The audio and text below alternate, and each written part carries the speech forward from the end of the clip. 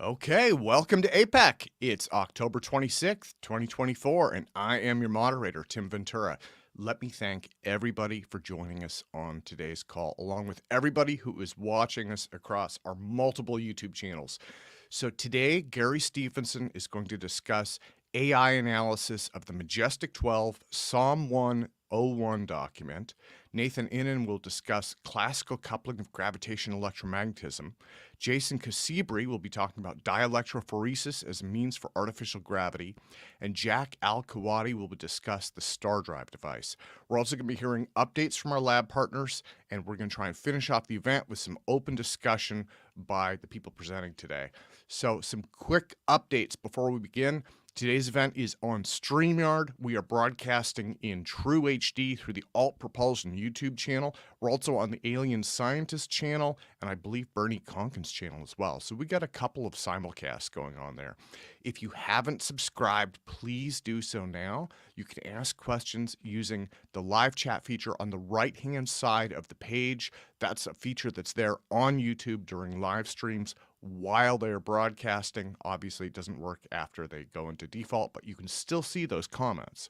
So we will ask your questions to our presenters depending on time constraints, and they come and go pretty fast, so sometimes we miss them.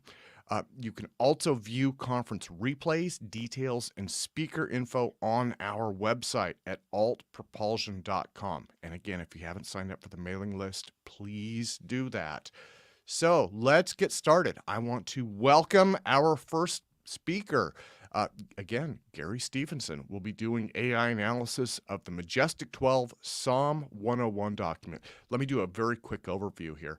So this is something that Gary worked on with the Scientific Coalition for UAP Studies, right? Very credible, reputable scientific organization involved with UAP stuff.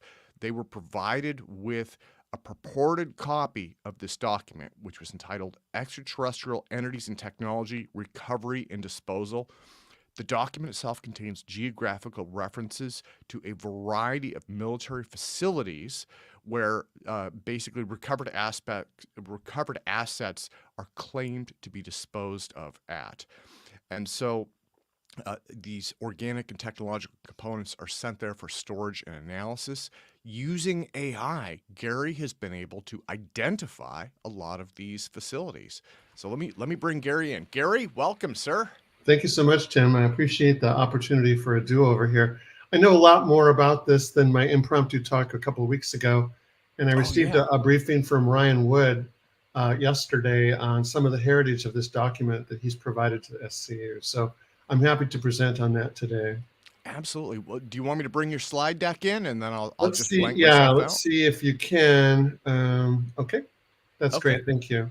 Yeah, this is the cover sheet for it. It's a controversial document because allegedly it has Helvetic in it. After further analysis, it looks like this may have been, even though it's dated April 54, an updated version that was generated in 57, which would mean that there's no real issue with any of the fonts. And so Ryan Wood and his father, it was Wood and Wood that initially set up this Majestic 12 website that this documentation is from.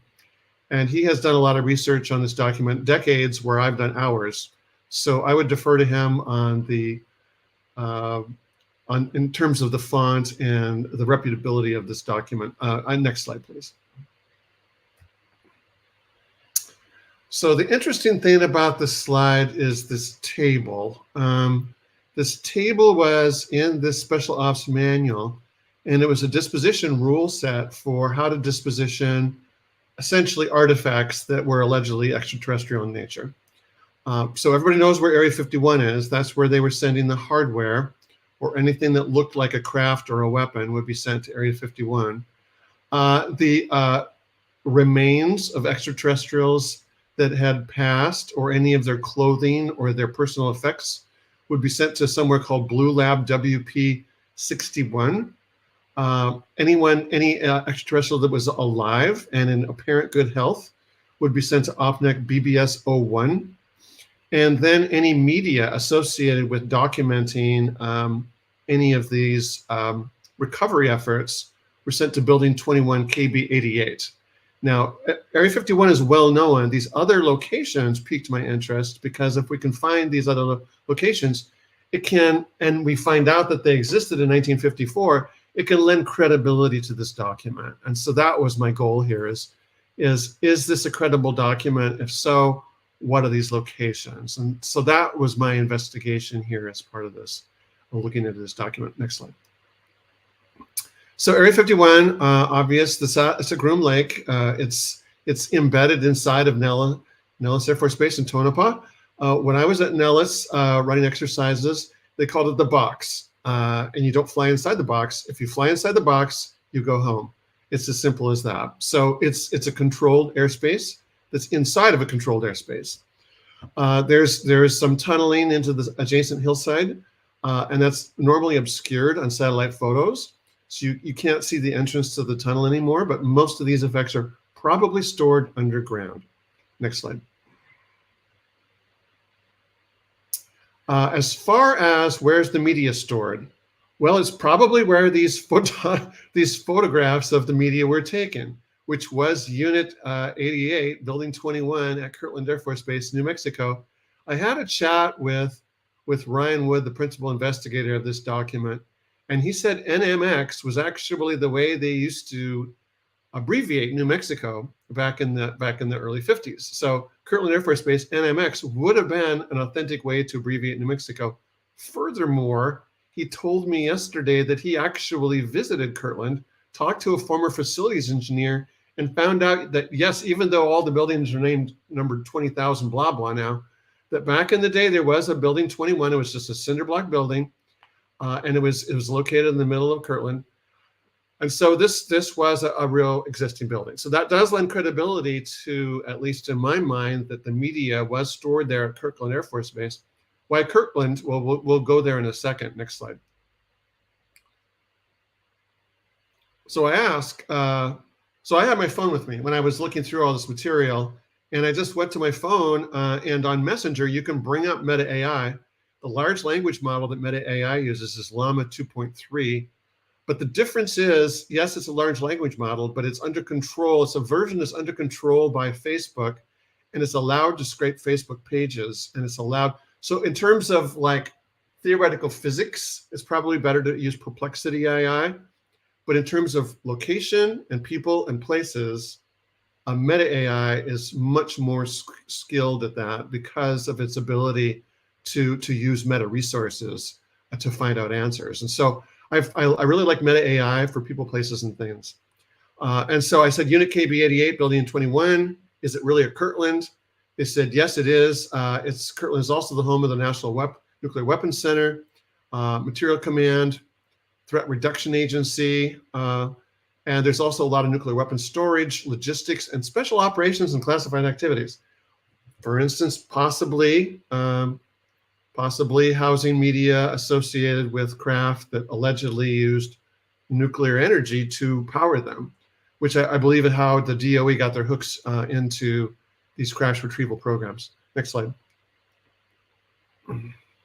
So there's three things happening at Kirtland Air Force Base, and it's hard to see, but if you download this file, and I'm assuming, Tim, you're going to post this to your website, there's three things happening at Kirtland Air Force Base.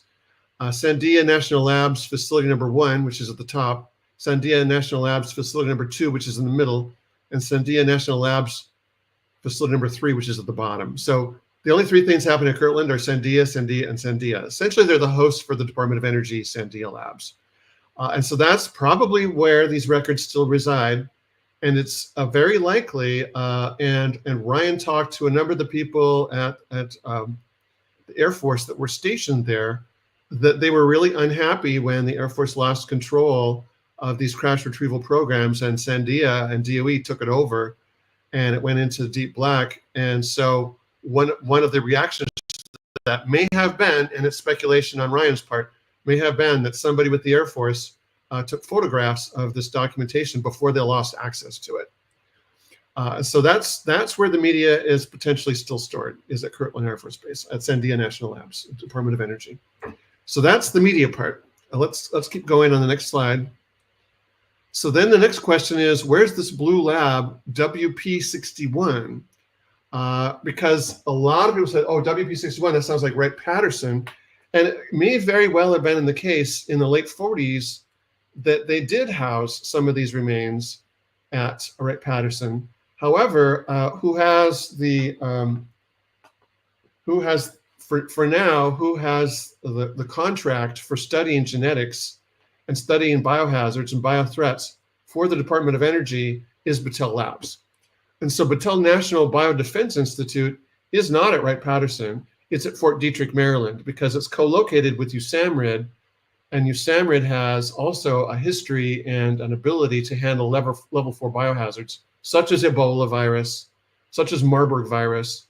And so if you're worried about something that's off-world or something that we don't understand, you might very well send it to Fort Detrick as a more sensible thing than a hangar at Wright-Patterson. That would certainly be a smart choice in my book. So when I asked AI, and I will also say, take this with a grain of salt, because these large language models are eager to please you with the information they know, and they don't really know the difference between hearsay and fact. And so this may have been something that has been discussed on websites or on Facebook pages that it may not be true. So we want to look at this BNBI, this Battelle National Biodefense Institute, and see, does it add up that this could potentially be the resting place for biological remains of ETs and their personal effects? And what it was able to say, it wasn't able to say that. It was able to say the biothreat detection and response is housed there. There was vaccine development that's housed there, and there's biodefense technologies that are housed there, which would certainly align if you had alien remains and you were worried about catching something from them and you were worried about biodefending against them. This would certainly be one of the reasonable places that might occur. So that's as far as Meta AI was able to go with this. So let's go to the next slide and have a closer look at BNBI at Fort Detrick. Fort Detrick, Maryland is world famous for the housing USAMRIID. They also house, the campus houses the National Institutes of Health research facilities that deal with biohazards. That's in the lower left. The red dot in the middle here is where USAMRIID parking lot is. And if it's upper right, there's a little blue dot there in the upper right on the very fringe of Fort Detrick. It has its own entrance, its own fence line. And that's the Battelle people for Department of Energy. So let's zoom in a little closer on that. And it's reasonable to ask on the next slide, why is Department of Energy even interested in biohazards and genetics? That's a fair question. It's a beautiful building, so they're obviously well-funded. That's the office building in the picture below. And when you see the overhead view, there's an office building in the lower part of the frame. In the upper left part of the frame, there is apparently a separate lab. You also notice on the right, there's a separate entrance to this facility that's not associated with anything else at Fort Detrick. And if you see the outline, there's a separate fence line for this entire facility. And nobody's even allowed to park inside that facility. They have to go through a man trap to get in there. So if you're speaking from an intelligence analyst point of view, this is obviously a very important facility. What they're doing there exactly, is it just regular biodefense, or is it, alien autopsies? We don't know, but it's obviously a very important biodefense facility. Let's go to the next slide. Let's zoom in a little closer on that building in the back. It has a massive HVAC system that's obviously being well filtered. It has its own drone landing pad in the upper left that would probably be deployed if there was a threat. And it has these unfriendly looking objects that pointed right at the road in sort of the upper right. That I don't know if they're sonic cannons or machine guns or just what they are. I just know I wouldn't want to be an uninvited guest when I'm moving something into this or out of this building. So that very well could be the resting place for alien remains and their personal effects. Let's go to the next slide. So the last remaining mystery, which was sort of the biggest mystery of all, and that was one that Ryan Wood was not able to crack. And I just asked him on my phone, hey, where's this OPNAC BBS-1? Is it a government facility? Because nobody had any freaking clue where OPNAC BBS-01 was. And I was like, oh yeah, there's a website about this. There's a Facebook page on this. OPNAC BBS-01 is a U.S. government facility. It's a backup bunker system. So BBS is backup bunker system number 01.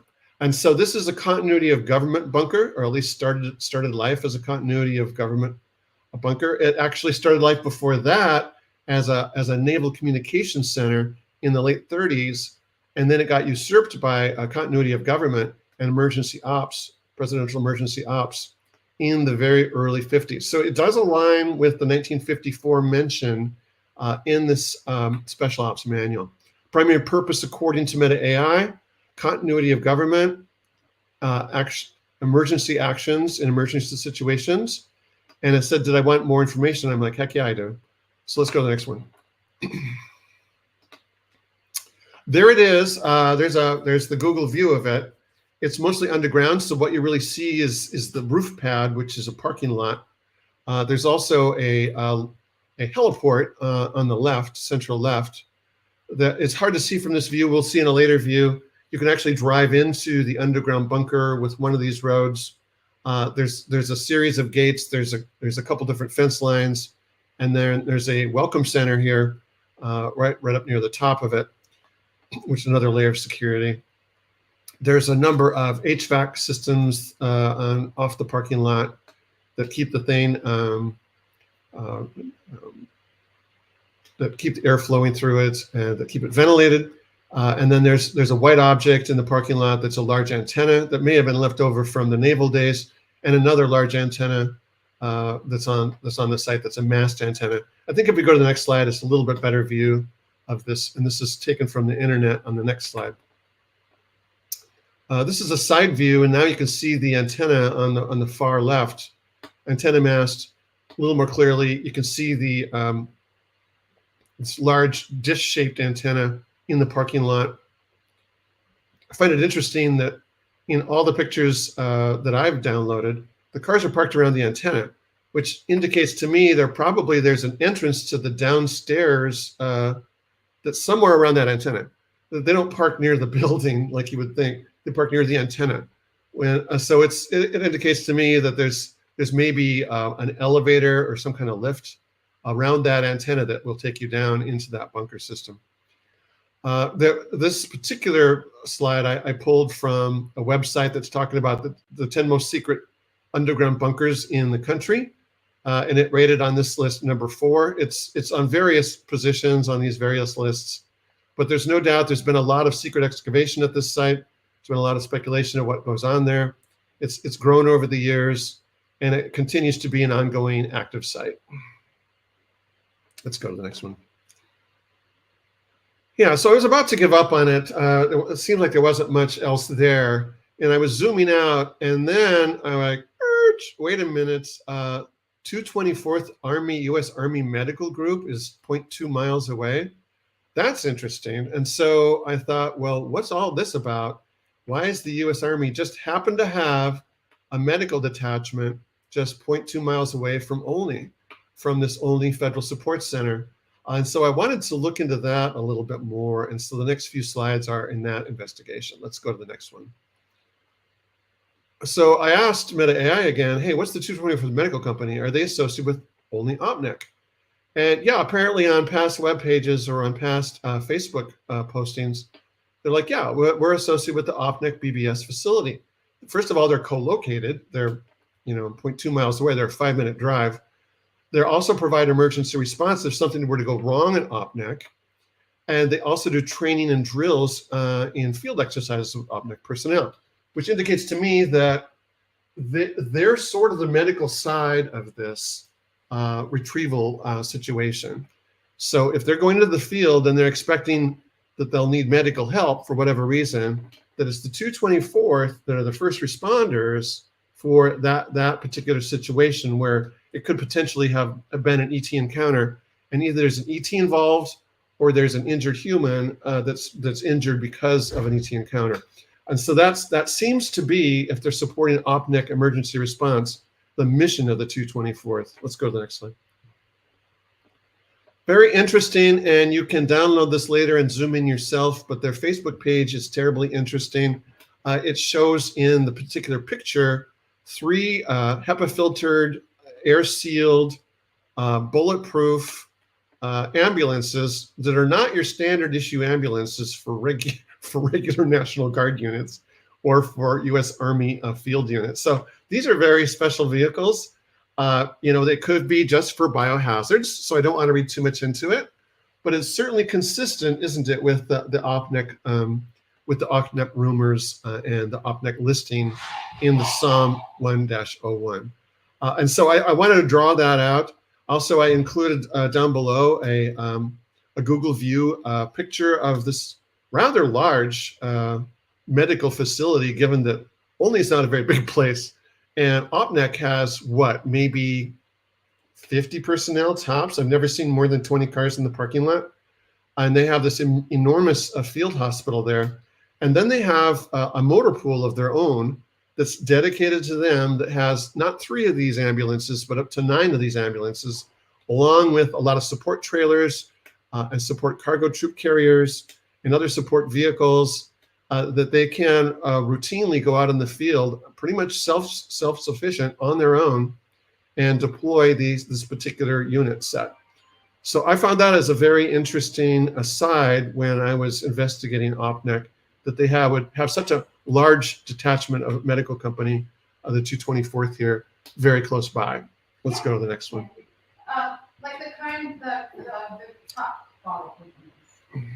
So this one I'm drilling down into a little bit about the OPNAC emergency protocols. So this is where it was very revealing to me. The acronym OPNAC may actually stand for Only Presidential Network Alert Center. That would reveal that, yeah, it's not an operational network and alert center, it's the only presidential network and alert center. If that's true, and Meta AI seems to be thinking that's the case, then that would really cast this in a very different light, that this really is a dedicated facility just for this particular mission. And the other thing that caught my eye here was that they are actually able to send out and activate emergency action notifications to alert the emergency warning system. They can trigger alerts on your TV. They can trigger alerts to other government agencies. They can trigger classified alerts only to certain classified units. They're now called emergency action messages, but it's the same thing. And so that this facility can send out, the zombie apocalypse alert is quite revealing in and of itself. Let's go to the next slide. And so these asked about the personnel who works there. And again, they use the Only Presidential Network and Alert Center as the source of the acronym. And they're saying, well, there's a lot of federal employees, military personnel, intelligence agency, comm specialists, emergency response coordinators, security personnel. Those would be the kinds of roles you would need for a facility like this. Next slide. So let's go to the one more slide. Oh, Gary, sorry. It looks like it's at the last slide. You have more documents that. Oh, I do. Let's go and upload the entrance pictures. Oh, yeah. I can add those. Here, let me. Yeah, why don't you do that for me, Tim? That will save some time. Yeah, absolutely. So I was very intrigued by this because it's one thing to read about it on the internet and hear about it from AI. It's another one to just drive by and see, is this really true or not? Is it still there? And yes, indeed, it's only like a 20-minute drive from my house. It's literally 15 miles away. And so I took a Saturday a couple weekends ago, drove out there and found this facility. The little blue sign there, if you zoom in, will say Only Federal Support Center. And it has a double fence line just to start with. And you will see the outer fence line, these green poles, mean that the fence line is electrified. So they're very serious about not really wanting any drop-in company here. Two guard shacks, one on the outer fence line with the electrified fence, one on the inner fence line, gated. And so then you go to the visitor center before we can even get in. So there's really 3 layers of security, which if you're an Intel guy would indicate the very highest possible level of protection here. So that's the Only Support Center welcoming gate right there. We also drove by, if you go to one more on the next page, Tim, we drove by the motor pool of the Only 224th Medical Company parking lot. And we noticed there's only 3 ambulances there. The other 6 are apparently doing field maneuvers, but it's still there as well. And it's only in a single fence. At least the motor pool is only in a single fence. So presumably, if they had any cargo, they would drive it straight into the FSC. They wouldn't leave it here. They would drive it straight into the FSC, where it would be under heavy guard. So that is what I have for you today. I only really had half an hour material, so I think Tim, we could leave the rest of the time for Q&A. Absolutely. Sorry about that. I was muted. So let me take the slide deck down. And Gary, thank you. That went really well. Okay. Yeah, thank you. Move that. So first things first, I'm going to bring everybody in here. People are trickling in, and let me see. And everybody, let's put our hands together and give an enormous applause to Mr. Gary Stephenson. Gary, thank you again for representing that. Yeah, no, thanks for the chance. I know a lot more about it than I did 2 weeks ago. Yeah. Oh yeah. Well, and also we're broadcasting in true HD on StreamYard, so it's like higher quality and it's more archival. So I'm really excited about that. Yeah. Well, do you guys have any questions?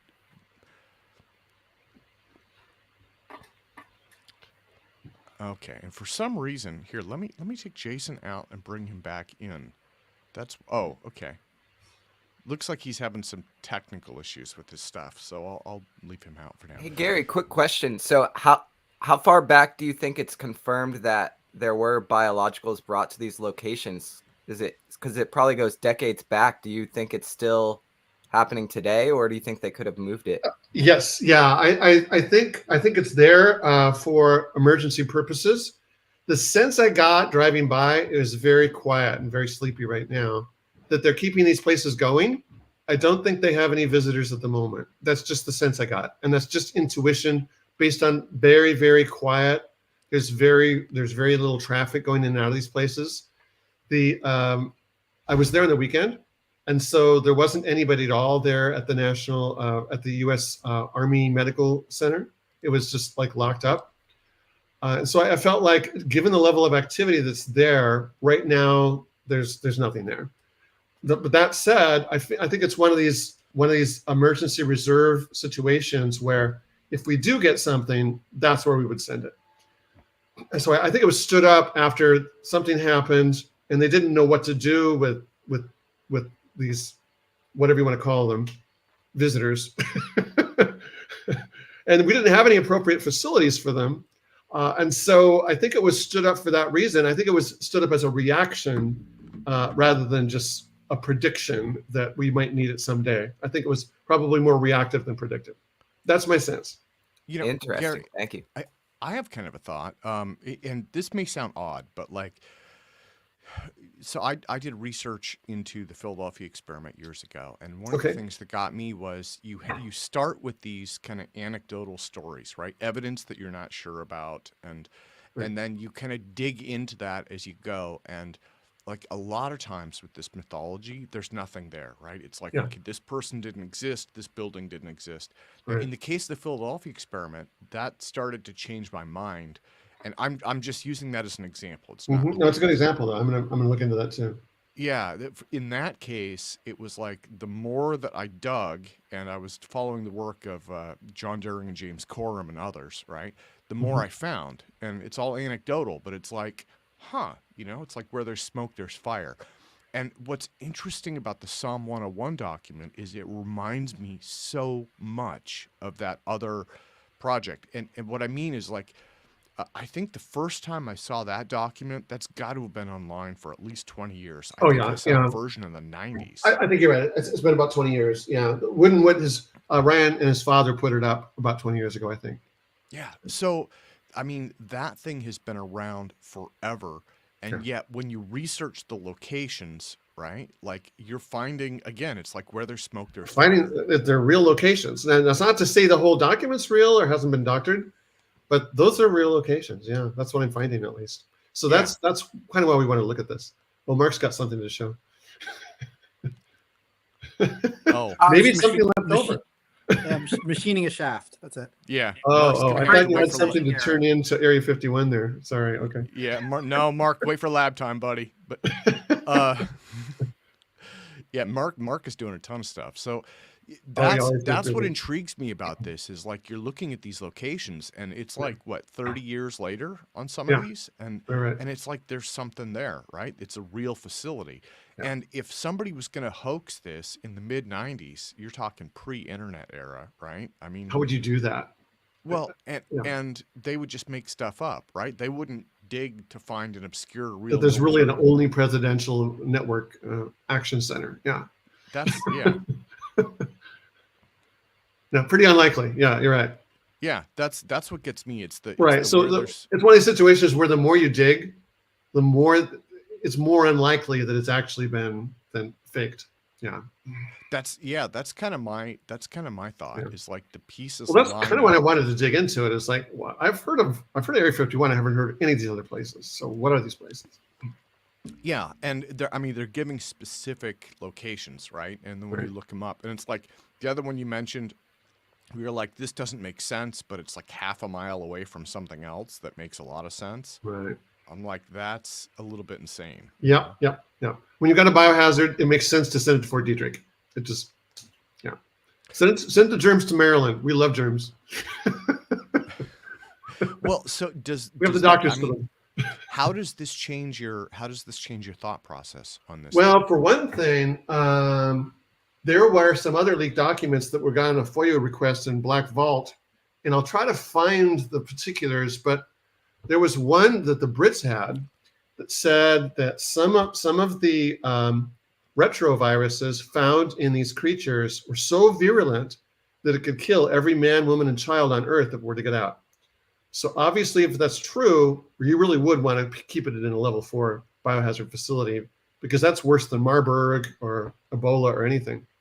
Yeah, in Wuhan, China. So that would tend to support the notion that we really want to keep these remains under wraps and control them very carefully and not let anything that they're carrying get out.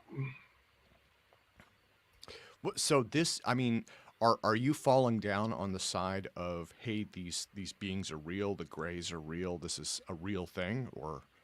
Yeah, I mean, if you look later on in that same document, they talk about types of them. They talk about kind of taller Asian-looking ones and that have longer digits, still only the 4 digits, not 5 on each hand.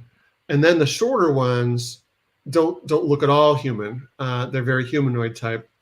And so if you believe the Psalm 101, that's in that same book, right? They also talk about the 4 different typical kinds of UAPs. They were calling UFOs at the time. Okay. Yeah, and so it's kind of hard to say, oh, part of the thing's valid, part of it's invalid. So if you validate that document's real, then you're validating that even in the early 50s, they discovered at least 2 different kinds of extraterrestrials. Well, and so the reason I ask about that, I'm kind of a stick in the mud on this, I guess, you know. It's hard for me to swallow too. I get you. Yeah, I like to use the word curmudgeon. I'm a curmudgeon on this, but so I like just like everyone, right? Because this is a part of our culture. So like Independence Day in the mid '90s laid out the whole story for everybody. Yeah. I came into this knowing the story and the people in the community. I know, I've heard all sorts of stories. My thought was, none of this is proven. It's all speculative, yada, yada, yada. Right. And I came back into UAP like after the Nimitz encounters. And I'm like thinking, okay, robot probes, flying propane tanks, and so this idea of ET and confirmation. Right. I mean, I come at it from the hardware point of view as well. I do.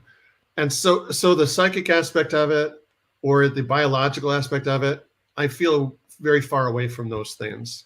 I'm not like some people in the SCU are really good at that kind of stuff. Julia Mossbridge, she's really good at that. Jacques Vallée, he's really good at that kind of stuff. I don't know anything about that kind of stuff. So I really can't comment on it.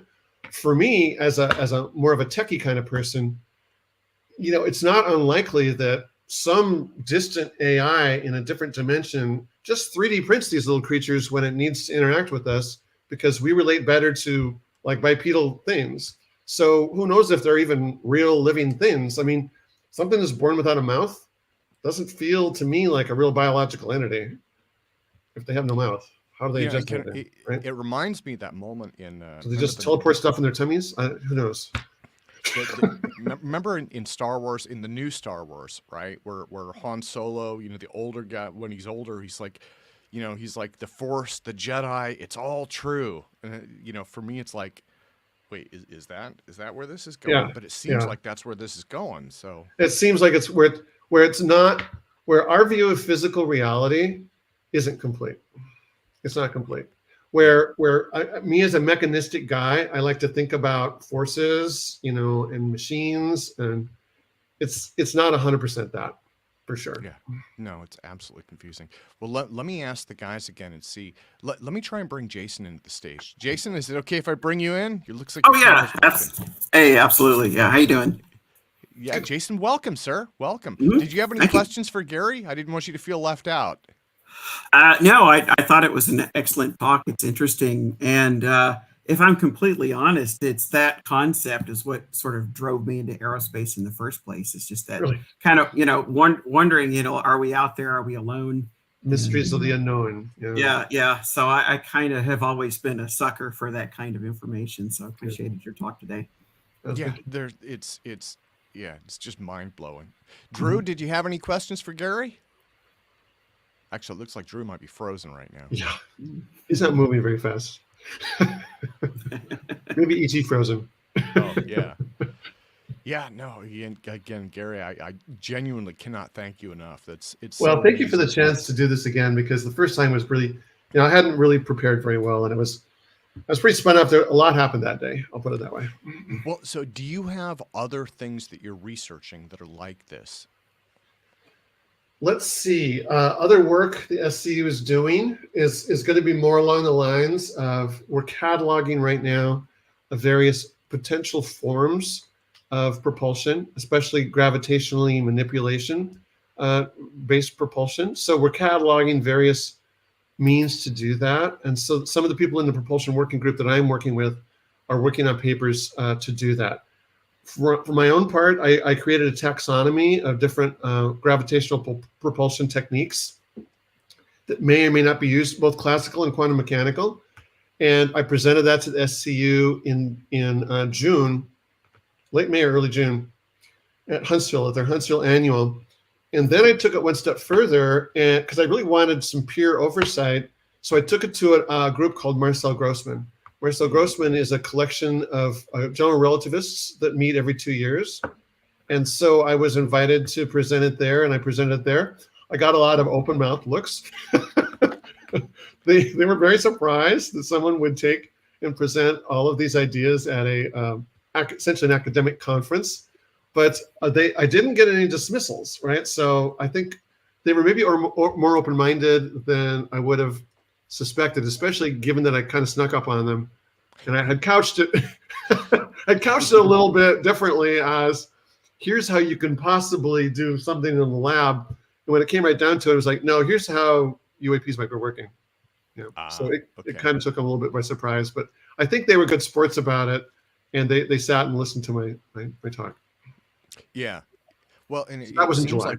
It seems like there's increasing acceptance. There's increasing consideration for this. I have to agree with you. And on the physics front, there's more and more work on warp drives. There's more and more work on wormholes. There's even like a warp drive tool set now that you can like download to look for new solutions in general relativity that are beyond what Axelberry and Navarrito and the other famous warp drives. You can like create your own warp drive. So it's like they're playing around a lot with it in areas where it used to be not accepted at all that was a valid piece of research. Now people are designing new wormholes and new warp drives. So it's like it has a lot more acceptance than it did, say, 20 years ago. Yeah. Well, and it'll be interesting to see. I mean, again, like this was empowered by AI, right? This AI was what drove the location finding. Right. So yeah, how will AI help us when it's comes time to optimize a warp drive? It's like, here's the warp drive solution. I want to optimize the use of energy at a minimum. How do I minimize the use of energy for a warp drive solution? And ask AI that. And AI might have a really good answer. Yeah, no, it's absolutely amazing. Yeah, And it's an again, exciting time to be working. Absolutely. for my side seat as you know, in my official curmudgeon position, like my mind has basically been perpetually blown, right? It's kind of like a flat tire where I can just kind of hear it flapping in the distance. But you know, I think that the troubling thing is like there's so much and it's still so disconnected, you know, that it's just, and I think the general public is struggling with that too. There is, and I think we have to acknowledge there's just a lot we don't know. We thought we knew more than we really know. Yeah. Especially in terms of how is space and time and the information dimensions interacting here, and if there's interdimensional beings, what are the other dimensions? Are they space-time dimensions? Are they information dimensions? Are they probability dimensions? There's a lot we don't know about how we're interacting with quantum mechanics. There's a lot of mysteries about how we interact with quantum mechanics and how gravity relates to that. Wouldn't shock me that interdimensional creatures figured it out before we did, and they just come and go at will, and we're kind of stuck on our own space timeline. Who knows? Now, Gary, I hope this isn't inappropriate. In a past APEC, you'd talked about a story that you'd heard about a material that was recovered, right? Right. So You want me to mention that right now? Yeah. If you could, Because it's actually hearsay. It was from a former coworker that worked at Hughes Aircraft Company, and he worked on other programs related to this area. And I think they had a subcontract out at Area 51, and they would drive back and forth there a lot. And I think they actually would drive to Vegas and then fly to Area 51. I don't think you could actually drive to Area 51. Anyway, they're deployed out in Vegas, field deployment. And they said that out there they had a recovered material that if you were to place it, it was a passive material. It wasn't hooked to like a battery or anything. It had no apparent power source. But if you placed it in an empty room, it would just float in the middle of the room. It would oscillate for a while, and then it would come to rest and float in the middle of the room. I know if it's proximity, I mean, you know, if it's reacting to gravity in a negative way, it should wind up on the ceiling. So why is it floating in the center of the room? I don't understand that. But what they had a game with it where they would get a baseball bat and try to hit it, and nobody could hit it. It would move out of the way. And this was a passive material. It was just like a flat sheet of passive flexible material. Kind of like the plastic. Now, could you compare it to kind of the mylar balloon type stuff from Roswell that they? I didn't quiz him enough to get to that level of detail, unfortunately. And this is secondhand. I didn't see any of this. This was a former coworker that saw it. So he had two words. The other weird story was they were trying to reproduce a material like that and energize it. And they had a lot of failures, and then one day they were able to energize it, and it simply disappeared. No one knows where it went. Interesting. It was just gone, and that's when he left the program. He was like, "I don't want to get gone too." Is this not working on this program anymore? Is this individual still alive? Is he still with us? Yeah, I know he's still around. Yeah. Oh, the reason I ask is it might be worth reaching out to him to see if he might be okay. More yeah, I could reach out and see what he. I think he indicated before he wasn't willing to talk about this publicly, but it's been 20 years now, so maybe he's changed his mind. So I can ask him if he's changed his mind. Well, and the other part of this is the history, right? And this is a little bit tangential, but like as you know, Jared and I went to visit the late Dr. Winterberg's family in interesting, August now. And Winterberg was, again, he best friends with Edward Teller. He was part of that nuclear establishment. He had all of these adventures. Most of them were kind of boring by our standards, right? He was measuring nuclear waste at down at Area 50. Was it not Area 51? It was the nuclear aspect near there. Oh, okay. And the thing that gets me, I've heard this before, is that because of the classified and sensitive nature of what those scientists worked on, when they pass, it disappears, right? It's either it's written down and buried so deep that no one can view it, or it's not written down at all. It's never. Yeah, none of this stuff's written down anymore. It's all on computers. No, there's no more written record of any of this. Yeah, that's what That's what I understand. That's what I hear from people that have inside knowledge of legacy, like Lou Elizondo and the other guys that know these legacy program people.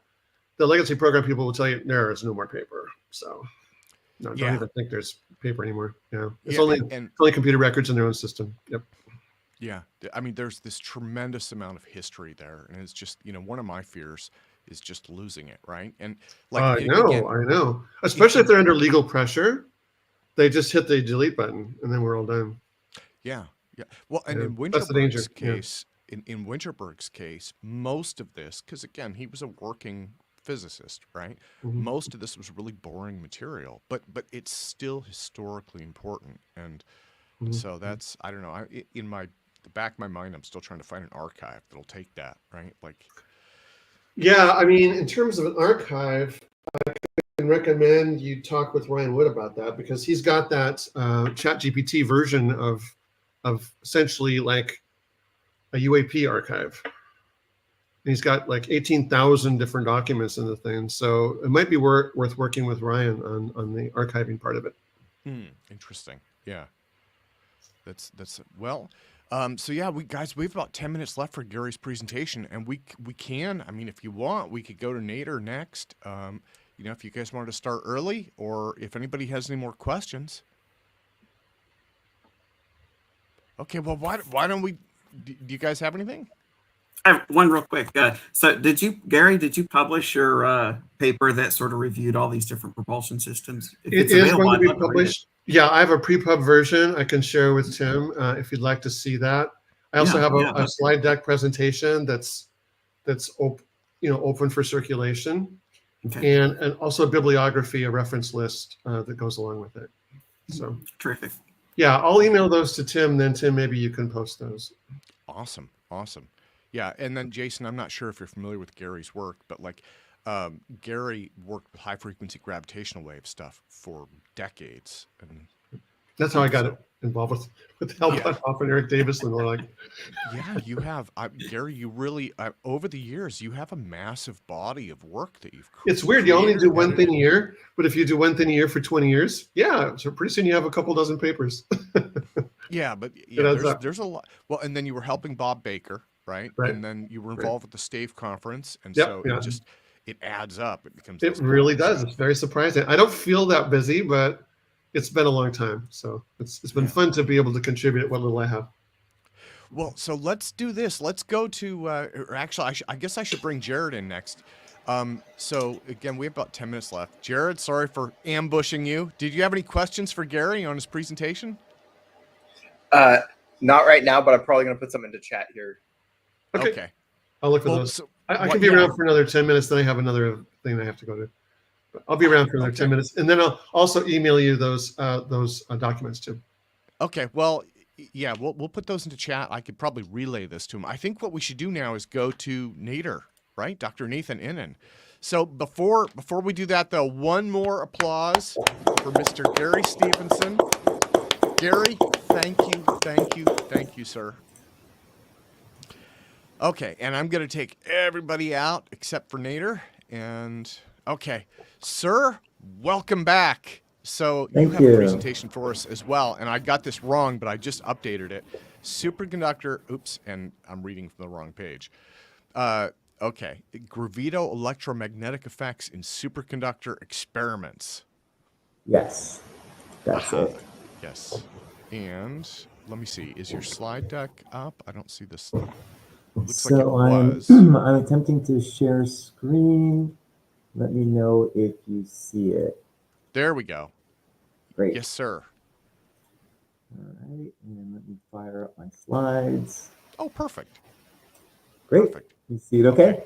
Awesome. I will mute myself and disappear, sir, and I'll be around. Sounds good. All right. So, hello, everyone. Thank you so much for having me join APEC again. It's always truly a pleasure.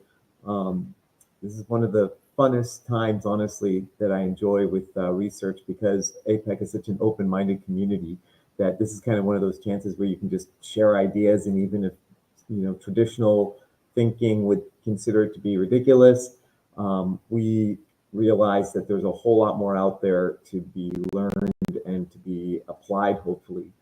So without further ado, this is essentially like a part 2 talk for the last talk that I gave. This is all coming from this study on gravito-electromagnetic effects in superconductors.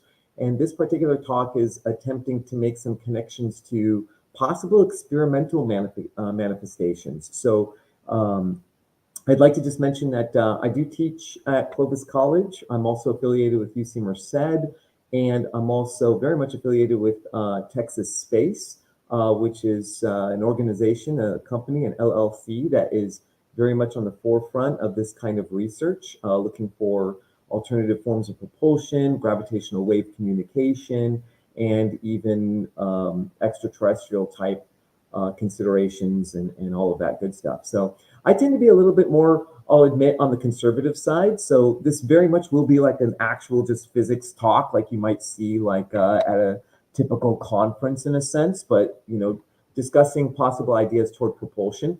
I have a bunch of research ideas. Like I just heard Gary talk about all those ones. I don't have 20 years under my belt, so I don't have 20 topics, but I do have a lot. And I've knocked out quite a few of them here in APEC talks, like these ones here on gravitational Faraday-like flux rules. I'm going to revisit that in more detail today.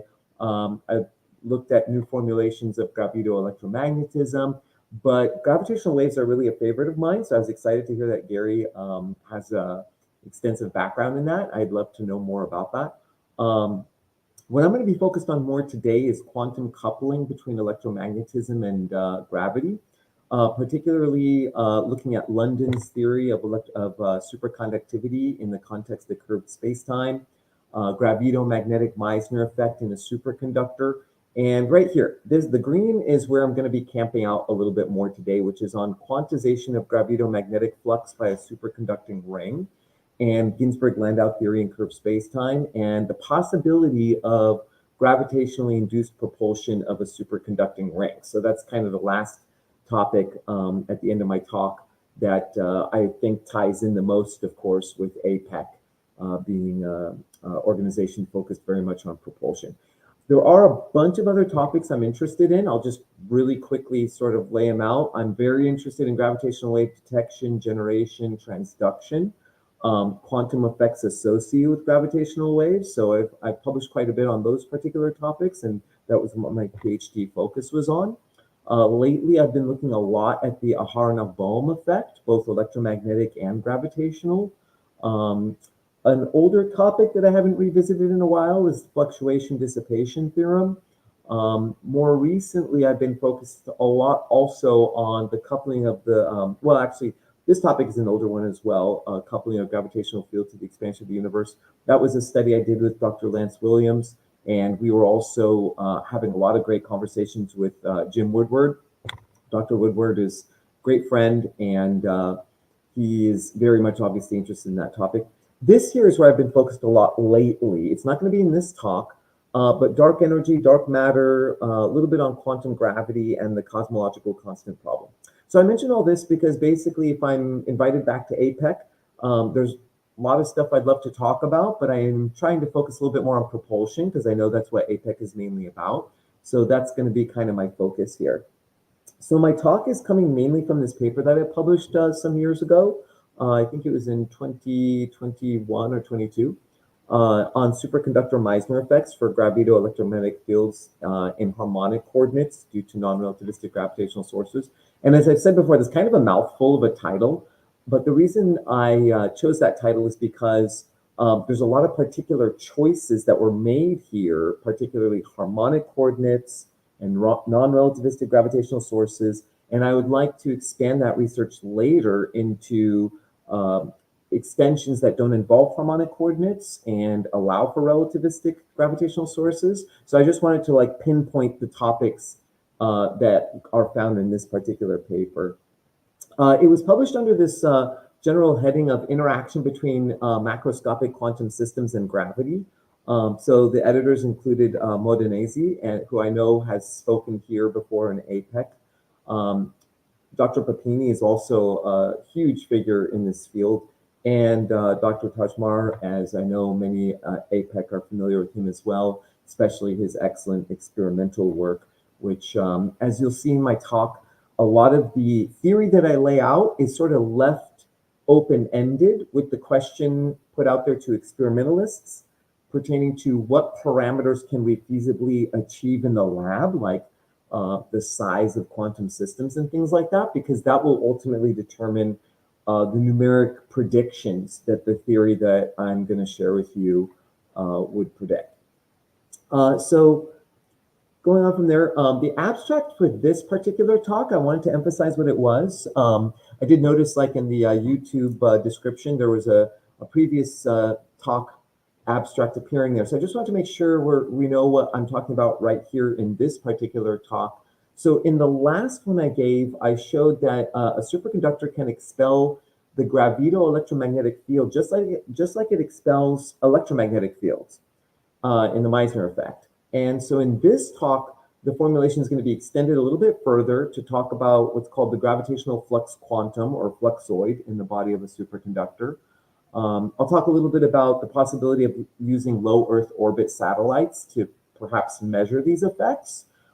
In fact, I just put out a paper with some colleagues and friends who looked at the Aharonov-Bohm effect, and that experiment also required the usage of satellites like the International Space Station and such. So the whole idea of doing experiments on satellites can be very helpful in the context of gravity.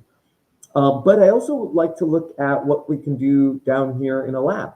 So the main system that I'll suggest that we look at is a rotating massive cylinder, which could potentially produce what I'm referring to here as a motional gravitational EMF and a transformer gravitational EMF, and possibly even lead to propulsion with like an experiment that will kind of mimic the jumping ring effect. Like for anyone who's like a physics teacher like me, one of the things you do in your classroom is you show like the jumping ring, where you have a ring around a core, usually like an iron core, and you hit the switch on a mechanism that produces a current there, and you have a ring that shoots up in the air. And it's using the magnetic field of that coil around the iron core to propel the ring. The question is, can we use the gravito-magnetic field to produce such a propulsion as that? Because that would most definitely be a new, if you wish, alternative form of propulsion that we, to my knowledge, have not seen before.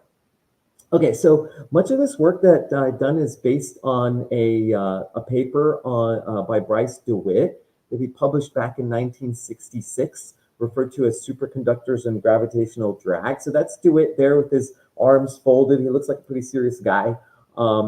Did a lot of phenomenal physics, wrote volumes on quantum gravity. Not sure if you recognize the guy next to him. That's Kip Thorne, many moons ago. And I'm sure other great physicists there in the room. Now that paper is kind of like a foundational paper on this topic. And so it's sparked a lot of interest for decades, really. I mean, there's papers published on these topics all the way up till now, since 1966, so many decades. Interestingly, it's a pretty short paper. It's a physical review letter. There's only 11 equations, but I have personally seen it referenced many, many hundreds of times and seen it hailed as essentially a founding paper on this topic. So quick rundown, I talked about this in my last talk, but I'm going to lay down a few of the items from that paper because we're going to use them again here in this talk. This is the Lagrangian that DeWitt starts off with, which is pretty much a standard Lagrangian for a relativistic charged massive particle in the presence of an electromagnetic field or electromagnetic Ford potential. So the Hamiltonian is quite nasty. It's quite a bit of a challenge. At least I found it to be a bit of a challenge to derive it.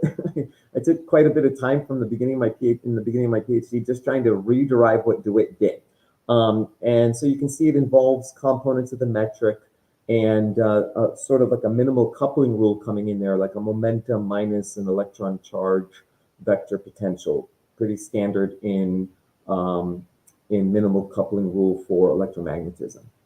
So what DeWitt did is he took the weak field limit and the slow-moving particle limit, non-relativistic, and claimed that you arrive at that Hamiltonian. I did show in my previous talk that I do claim that there is some errors with this limit, the weak field limit, and I hesitate to object to anything the mighty DeWitt has done, but I've gone over the math over and over and shared that with multitude of colleagues and published on this, and there are errors there. But that's a previous talk that I already went into detail on. The main thing that really matters here is, physically speaking, you get this extended minimal coupling rule, which is in fact true. You have not only now the vector potential, but now this gravito vector potential that comes in the minimal coupling rule. And DeWitt defines this G vector, which is essentially just a linear combination of the magnetic field and the gravito-magnetic field. And so he gave it the name G vector. I don't know why. But what DeWitt claims then is that it's not just the magnetic field, but it's this G field that's expelled from a superconductor. And as you can see, that means that the gravito-magnetic field, B sub G, that we have there would also be expelled, not just the magnetic field. So he predicted, DeWitt that is, predicted that there would be an electric current that would be induced in a superconducting ring when it's in the presence of a gravito-magnetic field that's produced by a rotating massive cylinder. And I'll show kind of a picture, some diagrams of how that would look. And so this is the current, the electric current that he predicted. And again, to be totally honest, as you'll see in this talk, I do object to that expression there, and I'll explain in detail why I think it's actually not correct. All right, so but continuing on with the key insight that DeWitt had for us, which is that, as we know, when a superconductor drops below critical temperature, the magnetic field is expelled from the superconductor. And so what DeWitt predicted is that the gravito-magnetic field would also be expelled from the superconductor. And that actually opened up a lot of controversy. There's a lot of papers that both dispute and support that claim. And I spent a lot of time in the last talk explaining why there are issues there and what the bottom line is. So I'm just going to remind us of what the bottom line was. So it is true, I'll tell you this, the bottom line, it is true that you can expel a gravito-magnetic field from a superconductor. And so all the phenomena that we see with superconductors, like flux spinning and levitation and things of that nature, all can involve the gravito-magnetic field just the same way they involve a magnetic field. And that's pretty phenomenal in itself, because that's definitely a new gravitational effect that is very much at the cutting edge of gravitational physics and hopefully even propulsion. I mean, you can see levitation is definitely on the way to propulsion. So now, as I say here, not so fast, because there are contradicting results in a multitude of papers. I counted at least 18 written collectively by more than 20 authors, published over more than half a century, basically debating this. And so I kind of took it upon myself as a mission, I guess you could say, to figure out what the bottom line is. And as it says here, some say you can expel the gravito-magnetic field, some say you can't, and some say maybe with special conditions. I landed on it's maybe with special conditions. So let me lay out a little bit of the math. Here's a metric just in flat space-time, so your Minkowski metric. As many of us know, in general relativity, we can introduce what's called a perturbation to the metric, and it basically can be thought of as the gravitational field or potential, whatever you want to call it. And it basically describes how flat space-time can be expanded or contracted or warped in a variety of ways. So this is my general relativity in a nutshell slide. I already kind of chatted a little bit about it in the last talk, so I won't spend much time here. Just reminding us of standard general relativity. You got to construct the Riemann tensor from the metric and contract indices to get the Ricci tensor and the Ricci scalar. And from there, you construct the Einstein tensor. And then Einstein's genius was to basically mesh that with the stress energy momentum tensor and come up with the Einstein field equation. Here it appears with the cosmological constant, which I won't be worried about in this talk because it's very small and it's not relevant generally to lab scale physics. Okay, so the particular formulation of general relativity that I'll be looking at is in harmonic coordinates, where you can basically get things to look a lot like electromagnetism. You can define a gravitational 4 potential that's a lot like the electromagnetic 4 potential. You've got this scalar potential and vector potential that are again similar to electromagnetism. You've got a wave equation, though, as I spent quite a bit of time talking about this 2 talks ago for APEC, that we don't want to think that that means that you get gravitational waves out of that equation. And there's a lot of papers that have incorrectly sort of gone full-fledged, working out all the physics of gravitational waves from that wave equation, and it can be shown that, unfortunately, it's a mathematical mirage. In fact, a colleague of mine, Dr. Lance Williams, who I mentioned, and myself, wrote a paper called Maxwellian Mirages in General Relativity. But nonetheless, this formulation is really handy because we have a lot of intuition about electromagnetism, perhaps compared to gravitational fields. So you've got this gravito-electric field and this gravito-magnetic field defined very much the same way as we do in electromagnetism. I'll be working with the ideal fluid stress tensor, which is common in this context.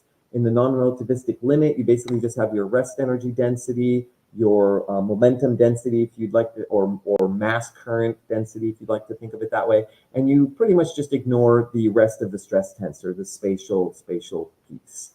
So this is just kind of pointing out the notation I'll be using. J will be your usual current density, but it's a mass current density. And in the context of what DeWitt did, DeWitt looked at what was called a stationary mass current, or if you wish, a time-independent metric. So basically, technically, that last term in the gravito-electric field would be 0 in DeWitt's formulation, and there therefore not be any gravito-Faraday law in the context of what DeWitt did. So here's sort of like the sort of the framework that we're working in to look at what DeWitt did. And again, I remind you that there was no Faraday law, and that also means that one of those terms in the gravitational Lorentz force is 0, and for a stationary mass current, you don't even have a gravitational displacement current there. So it's a very, very restricted context that DeWitt worked in. So with that in mind, starting out with that same Lagrangian, but now working out the canonical momentum in detail. First, I'm expressing the usual Lorentz gamma factor in terms of the metric in curved spacetime. But basically, working out the canonical momentum in the usual way of taking the derivative of the Lagrangian with respect to the velocity, you find that you get this expression. So this is not as simple as the one I showed you DeWitt had, but it does reduce to what DeWitt had in the appropriate limit. But I'm not going to reduce it yet. I'm going to keep it in its full glory.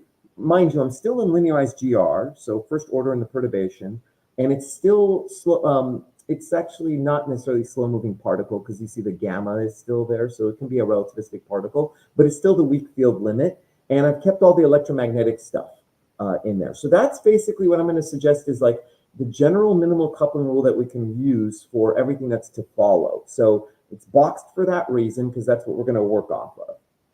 So now looking at a superconductor. So the supercurrent comes from the canonical momentum. Even if you don't have gravity in the mix and you're just looking at standard superconductivity, you start generally with the canonical momentum if you're looking at like a London theory of superconductivity. And so when you apply the momentum operator on this Ginzburg-Landau complex order parameter, that's what that capital psi is. It basically characterizes the Cooper pairs that you would have in a superconductor, which are the electrons that are acting quantum mechanically, sort of like waves. So that's what that psi is. It represents the electrons in your superconductor. And deep in the superconductor, you find that the Cooper pairs are in a 0 momentum eigenstate. So what that means basically is that when you work out your supercurrent velocity from the canonical momentum that I had in the previous slide, you get this supercurrent velocity, and it leads to a current density. If you just define current density in the usual way, which is in this case, like the first current density there is just your charge current density. So it's got your number density ns multiplied by your charge, which would be like the electron charge. That's why the minus is there, so that when the Q is turned into an electron charge, it becomes a positive current, which is the conventional current. But then you also have that mass current over there as well, okay? And that would involve the mass of the Cooper pairs. So with that in mind, it turns out then that the supercurrents end up being represented by these two expressions where this capital lambda is actually a constant that the London brothers defined when they were working out London theory of superconductivity. The alpha and the beta, I define them just to clean up the expressions so they look kind of nice. See how they're nice and symmetrical? They both have like an alpha, A vector minus beta, H vector. So they look nice now. Theoretical physicists are all about making the math look nice if you can help it. All right, so here's the idea basically is that if you start with Ampere's law, good old Ampere's law, and you just plug in your typical supercurrent there from the London constitutive equation that comes out of this formulation, then you get the standard Yukawa-like equation that predicts the Meissner effect. And that minus sign in particular is what ends up giving you an exponential decay solution and hence a penetration depth. Well, the interesting thing is if you play that same game for gravity and you start with the gravitational Ampere law and you use the mass supercurrent and you plug it in, you get a plus, which means you don't get an exponential decay solution. You're going to get a sinusoid. So there's no exponential decay of the gravito-magnetic field. That's why a lot of papers say it doesn't happen because of that red box right there.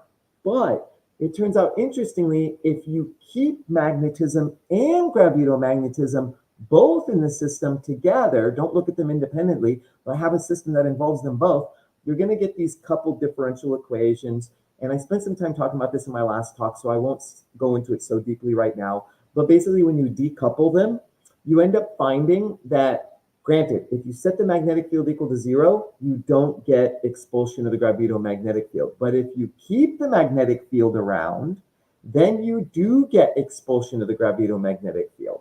And in fact, the penetration depth of the gravito-magnetic field ends up being approximately the same as the penetration depth of the magnetic field. So it's basically an effect that's right on par with the Meissner effect. It's just a gravito-Meissner effect.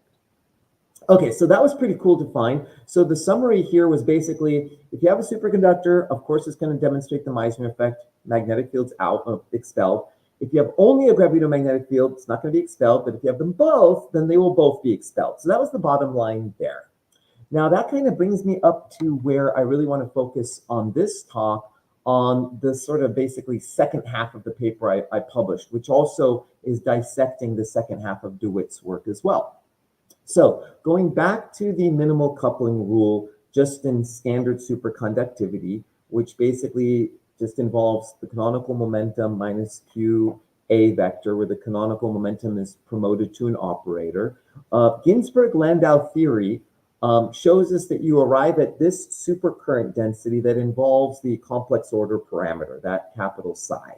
And notice the last term there is there because of the presence of the vector potential. So that's because of the presence of magnetism there. Now, if you use the minimal coupling rule that I showed earlier, the boxed equation I had earlier, you can arrive at a similar supercurrent density, but now that last term has this C vector, where the C vector involves not just the magnetic vector potential, but the gravito-magnetic vector potential H, and it even has the scalar potential in there, the phi sub g. So there's a whole bunch more coupling that comes in, not just electromagnetism, but now gravity is coupled in to the superconductor. That's the takeaway from what you're seeing here. Now, again, do the same thing as you normally would do in superconductivity, like in a standard book on superconductivity. You'd write down the complex order parameter involving the number density ns times some phase quantity, the e to the I phi, where phi is the phase. And you'll find that the supercurrent then reduces to that expression that I showed there. But notice that now you've got that C vector at the end there. So deep inside the superconductor, where the supercurrent and the supercurrent velocity are 0, you can set J and V to 0, and then you find that you arrive at this expression here involving the gradient of the phase being related to all the fields that we're talking about. Now, on that left side, because the wave function is single valued, or putting it another way, if you apply the so-called Byers-Yang theorem, we know that if you were to do a loop integral around a closed loop of the gradient of phi, you've got to get an integer of 2 pi when you make your way around. Otherwise, the wave function is not single valued, which is kind of like one of those premises of quantum mechanics that is always assumed generally to be true. So on the right side, if you apply the line integral there, and then you got to use Stokes' theorem, you're going to arrive at the magnetic flux in the first term, the gravito-magnetic flux in the second term, and then this weird third term that involves the cross product of the gravito-electric field, like what we would call like Newton's field that holds our feet to Earth, crossed with the vector potential. It's kind of an interesting term, and it doesn't appear in the literature anywhere, but when you walk through the math, it's there. Now, mind you, by the way, you might notice it's on the order of 1/c². So if you're going to go non-relativistic, you would throw it out. So now here's the idea, is that if we're going to try to talk about a system where we could see this happen, we'll bring in like a solid massive cylinder. This is exactly what DeWitt looked at, and it's spinning. So in a sense, you've got this mass current density. It's like a mass current because of the rotation, and it's going to generate a gravito-magnetic field, just like you would learn in magnetism. The only difference you might notice is there's a minus sign in the Gravito-Ampere law. So interestingly, it turns out that the mass current density rotates in the opposite direction of the gravito vector potential. Just kind of an interesting feature that comes out of general relativity. And it still satisfies the continuity equation for conservation of mass current. Anyway, so that's the concept, that's the system that DeWitt had in mind in his paper. And I mentioned this in our previous talk, that the best I could find for a system that exists, that actually exists, that could possibly be used for an experiment like this, was the world's largest flywheel power storage system using a superconducting magnetic bearing. And I believe it's in Japan. There's the website there if you want to check it out. And it's pretty huge. I mean, you can see to scale, there's a person there, right? And so it contains CFRP, carbon fiber reinforced plastic. It's 2 meters in diameter, so that's why it's like the width of the size of a person across there. It weighs 4 tons, and they spin that thing at 6,000 RPM, which I think is just wild. I don't think I'd honestly want to be in the room in case the bearing goes bad. I don't want to. Anyway, so that's the closest I could find to something really massive and spinning really fast, so that you could generate a very large gravito-magnetic field. And if you work out the math, you start with Ampere's law, and you use Stokes' theorem, and use the mass current and mass current density and so forth, you can evaluate the gravito-magnetic field that you would get out of this thing. And you could plug in the radius of it and whatever the mass density is of it, and omega in this case was like 6,000 RPM, etc. And mu sub g, as I showed on a previous slide, is just shorthand for Newton's constant g divided by or 4 pi Newton's constant g divided by c squared. Anyways, you can also work out the flux that you would get out the top, and the magnetic flux expression is shown there. And I put in some numbers for that giant flywheel system, and it comes out really tiny. That's why it's so hard to measure this stuff. It comes out to 10 to the minus 21 meter per second. That's the units for the gravito vector potential. So it's super tiny. That's the problem. And so you got to use as much mass spinning as fast as possible to try to get even the most minuscule effect out of this thing. Now, here's the idea basically, is that if you had, like, say, a superconducting slab that's above this giant mass cylinder, and you're trying to use the superconductor to detect this gravito-magnetic field, you might look for what you might call the fluxoid. So I'll remind us that basically in standard superconductivity, there's this magnetic fluxoid, which is the smallest magnetic flux that you can have in a superconductor because the magnetic flux is quantized. So, like, if you look at this expression I have here, if you ignore the flux of the gravito-magnetic field, then you have basically that the magnetic fluxoid is just h over 2e. That's well established. So this is the extra contribution due to the gravito-magnetic flux, and there's another contribution from the gravito-electric field, which would basically be like Earth's gravity, for instance. But you'll notice it's super duper tiny. I mean, Planck's constant squared in the top, c squared in the bottom. It's just really tiny. Now, what I worked out basically is that I looked at some papers, and it turns out that the size of a fluxoid is on the order of 10 to the minus 5. So you can work backwards and find your vector potential that you would get for that. And that makes that very last term totally negligible. It's like 10 to the minus 54 Webers. Okay, hopeless. So that only leaves us with that second term if we hope to see anything gravitational.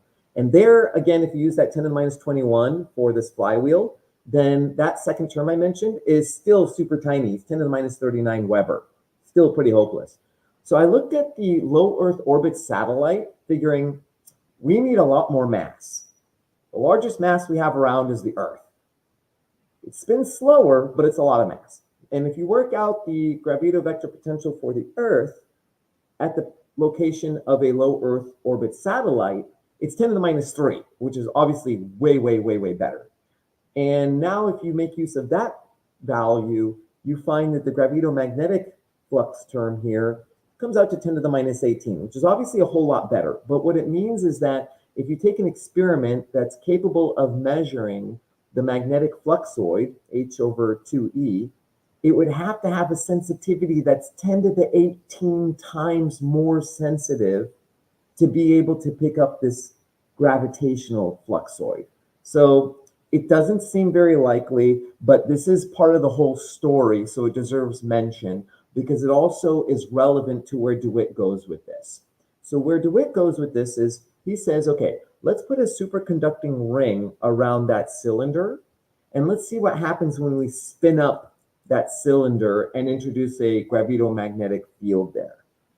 So going back again to the canonical momentum, promoting it as an operator, acting it on the wave function, but this time we're not going to require that all those fields vanish deep inside the superconductor because we're going to stay on the skin of the ring. So we're not deep inside a slab, we're on the skin where you can have fields exist because you're shallower than the penetration depth.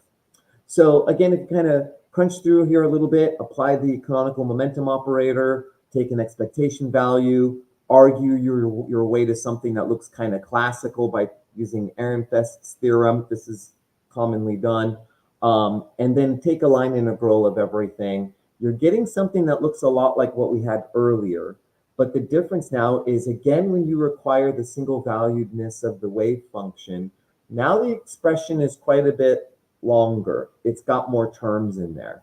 On the first term there, you've got a current, and then you've got your fluxes, the magnetic flux and the gravito-magnetic flux. And then you've got, again, those two weird terms. Well, you got that first weird term. Now you have a second weird term, these cross product ones. And then it's all quantized by NH over 2 on the right.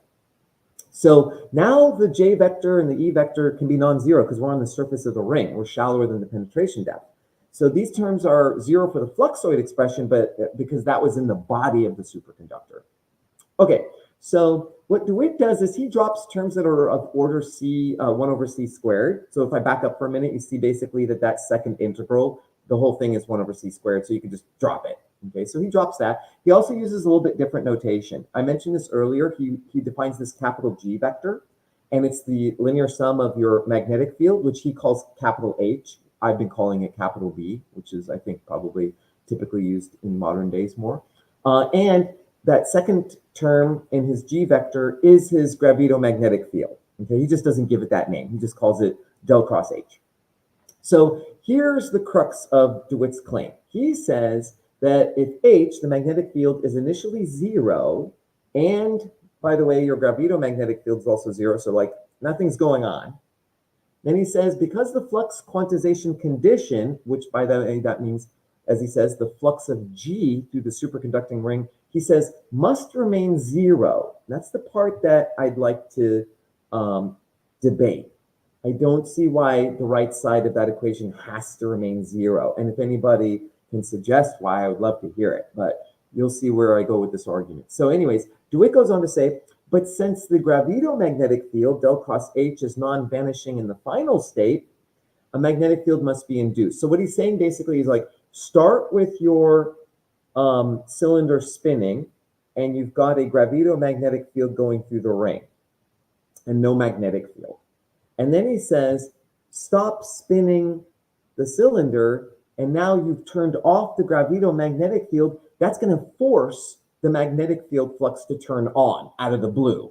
So the point is, experimentally, what he's saying is that if this cylinder is spinning and you stop spinning it, all of a sudden you're going to get a magnetic field out of nowhere in the ring. So now, mind you, if you look carefully at what DeWitt's doing there, he's basically considering a system where every term is 0 in the initial state, And then in the final state, he requires that the current density and n are still 0, but the flux is non-zero. So I should have said he spun up. He spun up the cylinder. I shouldn't have said that he turned it off. He spun it up. And so the point, though, is that he requires the current density and the n, the two far sides of our equation, to stay 0 at all times. So putting it another way, if you require those terms to be 0, you get that equation that you see there. You have only the two fluxes. And now he's saying basically that they're linked. Those two fluxes are linked. And so if basically one turns on, then the other has to turn on also. So that's what happens. He's saying if you spin up the cylinder, you turn on the flux of gravito-magnetic field, suddenly you'll have a flux of magnetic field that has to turn on. And he goes a step further and he says, okay, let's calculate a current that's induced in the ring as a result of this sudden magnetic field.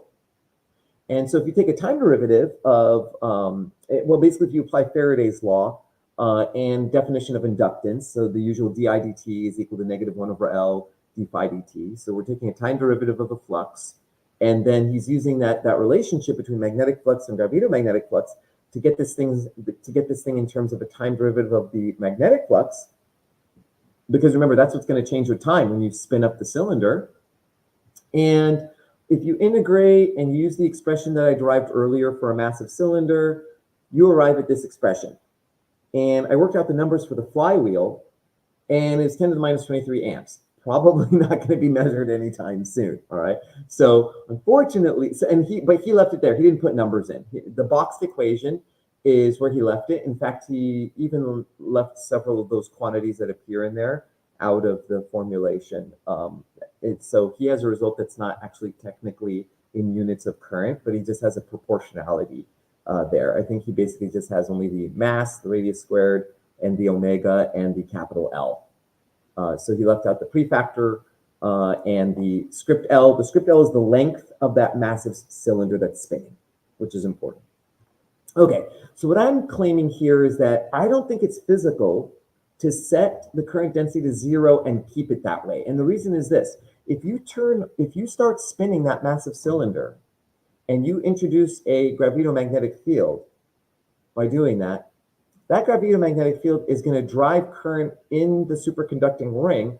And keep in mind, we derived this whole thing using the canonical momentum, and the canonical momentum predicts that you get a supercurrent whenever there's a field. So it's unphysical to say I'm going to turn on a field but keep the current 0. I would also suggest that it's not physical to force the system to remain in the n equals 0 state on the right side, while on the left side you are introducing fields. Because if the whole entire left side is quantized in units of h/2, which means that if the entire left side exceeds h/2, then the system is going to go to the next quantum state, n equals 1 or 2 or 3 or however much. Like generally in our classical world, n is very large. And so we don't even notice the jumps because they're so tiny. As we know, that's how quantum mechanics is, right? The quantum jumps are so tiny that in our classical world, we don't notice that happen. So I would argue it's not physical to force the right side to be 0. So what does that tell us then? So what I'm suggesting is this, is that we can take that whole equation and rewrite it in, I believe, a little bit more of a helpful way, which is I'm keeping my current density term, all the fluxes and such I'm putting into this quantity F for flux, and the right side's still the same. And so as you can see, I defined F as all the fluxes, your magnetic flux or gravitomagnetic flux and all the weird term flux there, okay? All of that's quantized in units of h/2. And now, if you want to talk about what's happening for the ring, your current density will exist in the skin of the ring. So that's why the current density is written here as the current divided by pi lambda L squared, because lambda L is the London penetration depth. And so you're only going to have current in that skin. And so if you plug that in, then you arrive at this boxed expression here, where d is the diameter of the ring, I naught is what I'm calling an electric current quantum. It's the smallest chunk of electric current that you can bump up by. It's analogous to the magnetic flux quantum, the phi equals h/2e. So what I claim is this is really a constraint equation. You're not going to be able to generate one field from another as DeWitt claimed that if I introduce a gravito-magnetic field by spinning up my cylinder, suddenly I'll be able to generate a magnetic field from that. It's not a field equation that links the two fields this way. Rather, it's a constraint equation that basically just says all the fields that you've introduced all together have to satisfy this quantization condition. So unfortunately, I don't think this induces a current in the ring.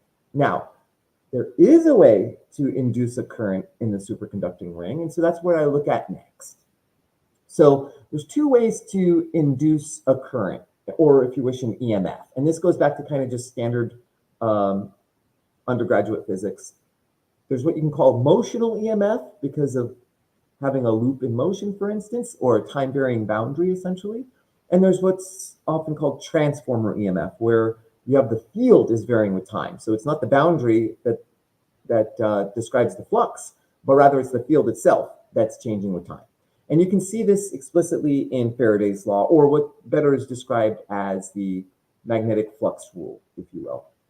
Because if you take the time derivative of the flux, and the flux is magnetic field B times area A times cos theta, then that time derivative can act on any of those three quantities. So for instance, if you work out your product rule and you just spread it all out, you've got three ways that you can generate an EMF. You can change the magnetic field with time, that's the first term. You can change the area with time, or you could change the angle between the loop and the field. So just to kind of bring it home, some common examples of that first term where the magnetic field's changing. You could have like a bar magnet with a loop that approaches it, or you could have a changing current in a solenoid that's near a loop. I mean, these are all just undergrad examples. For the second term involving the changing area, you could change the area of the loop, or you could things of that nature. So that's what we often call motional EMF. And then the last one is I'm not going to be looking at, but it's commonly what we use for generators or alternators, like in your car, which is basically the loop is rotating, for instance, and so you get an induced EMF that way. So if the pictures help, this is the idea basically, is that the dB dt is if you have your field changing, the dA dt is if you have your area changing, and then the d cos theta dt is if you just change the orientation there.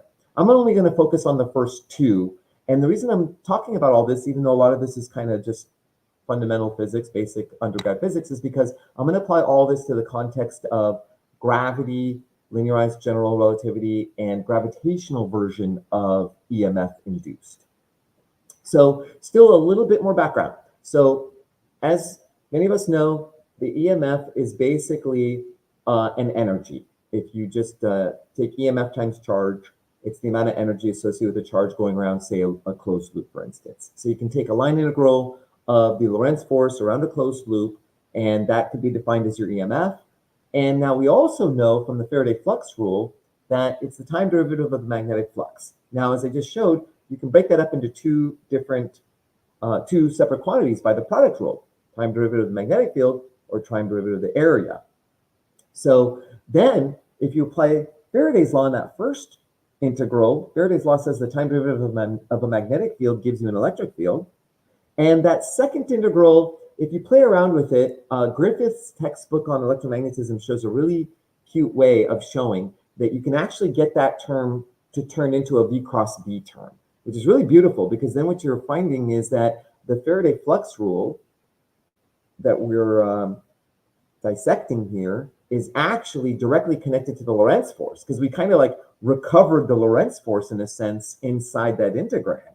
So there's a connection. The main point I'm trying to make here is that there's a connection between the Lorentz force and EMF, and that you can break up the two pieces into what I was calling transformer EMF, where the magnetic field's changing, and motional EMF, where the area of the boundary is changing. Okay, so keep that in mind, because we're going to apply all of that now to gravity as well. So in the context of gravity, if we want a force, like a Lorentz force, you got to start with the geodesic equation of motion, and using the same exact metric that I used earlier to derive the Maxwell-like equations for gravity, you arrive at that bottom equation, which is a Lorentz-like force. You got basically an electric-like term, a magnetic-like term, but then you've got this third term that just comes out naturally. It's also linear. It's also first order in the perturbation, and it's also first order in velocity. So it belongs there. You can't just throw it away and say, like, I don't like it because it doesn't look like Lorentz force anymore. Sorry, it's on the same order. And you also pick up a factor of 4 there if you're going to keep all your field equations looking the way that they do. Okay, so with that in mind, now we're going to play the same game we did in electromagnetism, but we're going to apply it to linearized general relativity. So in other words, we're going to take a line integral of that force and call it a gravitational EMF. And we're going to play that same game where you can break things up, like you can take basically your gravito-magnetic flux and you can take a time derivative, apply the product rule, and arrive at 2 terms that now look like a Lorentz force inside the integrand. So it's just like we did in electromagnetism. And so we have this like Gravito-Faraday flux rule, if you wish, that shows up. And I remind you that, again, you've got a transformer EMF that comes from the electric piece, and you've got a motional EMF that comes from the V cross B piece. But we do have that third piece, which I would suggest is also a motional EMF there. Not emotional like I'm happy or sad, but a motional EMF, which is basically because there's a velocity there. So again, it has to do with motion generating an EMF. Okay, so with that in mind, then what we can do is look at the whole shebang in one shot. Write down the force equation that involves both gravity and electromagnetism. So on the left side, you've got your mass times acceleration. So that's your force. On the right side, your first term is your gravitational force involving the Christoffel symbol. That's just your geodesic equation of motion. And then the last term is your Lorentz force written in covariant form. Expand it all out. Take the lowest order approximation for gravity. Take the non-relativistic limit for your particle, so you only stay to order of v, not v squared, and you arrive here. So the beauty of this is we recovered in blue the Lorentz force, in red this like gravitational version of the Lorentz force, and in green a coupling between gravity and electromagnetism that appears there. Okay. And if you want, you can even go so far as to describe this like overarching EMF that you get from everything. An EMF from electromagnetism, an EMF from gravity, and an EMF from the coupling of gravity and electromagnetism together. Okay, so this giant EMF. Take this now to bear upon that experiment that we were talking about with the superconducting ring. And so in that experiment, if you take a look at the nitty gritty, like for instance, what do we have going on for the scalar potential? Well, it's basically mainly the scalar potential of Earth, because the scalar potential of the cylinder is going to be like infinitesimal compared to Earth. And even that of Earth is like 10 to the minus 9, as you can see there. So pretty much all the phi's, phi sub g can be ignored. Phi dot, the phi g dot can be ignored because the scalar potential of the Earth isn't changing with time. And then if you look at the direction of the fields and such, you actually end up eliminating practically everything except just those 2 flux terms. The magnetic flux term that we all know and love, and then this gravito-magnetic flux term. So that's really all that ends up really mattering here anyways. There's other cases, as I'll show, where those other terms that are interesting stick around, but not here. Now, I was trying to think about what are some ways that we could experimentally observe this. And so, again, as I mentioned, there's the motional EMF and there's the transformer EMF. So I started with the motional EMF thinking, okay, well, what if you just drop the ring in the presence of this cylinder so that basically as it falls down, it's going to experience a time varying flux, gravito-magnetic flux, because of its motion. So basically, as it falls down in, it effectively experiences a stronger and stronger magnetic field. I did draw the magnetic field like it's straight up, but it actually bows out. So as it drops in, it does experience a stronger field than when it was higher up. So that would be one way. Another way I was thinking is if you oscillate the ring, and I wasn't savvy enough with PowerPoint to make it oscillate. So just pretend it's oscillating, and that's an option, you know. And so this is where I had some questions for experimentalists. Like, for example, is it practical to suspend a superconducting ring above a rotating massive cylinder? Can it be oscillated? And I even thought, what about if this system of an oscillating superconducting ring could be connected to a capacitor circuit? Because after all, what's going to happen here is you're going to generate a very weak induced current in the ring because the gravito-magnetic field is so weak, right? We saw that DeWitt's prediction, for instance, is very small, and that's very true. Even when you do things correctly, it's still very small. So I thought, what if, you know, if something's being put out in tiny, tiny little drops, if you will, if you collect enough drops, you eventually have a reservoir of water, if you will, right? So I just thought, what if we could somehow siphon the induced supercurrent, the induced current in that ring, siphon it off to charge a capacitor so that at every cycle, like every time the ring comes down and it generates a current, we could siphon that off to a capacitor, and there could be like a switch that oscillates so that it disconnects when the ring goes up, reconnects when the ring comes down so that it again charges the capacitor some more, and it would just pump. It'd be like a pump that pumps the capacitor with charge. That, I imagine, would be a way to demonstrate the presence of the gravitomagnetic field. Because at this point, by the way, I know we all want propulsion, and if it were to be produced gravitationally, that'd be amazing. But at this stage, we can't even really demonstrate that the gravitomagnetic field exists in a lab setting, let alone try to utilize it to propel things. So this, I was thinking, would be a way to do that. And this is where I'd love to hear from experimentalists, like what size ring would be practical? Of course, the larger the better, because you get more flux. What frequency of oscillation is possible? And again, the higher the frequency, the sooner you're going to charge up your capacitor. So those would be ideas that I didn't flesh out the mathematical details here because those parameters are going to play an important role in the approximations that we apply. Now, that's the motional EMF. Another way, by the way, is if the ring could expand. I figure that's less realistic because superconducting material, they tend to be metals and such, so it's probably not very likely, but I threw it in for good measure because that technically is another way you could change the flux in there. Now, that's all motional EMF. Then, so again, questions, could we expand a ring like that? Could that even be oscillated? What kind of configuration could we set up? But the transformer EMF, I thought, would be more realistic. And so remember, the transformer EMF has to do with changing the field, not changing the geometry of the ring or the positioning of the ring, changing the field. And changing that field involves, of course, changing the spin of that massive cylinder. So in other words, if we had a time-varying rotation of that cylinder, we could produce a time-varying gravitomagnetic field in the ring. And that would be a transformer EMF.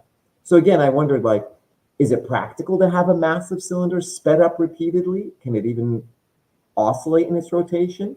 What frequencies would be possible? What mass and what charge could we put onto that cylinder? Those would all be experimental questions I'd love to hear about if anybody has ideas. But I have a couple more topics to hit in the last 10 minutes or so that I've got. So you can also look at what you might refer to as a gravitationally induced Hall effect. So for those familiar with the Hall effect, basically, if you have an electric current that exists in a wire and it's in the presence of a magnetic field, the magnetic field will tend to cause positive charge to accumulate on one side of the wire, negative charge to accumulate on the other side of the wire. That's the green and the red, respectively. And so you'll get a polarization electric field across there. And then what will happen is basically the positive charge wants to move to one end, the electric charge wants to move to the other, but the polarization field will counterbalance. And so the bottom line is you get this like steady state situation, but you get a Hall potential across the two sides of the wire. That's in a nutshell the Hall effect. So we'd like to see if there's a gravitational version of this. So I'm denoting the width of the wire, or the diameter, if you wish, of the wire with W.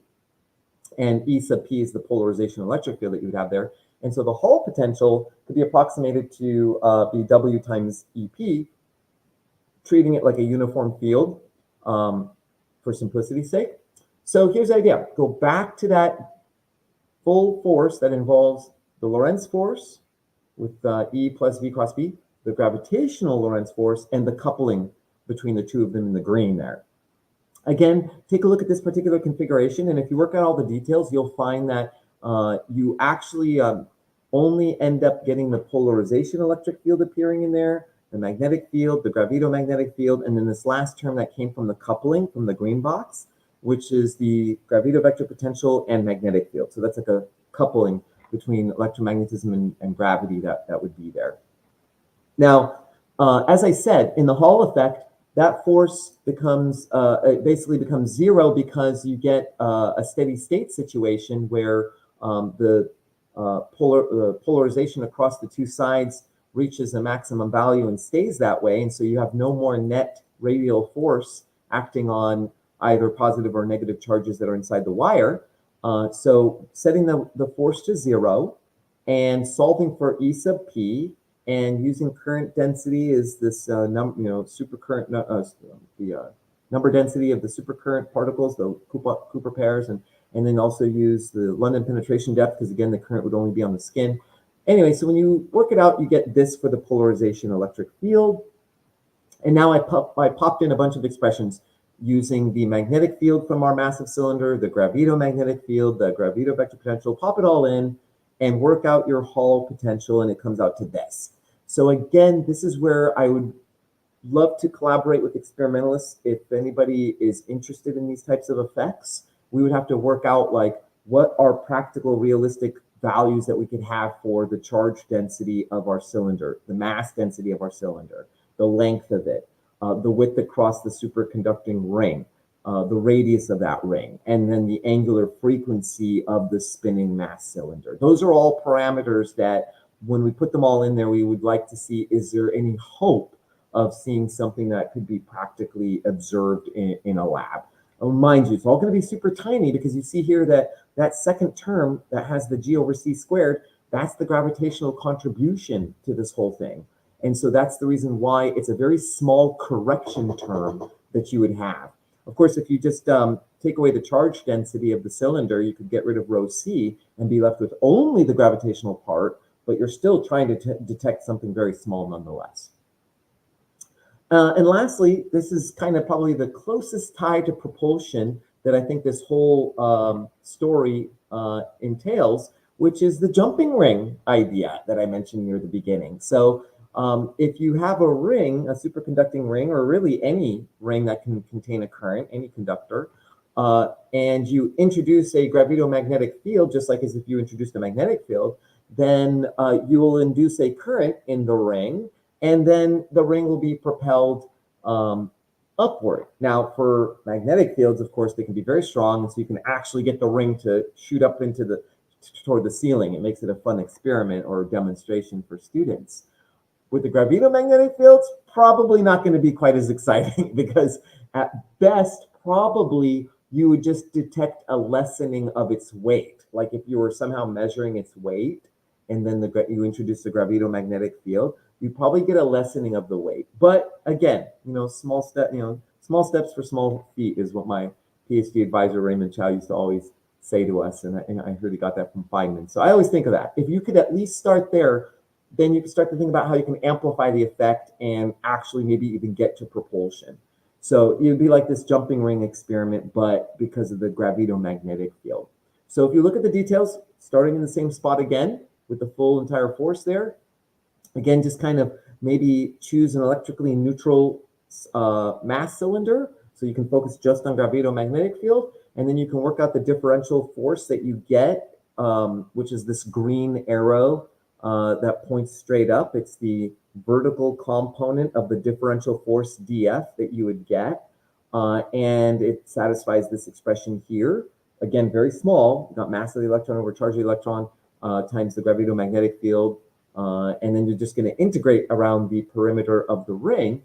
And then I went ahead and put in the expression for, again, the gravito-magnetic field of a mass cylinder and integrated, and I arrived at this expression. So again, this would all depend on how massive a cylinder we could have, that's your M, the radius of the ring, the omega is how fast you're spinning that massive cylinder, L is how long it is, and the current I is the current that you have in that ring. Now, I should mention, we do have something going for us here, which is that current in the ring doesn't have to be induced by the gravito-magnetic field. You could potentially just externally introduce a current in that ring in the usual way that we produce electric currents.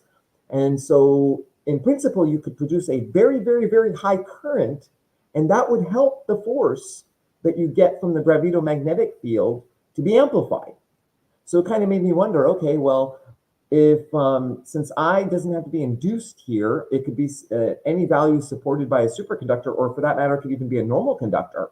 In fact, you might want to have the least massive ring possible so that you could get maybe the most propulsion out of it, of course, but obviously we just want to get the force to be as large as possible. But if you just want to at least measure something, having the lightest ring with the largest current in it possible would be ideal. So I did look up what are the highest electric currents that have been achieved in superconductors, and I found this Oak Ridge National Lab achieved evidently in 1996 the world record for the largest electric current density of 2 mega amps per centimeter squared in a superconducting wire. So I thought, okay, It sounds like some pretty high currents that exist out there. So maybe if something like that were to be utilized, that would give an additional advantage in trying to actually measure this, maybe not propulsion, but at least lightening of the ring. Even if you got levitation, that would be amazing. But at this stage, basically the experiments haven't been able to even make that much headway. So that concludes pretty much all the topics that I wanted to talk about that I mentioned is in the paper that I had published. So in fact, I can maybe mention from that slide again that if you want to read more about the details, you can find the paper here. It's open access on Frontiers, and I work out a whole bunch more details there than I talked about here in this talk. And so you can check that out if you would like. And you can, of course, just correspond with me directly if you'd like to talk about this. So I'd just like to conclude by thanking Professor Raymond Chow, my PhD advisor, for some great discussions. Professor Douglas Singleton and Gerardo Munoz from Fresno State, amazing physicists. Dr. Ahmed Farag Ali, a close friend of mine and an excellent researcher. Dr. Lance Williams as well, excellent researcher and a great friend. The support from Texas Space, an incredible organization. Juan Faria is our CEO, doing an awesome job trying to push this kind of research forward and get funding for us. And then, of course, Tim Ventura and the APEC community for inviting me to share this research with you. Thank you. Well, Nader, thank you. That's amazing. Absolutely amazing. Here, let me take the screen share out. Let me bring everybody in. And let me see, we've got a couple of blank screens, but everybody please put your hands together and give an enormous applause for Dr. Nathan Inan. Nader, thank you, man. That was, your work is like so intense. So that's, thank you. Thank you so much, man. So did anybody, let me see, do you guys have any questions? We got about 10 minminutes here. We're running a little bit ahead. Jason, go for it. Yeah. First off, really appreciated the talk. I've read a number of your papers. It makes the concepts within general relativity a lot more digestible. I've read a couple of general relativity books. I've hated them because the math is just so awful.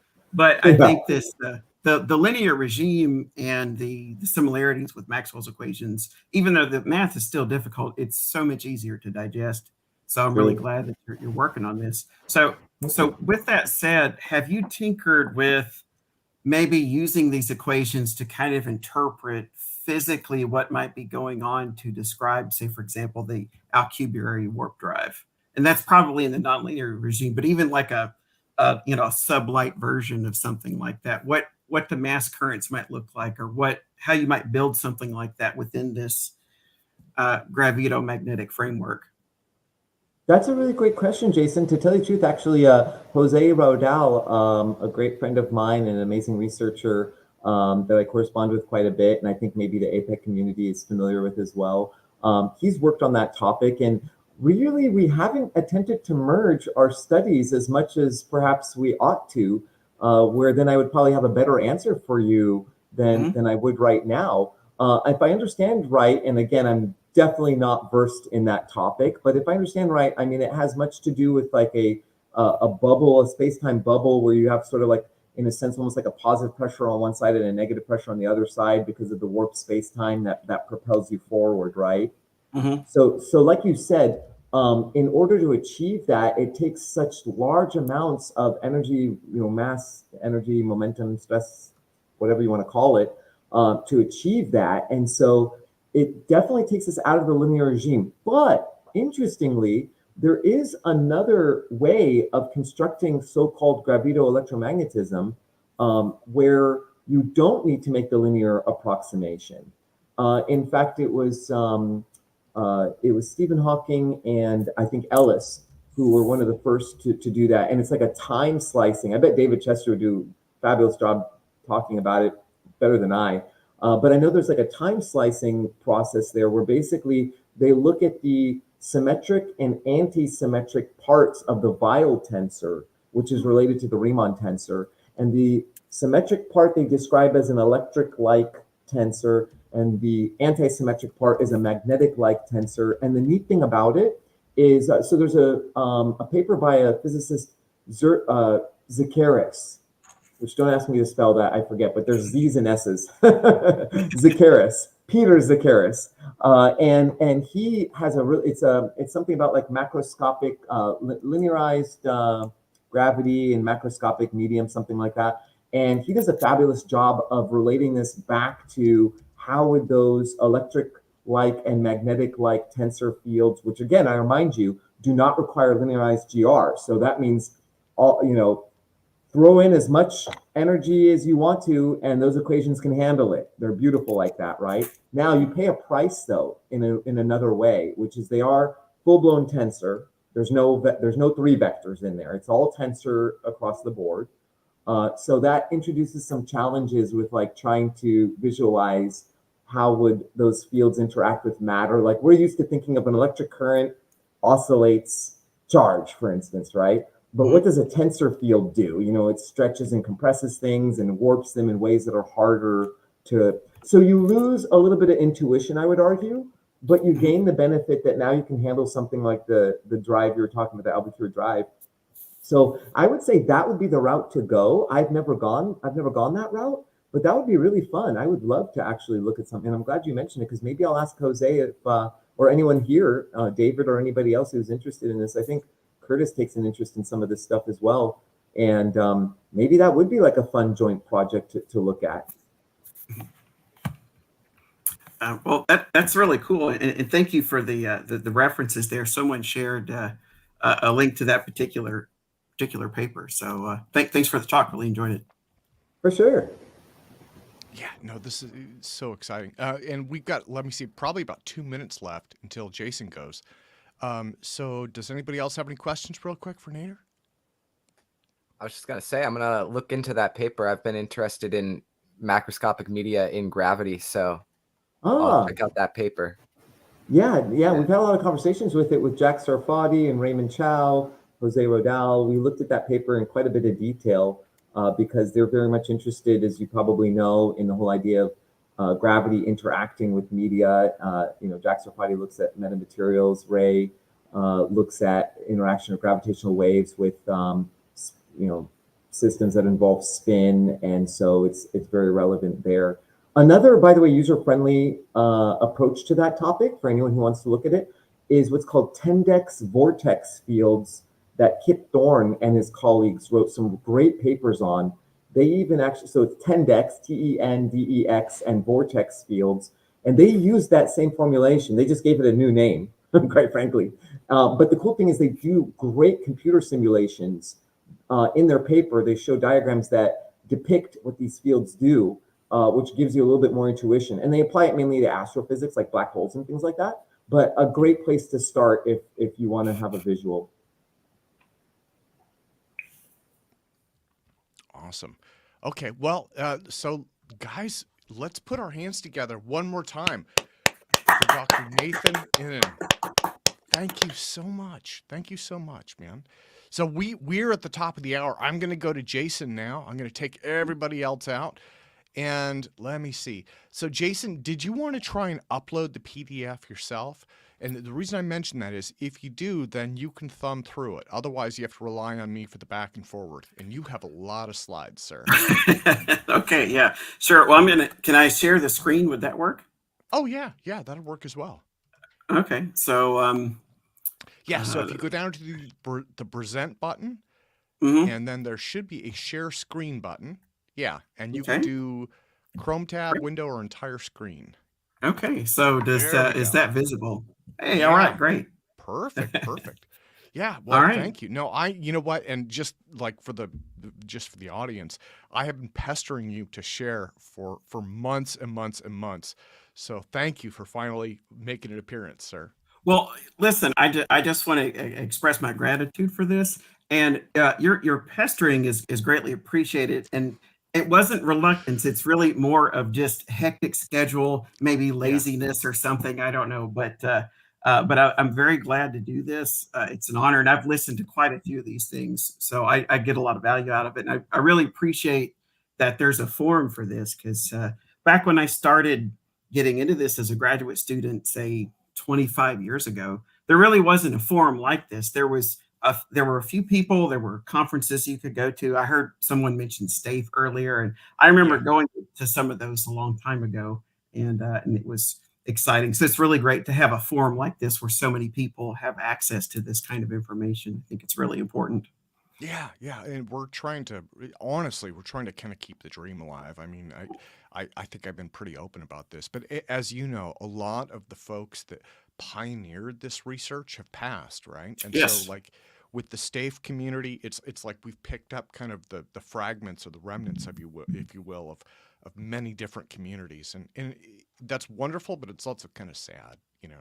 Yeah, it really is. You know, I remember starting out and just being starry-eyed by some of these famous people, and now I'm starting to become one of the old guys. How did that happen? Yeah, I know. I'm right there with. Yeah, I know. I'm right Yeah. there with you. So So okay, anyway, well, okay. Well, thank you again. I will. I'll mute myself out now. I can still hear you. I will be around. great. All right. Well, thank you everyone for joining. So I'm presenting dielectrophoresis as a means for artificial gravity. So I want to acknowledge there have been a lot of students that have supported this work in the Charger Advanced Power and Propulsion Laboratory. We're part of the Propulsion Research Center at the University of Alabama in Huntsville. I wanted to include names because I'm really big on credit, and I'm not perfect with it, but I try to do that. But I wasn't sure about sharing faces and names in a public forum like this. So I'm just acknowledging all the contributions, and we'll just move forward. Whenever I give talks that are related to advanced propulsion, especially publicly, I like to have a little fun and go through some of the very, very basics. Like, for example, units and dimensions. So our time unit is basically defined as 1 second. But what does it actually mean? Like, what's our best definition? So right now, it's a fixed numerical value of cesium frequency. It is the unperturbed ground state hyperfine transition frequency of the cesium atom to be, I believe that's 9.19 gigahertz, where 1 hertz is equal to 1 over 1 second. It used to be defined as a fraction of a day.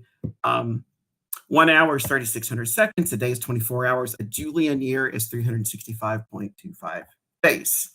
To better than 1%, 1 year is approximately pi times 10 to the 7 seconds. So if you want to wow your friends, you can say, hey, you know, a person that's around 32 or 33 is about 1 billion seconds old. So you can just keep that in the back of your mind for parties. I'm sure you'll be very popular.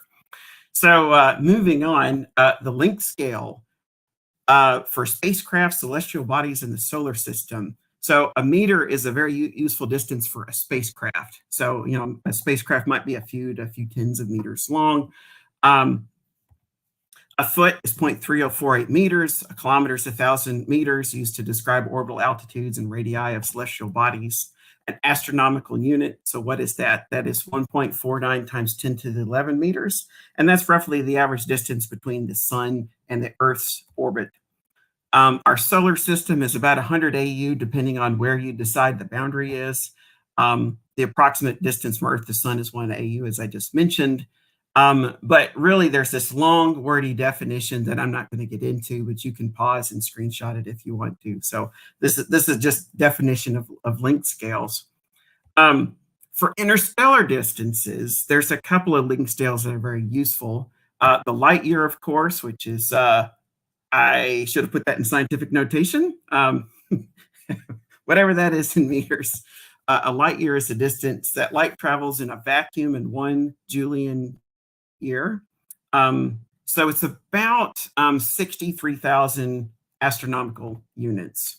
Our galaxy is around 100,000 light years across.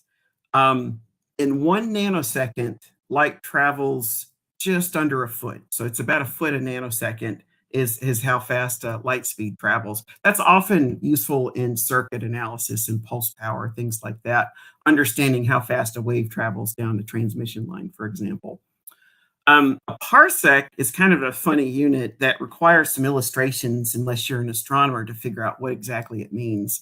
So a parsec is 648,000 per pi astronomical units. It's about 206,000 astronomical units, or 3.26 light years. It's the distance at which 1 AU subtends an angle of 1 arc second. And since this is a public forum, I'd like to suggest that maybe 12 parsecs be the definition of a parsec and connect that to the Kessel run. That would be my personal preference for a better, proper definition of a parsec. Moving on to velocity, this is a thing that I think that all of us really care about. We want to go fast. We want to get to these destinations quickly. So we have a meter per second. That's the basic SI definition for a velocity. We have mile per hour, which is 0.447 meters per second. If you're trying to do this in your head, take miles per hour, divide by 2, you get kind of close-ish to meters per second. A kilometer a second is a very useful unit of velocity for orbital speeds. So they're easiest to measure in this unit. 1 click is a kilometer per second. It's about Mach 3. 7.5 kilometers per second is LEO, or orbit velocity, about Mach 23. The speed of light is almost 3 times 10 to the 8 meters a second. It's the speed of light in a vacuum, and that's about Mach 1 million. So Mach 1 million is the speed of light, roughly. Now, in science fiction, we have warp speed in Star Trek, and the next generation, all modern content, roughly from 1 to 9, is given as warp to the 10^3 power. The scale from 9 to 9.69 is much more complicated. The original series, warp to the 3 power times c, was basically what your speed was. And hyperspace, so if we look at Star Wars, is much faster than typical Star Trek warp speeds.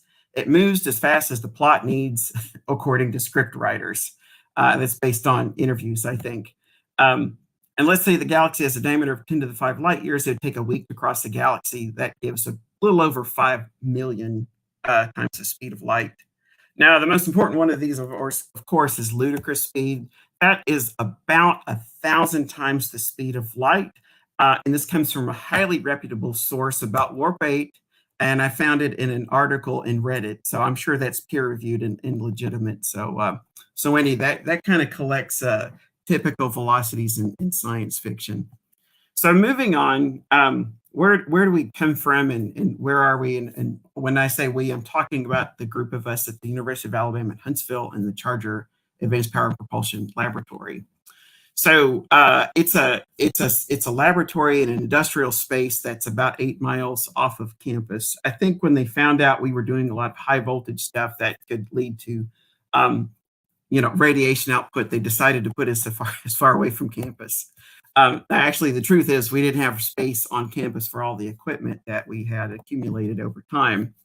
And so this is the interior of our lab. So it's very condensed because we have a lot of high voltage equipment and pulse power equipment that's kind of compressed in there. We originally were on the Redstone Arsenal in a very large lab space that we were spoiled and had infinite lab space. So we accumulated a lot of things. And then as we had to move over time, we had to kind of condense and economize our space usage. So this is just sort of a collection of some of the things that we have in the lab. Let me go backwards. These are some older power supplies that we've refurbished.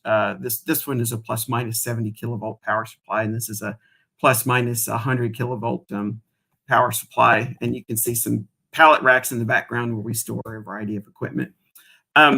This device over here on the left is a pendulum that we use in order to quantify measurements when we do dielectrophoresis experiments.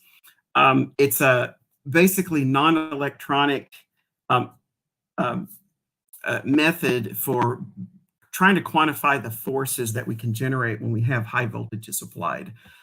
We have a pretty good collection of different types of power supplies. So I showed you those old barrel type power supplies where we pulled the guts out of the barrel, but we do have some more modern switching type power supplies.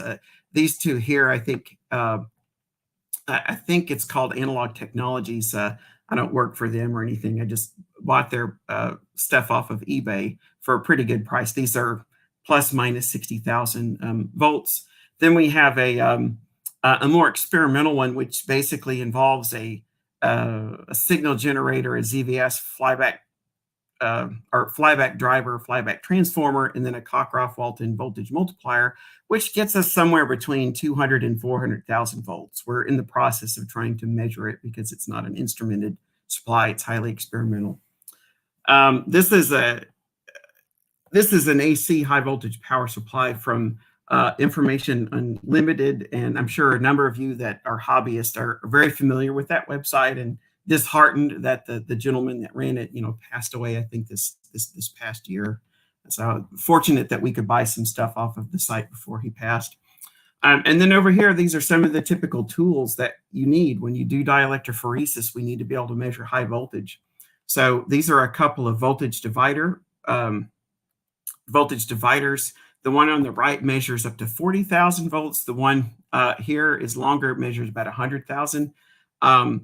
There's an exponential relationship between the voltage rating and the cost of these things. They are sitting on top of an experimental voltage divider, which will allow us to measure up to about 250,000 volts, which a student built that based on a paper that we found. And so over here, this isn't really related to the talk, but one of the things that we do is pulse power. And this system back there is a 60,000 joule pulse power machine that the students named Sparky. It's generated up to 900,000 amps in a 3 microsecond pulse. And we could push it harder than that. We just haven't done it yet. So anyway, that's some of the equipment that we have in the lab. So even though I'm not talking about propulsion, I'm talking about artificial gravity. We have in mind trying to make space travel easier. And one of the things that's really hard on astronauts is that microgravity environment. But to kind of frame it all, I like to take a look at where we could go. Like what are the destinations, and what are the scales involved here? So if we look at this chart here, this is Earth, that little tiny blue dot, and then Leo is this orbit around Earth. And the scale here, the X and Y axes are length scales of astronomical units. And you can see we're barely scratching the surface of 1 AU, like 1/1000th of an AU, 2/1000ths of an AU, and so on. And out here is lunar orbit. That's as far as humans have gone, period. I mean, we've sent probes much farther than that, of course, but we've never sent humans any farther than this. And this is a tiny, tiny fraction of our own solar system, let alone the galaxy or superclusters of the universe. So you can say, all right, so here we are, and this is our celestial neighborhood just here. This is our backyard, all of these different planets, and this is on an x-axis scale. And basically, this covers 99% of all the space missions. And how come we haven't gone farther? Well, because our crew habitat is really, really difficult. It's hard to survive in deep space, and our propulsion systems just really don't allow us to do much more than this. It's really hard to get off the ground and get into orbit and leave Earth's orbit. A lot of people are excited about interstellar travel or travel to some of the other planets. I personally am really interested in us visiting some of these other smaller worlds, like, for example, some of the larger moons that surround Jupiter and Saturn, or some of the Kuiper Belt objects, or the planet Pluto. I'm never going to get over them downgrading Pluto to a dwarf planet. I like Pluto as a planet, but that's okay. I don't want to get on the soapbox too much there. But anyway, the point being is that there are a lot of really small bodies that have of the order of a few percent gravity of Earth. They're mostly cold and rocky, but there's so many of them that I think it just means there's a lot of different opportunities for habitats, sort of like terrestrial habitats in low gravity environments. There's probably all kinds of different mineral deposits of sorts to really kind of live off the land, if you will. So I hope that we kind of keep a lookout for visiting more and more of these things, because I think expanding in the solar system kind of gives us a really good, healthy foundation for then expanding beyond that and going to the nearest star systems. Another thing I like to do is talk about why we should send humans, say, for example, to Mars, which is kind of like the typical go-to beyond the Earth-Moon system, is why would we bother to do this? And there's always the inspirational things, but it's kind of like singing to the choir, because a lot of us that watch these types of presentations are all sort of like-minded to begin with. But if you're trying to sell it to a broader audience like taxpayers, there's actual real reasons to do this. So based on numbers of neurons and firing rate, human brains are capable of something of the order of 10 to the 15 to 10 to the 18 flops, floating point operations. And they only require about 20 watts to run. So we don't have computers that can really do that. And that gives us faster speed and higher efficiency. We also have hands, so that we have agility and dexterity to go places that are kind of difficult for robotic access. But I'm not saying that we get rid of robots or we get rid of computers at all. I think that humans bring vision, creativity, intuition, and problem-solving capabilities, while computers and AI tools really can handle the execution, optimization, and data crunching, so that the collaboration really brings about revolutionary capabilities that's just not available without both present in the location that you'd like to explore. Another reason to send people is because the on-site teams overcome the communication lags, because Mars, which is our nearest neighbor, the communication time lag is between 6 and 20 minutes. And so every time you want to interact back and forth, it takes quite a while to, send and receive those communications. So this chart basically summarizes where we can go in the solar system and kind of nearby interesting interstellar destinations. So if you see this little animated GIF, this is something I calculated sometime, I think last week or 2 weeks ago. And this is kind of a fly out of our solar system, where you start from the interstellar system and you sweep out. And those planetary positions, I think, are correct as of a couple of weeks ago, where you start to see Sedna's orbit, and then the Oort cloud, which is entirely made up. That's not necessarily accurate, but just kind of representative of the scale of where the Oort cloud is hypothesized to exist. And then you see a collection of stars, and the ones with the little border around them are the habitable planets that we know of just in our neighborhood. And this is, again, goes out to a radius of 11 and a half parsecs, again, to acknowledge the old Kessel Run. But on this chart over here, this kind of shows from rocket propulsion context what we can do. The x-axis is the energy density in the fuel that we can carry. So it's joules per kilogram, chemical. So this gasoline, rocket fuel, all that kind of stuff gives you maybe 10 to the 7 joules per kilogram. And this line corresponds to roughly how fast you can push the gases out the nozzle. And it's the technology that we have at the moment. And so just kind of looking at that, it kind of tells you what's possible. So you look at this intersection with these different horizontal lines to kind of connect what's possible with the technology for the given mission with difficulty going vertically like this. And you can see with chemical, you can do lunar round trips in a week. You start to push the limits in doing Mars round trip in a couple of years. It really helps if you can do refueling so that you don't have to carry all that fuel to the destination and back. But then if you want to do it in 6 months, it gets almost impossible with chemical. I suppose it could be done, maybe, but it gets a lot harder to do this. And then as you start pushing out to, say, a Titan sample return, or a heliopause flyby, or an Oort cloud flyby, gravitational lensing, and so on and so forth, it really starts to get impossible until you start adopting nuclear technologies, or maybe antimatter way out here. And then you can see there's this big gap where, honestly, I don't know what's interesting in between a delta V requirement of 10 to the 3 kilometers per second out to the next star.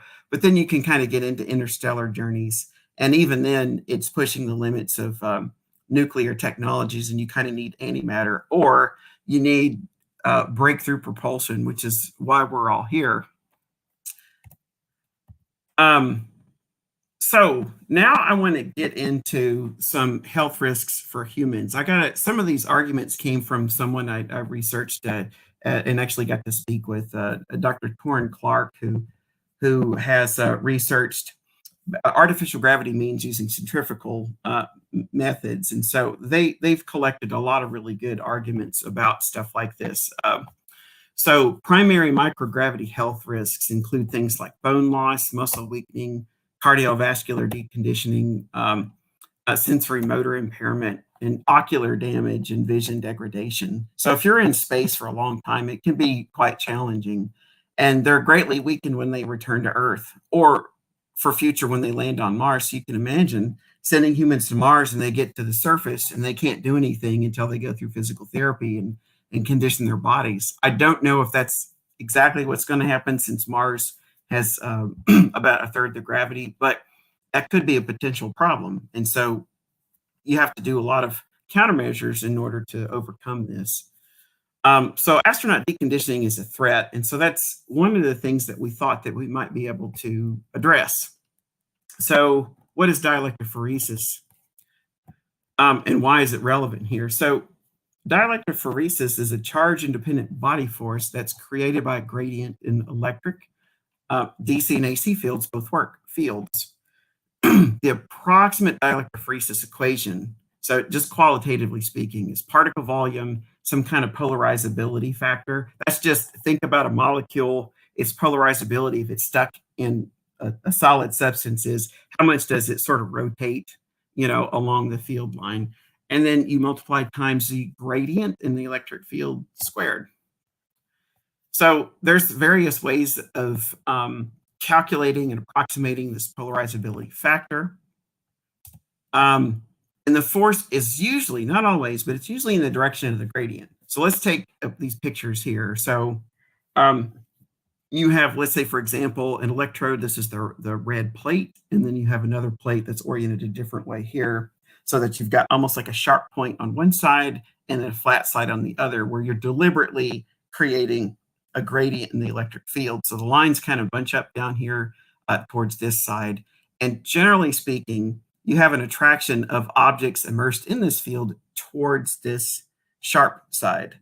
Now, you can get a repulsion, but in order to do that, what you have to do is have this in a medium in which the permittivity of the medium is less than the particle itself. No, it's more than the particle itself. I got that backwards. I'm sorry.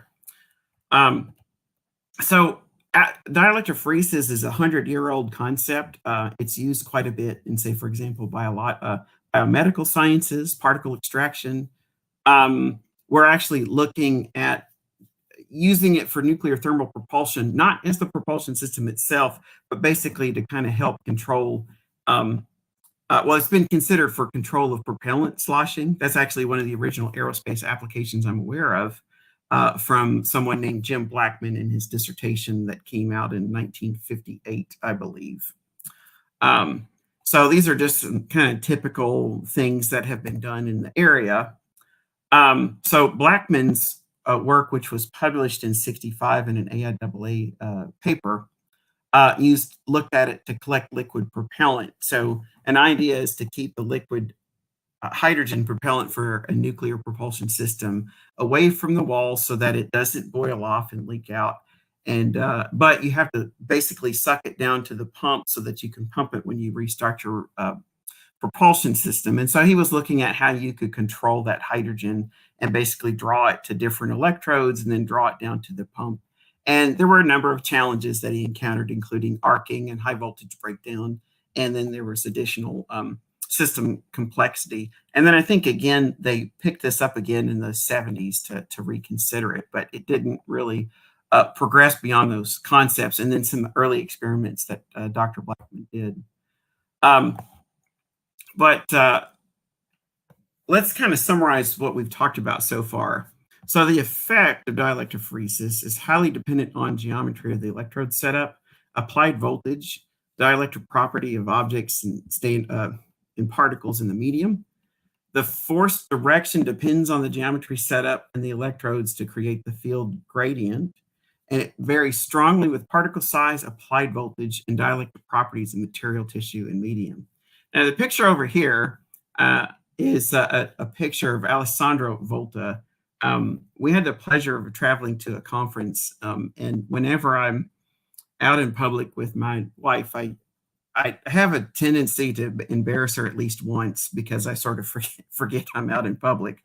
And we were in Italy for this conference, and we were up in what's the town, Como. And I saw this statue and I said, hey, I'm going to check out who the statue is of. And I walk up and I get closer and I realize, oh, it's Volta. Oh my gosh, he's like the father of everything that we're doing. So I got super excited and started clicking all these pictures and running around and scaring the pigeons. And people are staring at, who's this lunatic, geeking out on this statue over here. So anyway, that was very, very, very recent that we did that. But I also wanted to credit Volta here because he did things like help us develop an understanding of the connection between geometry and charge and voltage.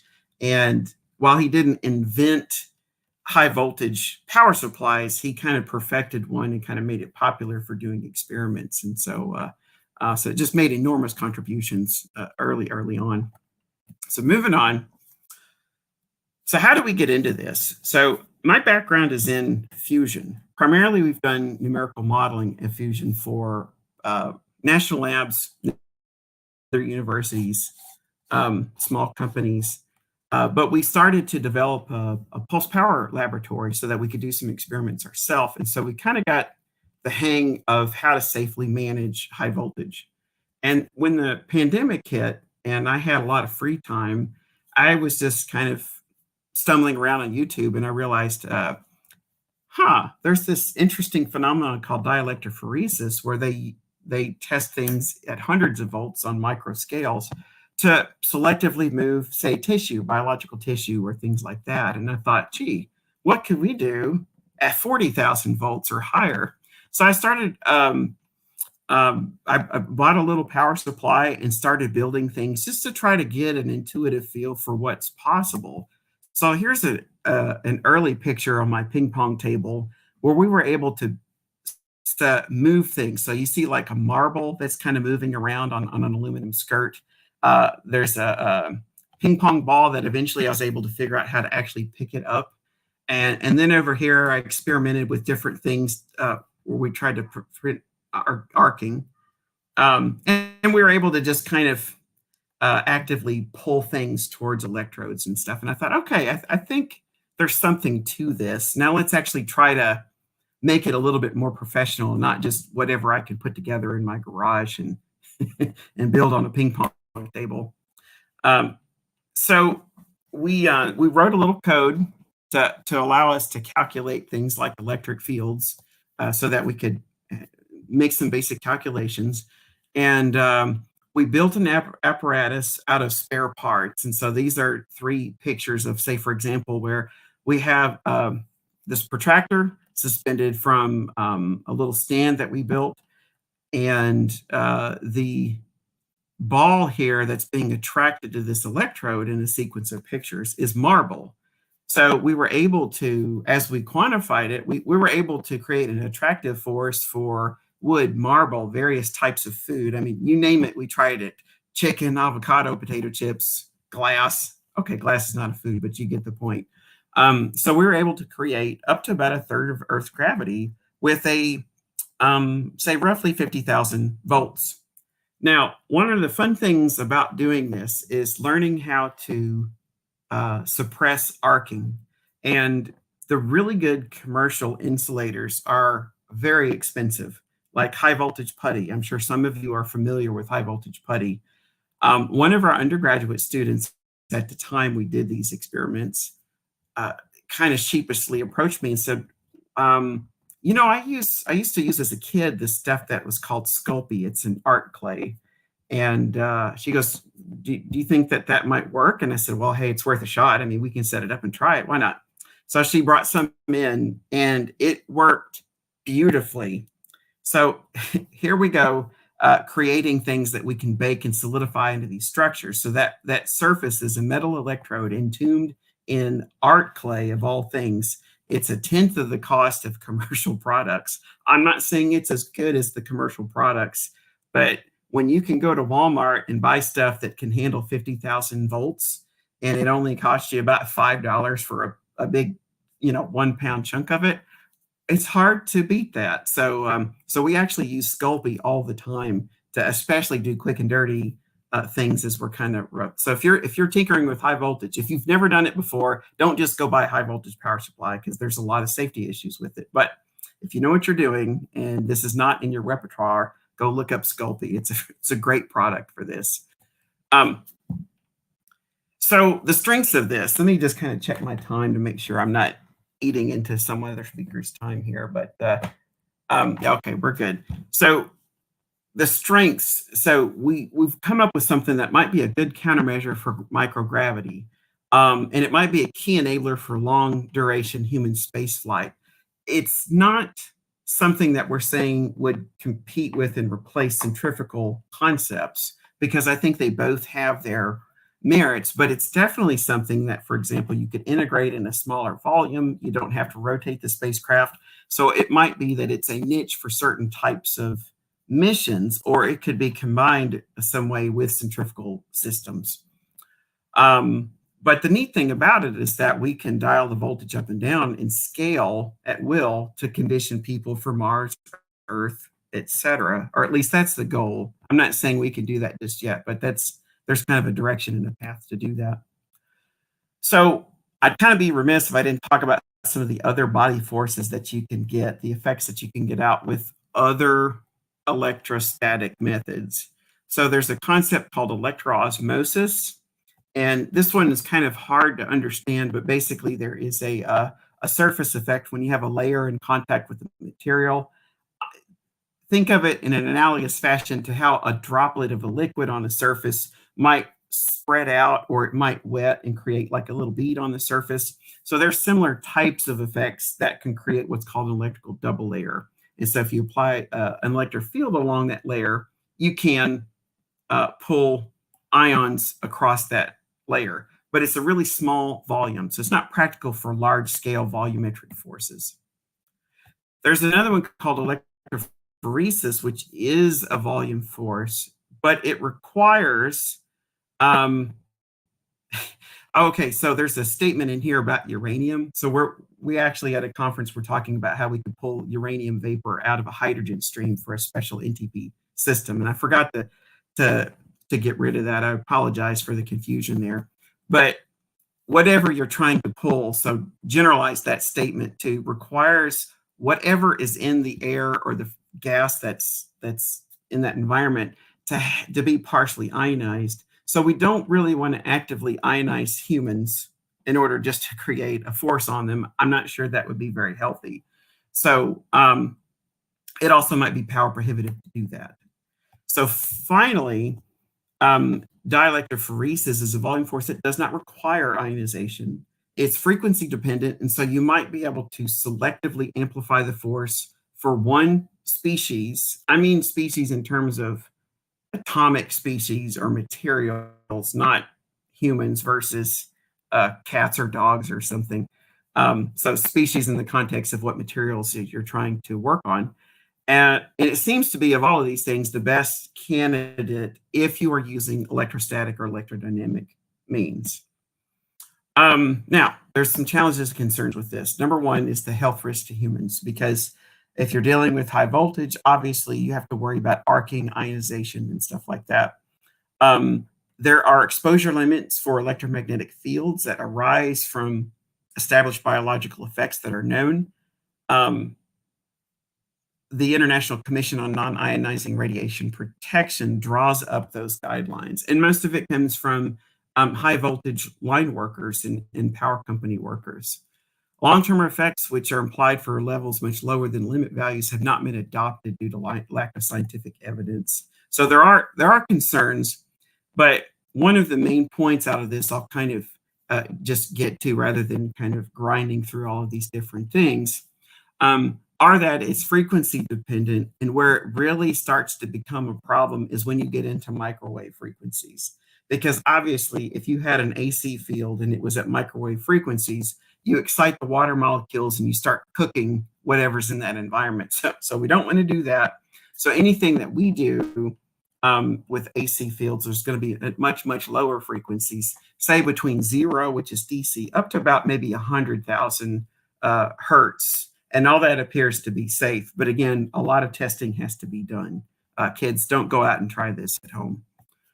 And here's just another chart on frequency absorption. But again, the problems really start in the megahertz range, and we're going to be way below that by orders of magnitude when we do our tests. One quick thing about theory, I don't mean to dump a bunch of equations on this audience, but I kind of connected this in a nice way so it kind of flows. So the basic force really is given by an expression like this, 2 pi times object radius. So it doesn't have to be a sphere, but this is an approximation, kind of like saying spherical horses for those engineers out there that understand a reference like that. And then you have a permittivity value here for a material, and then times the real part of what's called the Clausius-Mozatti factor. And then times the square of the electric field. The Clausius-Mozatti factor is a factor that connects the relationship between the particle or people immersed in the field and then the medium, that's the M part. And so in this case, it would be air. And so this gives you that relationship so that you can understand whether or not it's an attractive or a repulsion force. Medium doesn't have to be air, but obviously if you're dealing with humans on a spacecraft, it would be. The complex permittivity in this equation is applicable to both the particles and the medium, is given by an expression like this, where I is the imaginary number. Epsilon naught is the vacuum permittivity, and epsilon r is the relative permittivity. And that epsilon r, that's the real secret sauce that can make this interesting for a lot of different applications. So what is the relative permittivity? For example, a gas has an expression that's kind of like this. So N is like the number density of the particle. Q is just a constant, that's the charge. Epsilon naught is permittivity of free space. Electron mass is ME. And then you've got these frequencies where omega 0 is the applied frequency, and omega is the resonant frequency of the system. No, excuse me, I got these backwards. I'm sorry. Omega is the frequency that you apply, and omega naught is the resonant frequency of the material itself. And there are a lot of different things that could cause that resonant frequency to be different. It depends on the physics of the medium. There's lots of different things that could drive that. Now, one other undocumented effect that's worth mentioning that we've kind of hacked our way into, and I'm just sharing this with all of you, is that metals don't work at all in EP. Anything conductive really doesn't work well, at least that we've found. However, if you have an AC field, for example, and you just half rectify it, just chop off the bottom or the top half. So here's the dashed line. It looks like we can, and we kind of did this through trial and error of trying things, that you can actually create an attractive force for metals as well. So I think there's probably a whole lot more that one could do experimenting with different types of frequencies, maybe, I don't know, just different effects that one could try, not just sine waves, but triangle waves or other things that might bring about different effects. I think we're just scratching the surface on this, and there's a lot that could be explored in this area.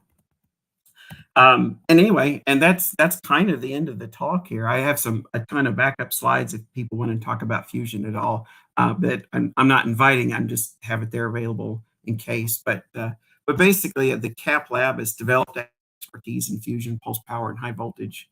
Dielectrophoresis, which is one of the things that we study, has a potential for aerospace applications in voltages of ranges from 10 to 10,000 kilovolts.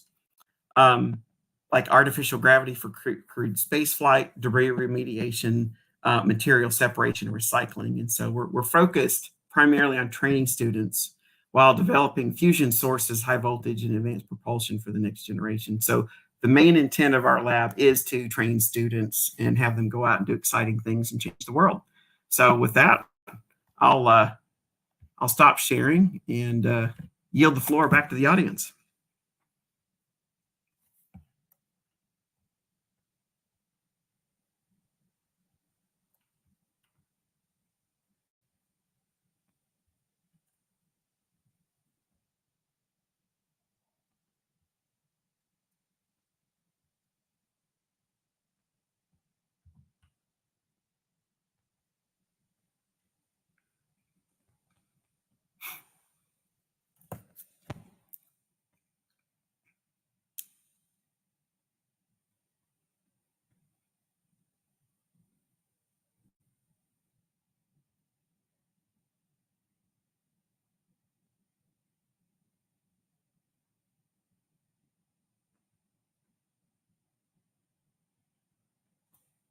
Jason, sorry about that, sir.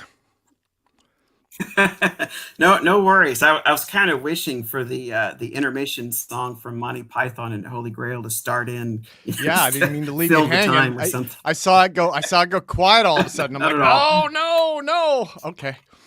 Yeah, let me bring everybody in. That was a massive presentation, dude, and that was amazing too. Absolutely amazing. So everybody, please give an enormous applause for Dr. Jason Cassibry. Yeah, that was amazing. And man, now that you have presented here once, I want to bring you back for more presentations in the future. So we'll remix your slide deck. Oops, looks like you froze. Okay, it looks like, yeah, Jason, it looks, oh, there we go. Okay. Well, so I should ask, do you guys have any questions for Jason?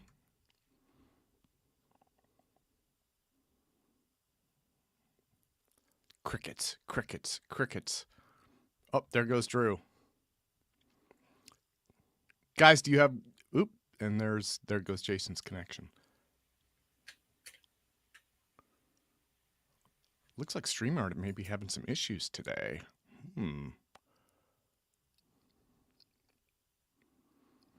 Okay, well, so let me see if...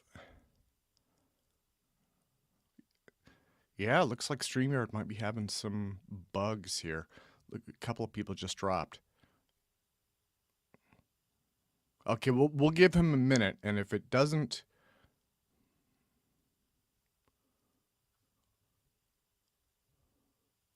If it doesn't work, and in fact, Jack is here, and then Drew is here. Drew just removed himself. Yeah, and it looks okay. It looks like Jason just disappeared. So, okay. Well, I guess we're probably about 15 minutes ahead of schedule. But again, I guess so. What we should do is, yeah. Okay. Looks like his connection dropped. So why don't we do this? Despite not really having questions, let's do one more applause for Mr. Jason Cassibry. So, Jason is working with Greg Hodges, and then Greg has his own independent propulsion group, and he has a collection of projects that he's working on. And, oh, there he is. Okay, you have returned. And Drew is back too. Yeah, we're having some... looks like we can't hear you, though. Your mic isn't working.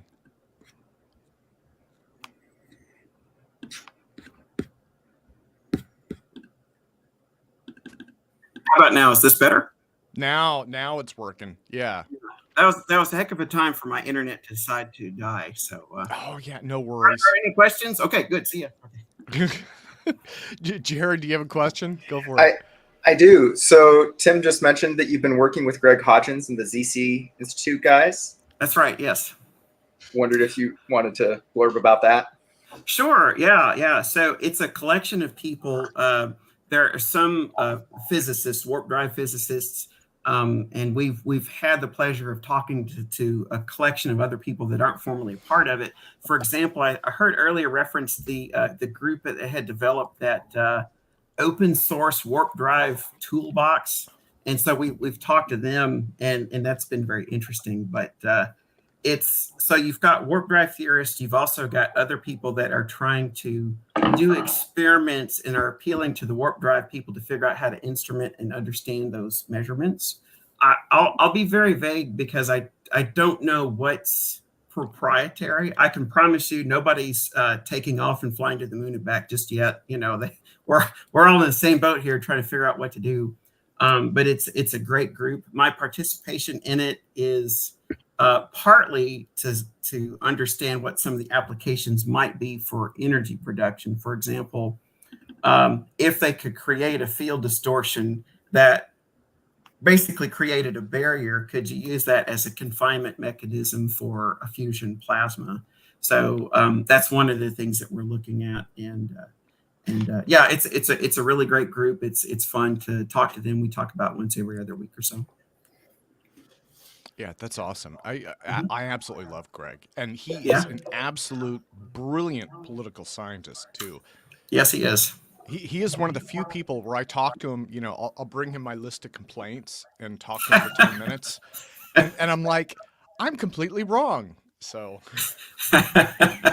Yeah, he's fantastic. He's got a great sense of humor, and I just love that there are people like him, like you, this group here that are trying to do this, that are actually, because I remember for the longest time when you're a kid, you're a student or whatever, and you're like, gosh, how come we don't have flying cars? Where are the scientists developing that yet? And finally just kind of dawns on, maybe I should just try to do that. Because if it hasn't been done, somebody has to. So I'm really glad there's a community. It's what it's going to take. All of us talking, collaborating, and doing it constructively, I think, to let people try things, fail, learn from it, fix it, improve. Because of all the choices we make, probably 99.999% of them are wrong. But as we sort through it all, we'll find that narrow path that opens it up. So I'm glad things like this exist. Oh, absolutely. And, I think one of the ways that I look at this is we have literally a century of science fiction pointing the way forward to things like warp drives and gravity control and fusion drives. I mean, all sorts of stuff. And I think all of us have felt kind of let down by the real world, where they're kind of like, oh, that's all just fiction, Here, rockets are great. And so there's, I don't know what you call it, the socio-political approach on things. But like from my own perspective, I view it kind of like rockets are today and they're getting better and better. And then probably we're looking at some kind of nuclear fusion propulsion. And then probably after that, we're getting into warp drives. But if we don't start this development today, it won't be there when it's ready. So absolutely, 100%. Yeah, it's tricky. It's tricky, and we still get yelled at by, or ignored by NASA, as I'm sure you know, right? It's the... yeah. Sometimes they listen, and sometimes they don't. But it's just an artifact of you do what you know, and you try to make incremental improvements. And I don't want to bash NASA too much because they funded quite a bit of what I've done over the years, but absolutely, I wish that there was a lot more funding that went into this breakthrough stuff, because I think we'd make a lot faster progress if it existed. Well, and I think that private industry is showing the more established interest, not just NASA, but like the Lockheeds and the Boeings and all of those companies. I'm thinking of like SpaceX, right? I mean, it's like, look, let's land a rocket on a thumbtack. It's like. I mean, it's just getting insanely better. And so it's like, well, wait a minute. If that's possible there, then what are the limits, So, yeah. Okay, well, guys, why don't we do this? I mean, it's about 2:50. Does anybody have any more questions for Jason? Okay, well, let's put our hands together. Mr. Jason Cassibry, thank you, sir. It is truly an honor to have you with us. I would love to have you back more in the future. And glad to do it. Yeah, so now I want to go to Mr. Jack Al-Kahwati. So I'm going to take everybody out except for Jack. Jack, welcome, sir. Hey, Tim. How's it going? Doing well, doing well. So did you want to do a screen share, or do you want to try and upload a PDF? We have the StarDrive mass drive. I can upload this for you, but then I'll have to thumb through it. Let me see if I can do this. So if you click the present button, you could. Oh, there we go. Yeah, perfect. Yeah, that looks great. Okay. Yeah, cool. And now you can use the back and forward, and that makes it a little more fluid sometimes. Okay. Awesome. Yeah. So should we just get started? Yeah, go for it. And thank you for presenting for us. So, I'm scheduling out in advance, and so you and I we went over this like 2 or 3 months ago, and it's awesome to finally have you here. Yeah, I mean, I'm excited to kind of share this with you guys, and I think we've got kind of a good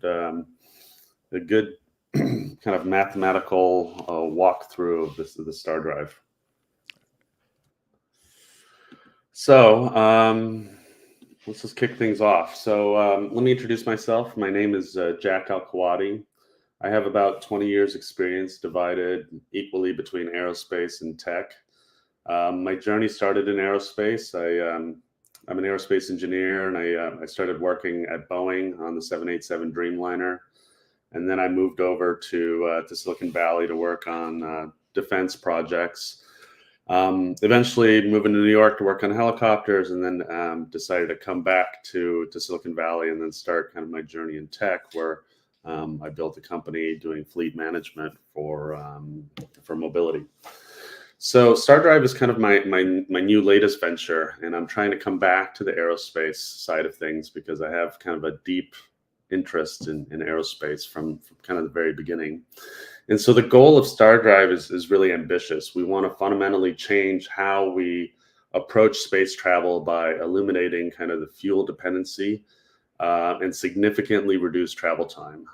So the idea is to kind of build this infrastructure that we can make interplanetary missions routine, efficient, and a lot more economical. And so I'm going to walk you through kind of some of the key components and challenges that make up StarDrive. And we'll kind of walk through the current rocket technology limits and then how StarDrive kind of addresses these limitations. And yeah, and we'll see what we can do to kind of bring this vision to life. So to kind of start, I think a good place to kind of start is to really understand what are the limitations of the current propulsion systems. So the core problem that we're trying to solve with StarDrive is that the rockets that we use today, they follow these like physical principles called the rocket equation. And in simple terms, this equation really dictates that as a rocket speed goes up, so does the amount of fuel it needs. And that creates this exponential growth curve. And so, you know, that's why even trying to reach a planet like Mars just requires a massive amount of fuel. And this fuel dependency brings a lot of big challenges. So it limits the payload that you're able to bring because a significant portion of the rocket mass has to be fuel. And that's not like useful cargo. And then there's a travel time. So like a mission to Mars using today's technology takes you about 8.5 months. You know, that's increased exposure to cosmic radiation. It's unlikely that you would even be able to come back without having some major problems. And then lastly, the cost is just super high. It's not just the fuel, but you have the whole extended mission time, which, you know, adds up with labor and resources and, you know, supplies that you have to bring. So when we're thinking about this, is like we want to think about a new approach that could free us from the constraints of the rocket equation. And StarDrive kind of aims to do that. It looks to replace chemical propulsion with a magnetic fuel-free system, which means that we're not limited to carry fuel. And that's the main goal. And that opens up a whole range of possibilities for faster and more frequent missions. So StarDrive uses propulsion systems based on the Lorentz force. The Lorentz force allows us to create this movement by applying magnetic fields that are magnetic fields to charged particles. So in our case, we're placing a series of these superconducting magnetic rings along the path of a spacecraft. And then each ring will generate this magnetic pulse that interacts with the superconducting coil in the spacecraft. And that creates this like controlled fuel-free boost forward. You could think about it as like a magnetic push that, that pushes the spacecraft through the ring. And because of this propulsion, it doesn't really require expelling any mass. The spacecraft doesn't need to carry any fuel, and that makes it, you know, lighter and scalable.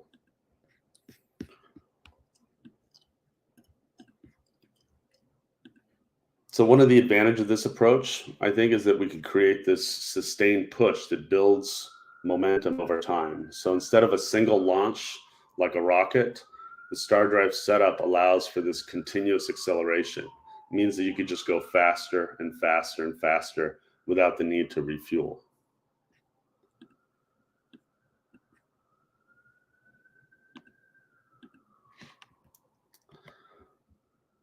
Okay. So now let's dig a little bit deeper into the ring. So this is kind of the heart of the system now. And we're going to be using superconducting magnetic rings.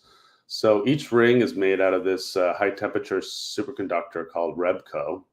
It's kind of a material that is being used in high-speed trains, and it can handle extremely high currents. So that allows us to generate extremely strong magnetic fields. We could do like up to 30 Teslas with this material. So that's 600,000 times stronger than Earth's magnetic field today. So the challenge, though, is that to maintain this superconductivity, we have to go cryogenic. We have to use liquid nitrogen to cool the rings. And so cooling ensures that the rings remain superconductive, and that way we can use them to build these magnetic fields. So one of the critical aspects of these rings is that, you know, they're modular. We can add or remove rings based on the mission needs. So you could think of StarDrive as being super adaptable.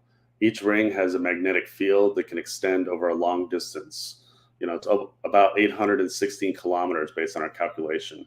So that gives the spacecraft, you know, enough time to gain speed as it moves from one ring to the next.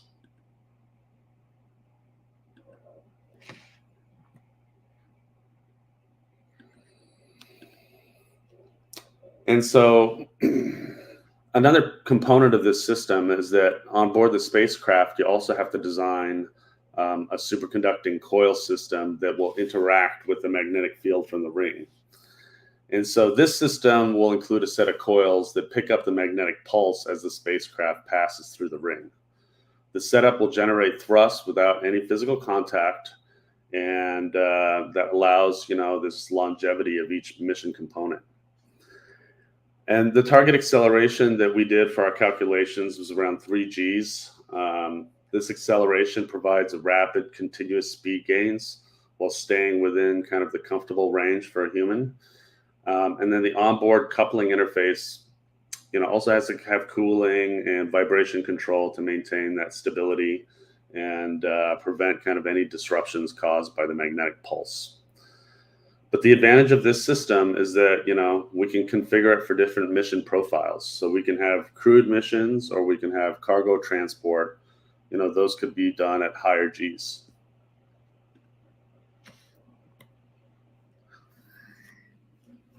So the next challenge is thinking of how we optimize kind of the ring position. So to get the most efficiency out of each ring, we need to carefully control kind of the position and the strength of the magnetic field.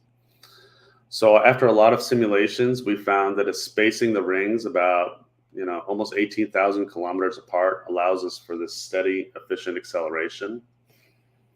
Each ring will contribute a velocity like a delta V of close to 6,000 meters per second.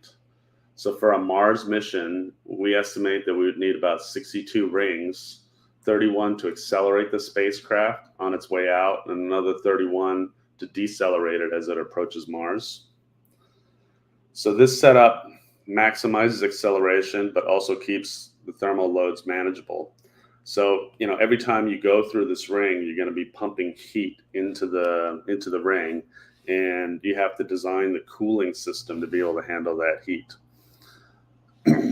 So this configuration kind of balances the power and precision for the spacecraft, so that way it could, you know, build up the speed without having to put too much strain on the system.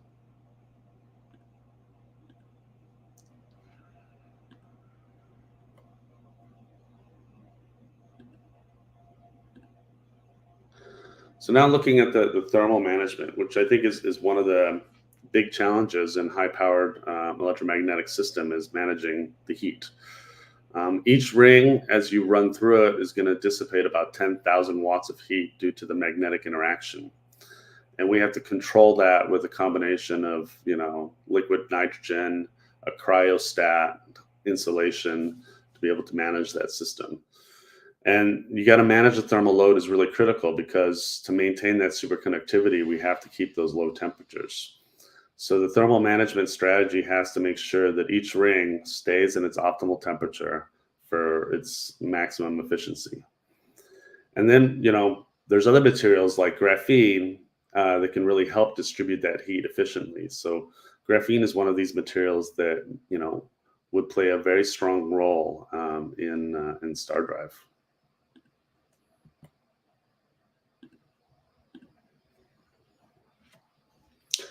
So I'm going to share a bit of like our simulation results that we've done. So, the results, when we put everything together, based on our simulations, StarDrive can achieve about a peak speed of 180,000 meters per second. So to put that in perspective, I mean, we're close to 0.1% of the speed of light. It's pretty amazing. So now if you think about this speed, we can significantly reduce travel times. A trip to Mars would take about 14.5 days compared to 8.5 months using chemical rockets. I mean, that's not just faster. It minimizes, the time the crew spends exposed to radiation and other hazards, makes the mission safer and a lot more practical. Another example is we had spoke to an asteroid mining company, and they're looking at 7 years for back and forth mission to go mine an asteroid. If you can reduce by that by an order of magnitude, I mean, you flip the economics of that entire business. So speed is important, I think, to open up the entire space econosphere. And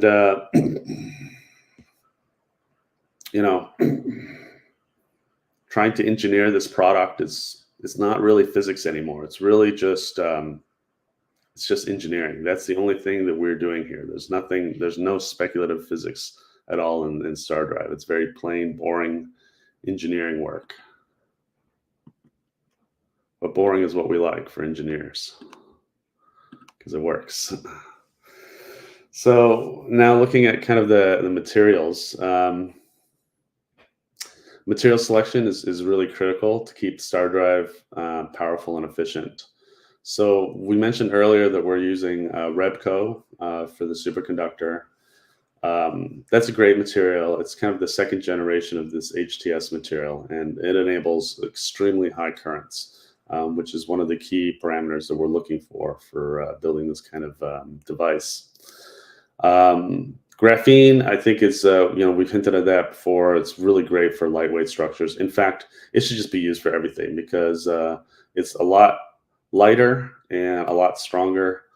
We should be doping all of our carbon fiber CFRP with graphene. I think it's got to be kind of the next generation material. Plus, it's got super high conductivity. So when you're trying to keep, your heat down, this is better than copper. It's able to really spread that heat super fast. So it just has a lot of these great properties that hopefully we can commercialize if nobody else does.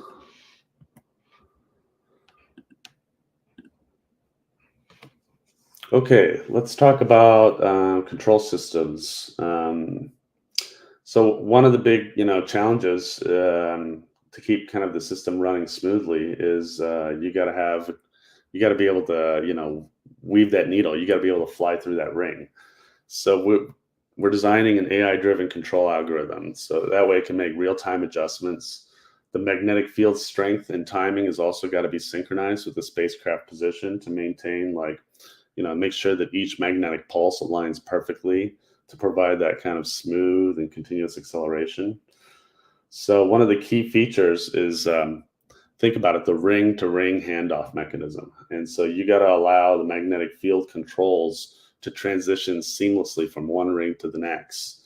And, you got to ensure that smooth propulsion process, without a loss of momentum.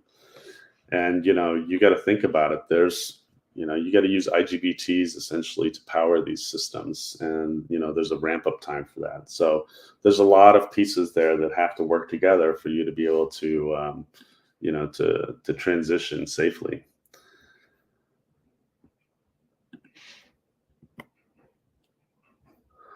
So another interesting engineering problem is thinking about the geometry of each coil. So it turns out that geometry plays a really big role in the stability of the magnetic fields. And so we've done simulations to experiment with different shapes like solenoids and toroidal coils to kind of find the optimal design. And a couple things that we found that solenoids they seem to provide the most concentrated magnetic field, which is really great for linear acceleration. But you have toroidal coils, and those coils are really good for reducing interference and leakage. So it helps prevent kind of unwanted variations in the magnetic fields. So you can optimize a coil geometry by creating kind of a uniform field, and you can enhance the stability during acceleration. And so you can do that by adjusting the coil geometry. Ideally, I think there's some AI tools out there that are that are really interesting that we'd like to experiment with, that are able to do these really complicated, specific coil geometries to get exactly what you want. That's probably going to be the next step to really get these coils to be perfect.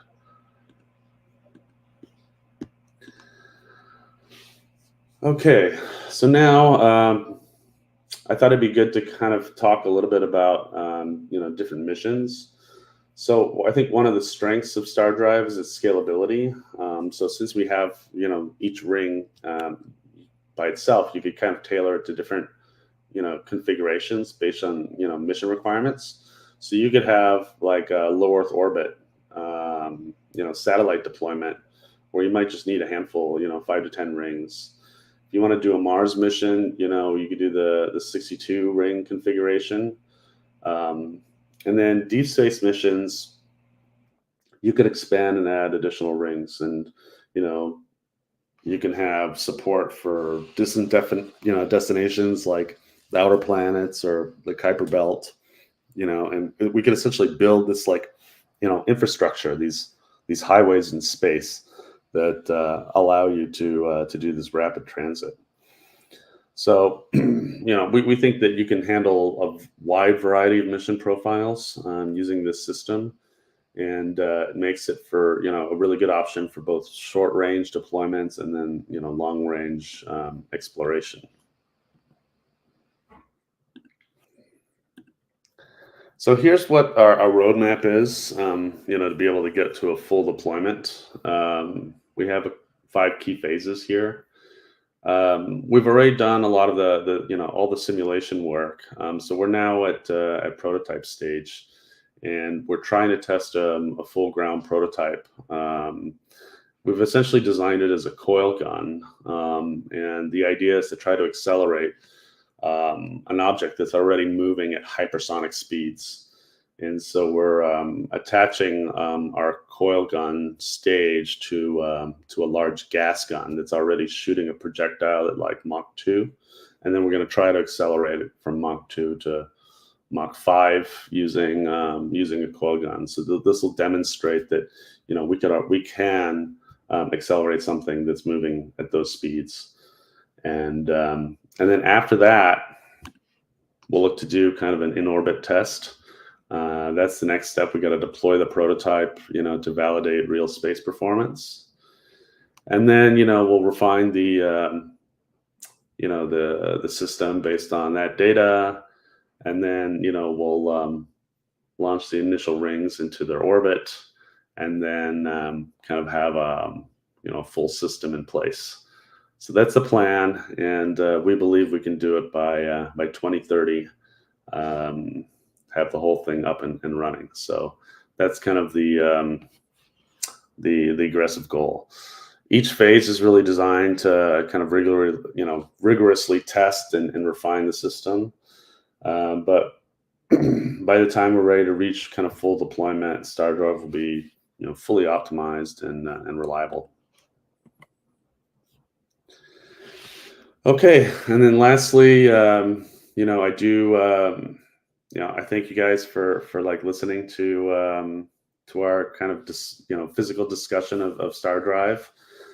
We see StarDrive as taking this bold leap in space, and we're looking for collaborators, researchers, or engineers who are interested in joining us on this journey.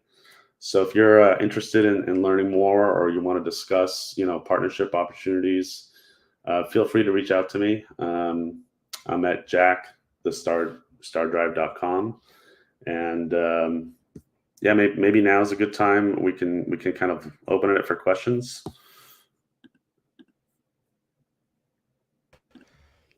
Yeah, Jack, wonderful. Well, first things first, though, sir. Here, let me take that out. So let me bring everybody in. We need to give you an applause. And let me see, we've got people trickling in here. So everybody, giant applause for Mr. Jack Al-Kahwati. Jack, thank you so much. Thank you so much. And so you know what? Let me pop this slideshow back up one more time. So it's Jack at the StarDrive.com. And so that's the call to actions. Reach out, learn more, and see how you could get involved with Jack's work. And Jack, now that you've presented, we'll probably bring you back, like, you know, so because it's a community, right? That's how, that's our thing. And I think, oh, and there's Jason. Look at that. Now we've got our Brady Bunch layout, 3x3. So, do you guys have any questions for Jack?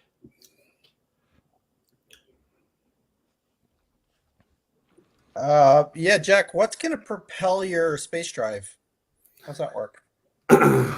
So we're going to have, we're looking at two options. I mean, solar panels and batteries, you know, and capacitors probably make sense for low Earth orbit. For deep space, you're probably looking at some sort of nuclear system. But we need like a megawatt of power, and I think there's different. You're answering a different question. What's going to propel it, not what's going to power it? What's going to propel it? It's just the magnetic Lorentz force is propelling it. So there's you know, the rocket doesn't have to have.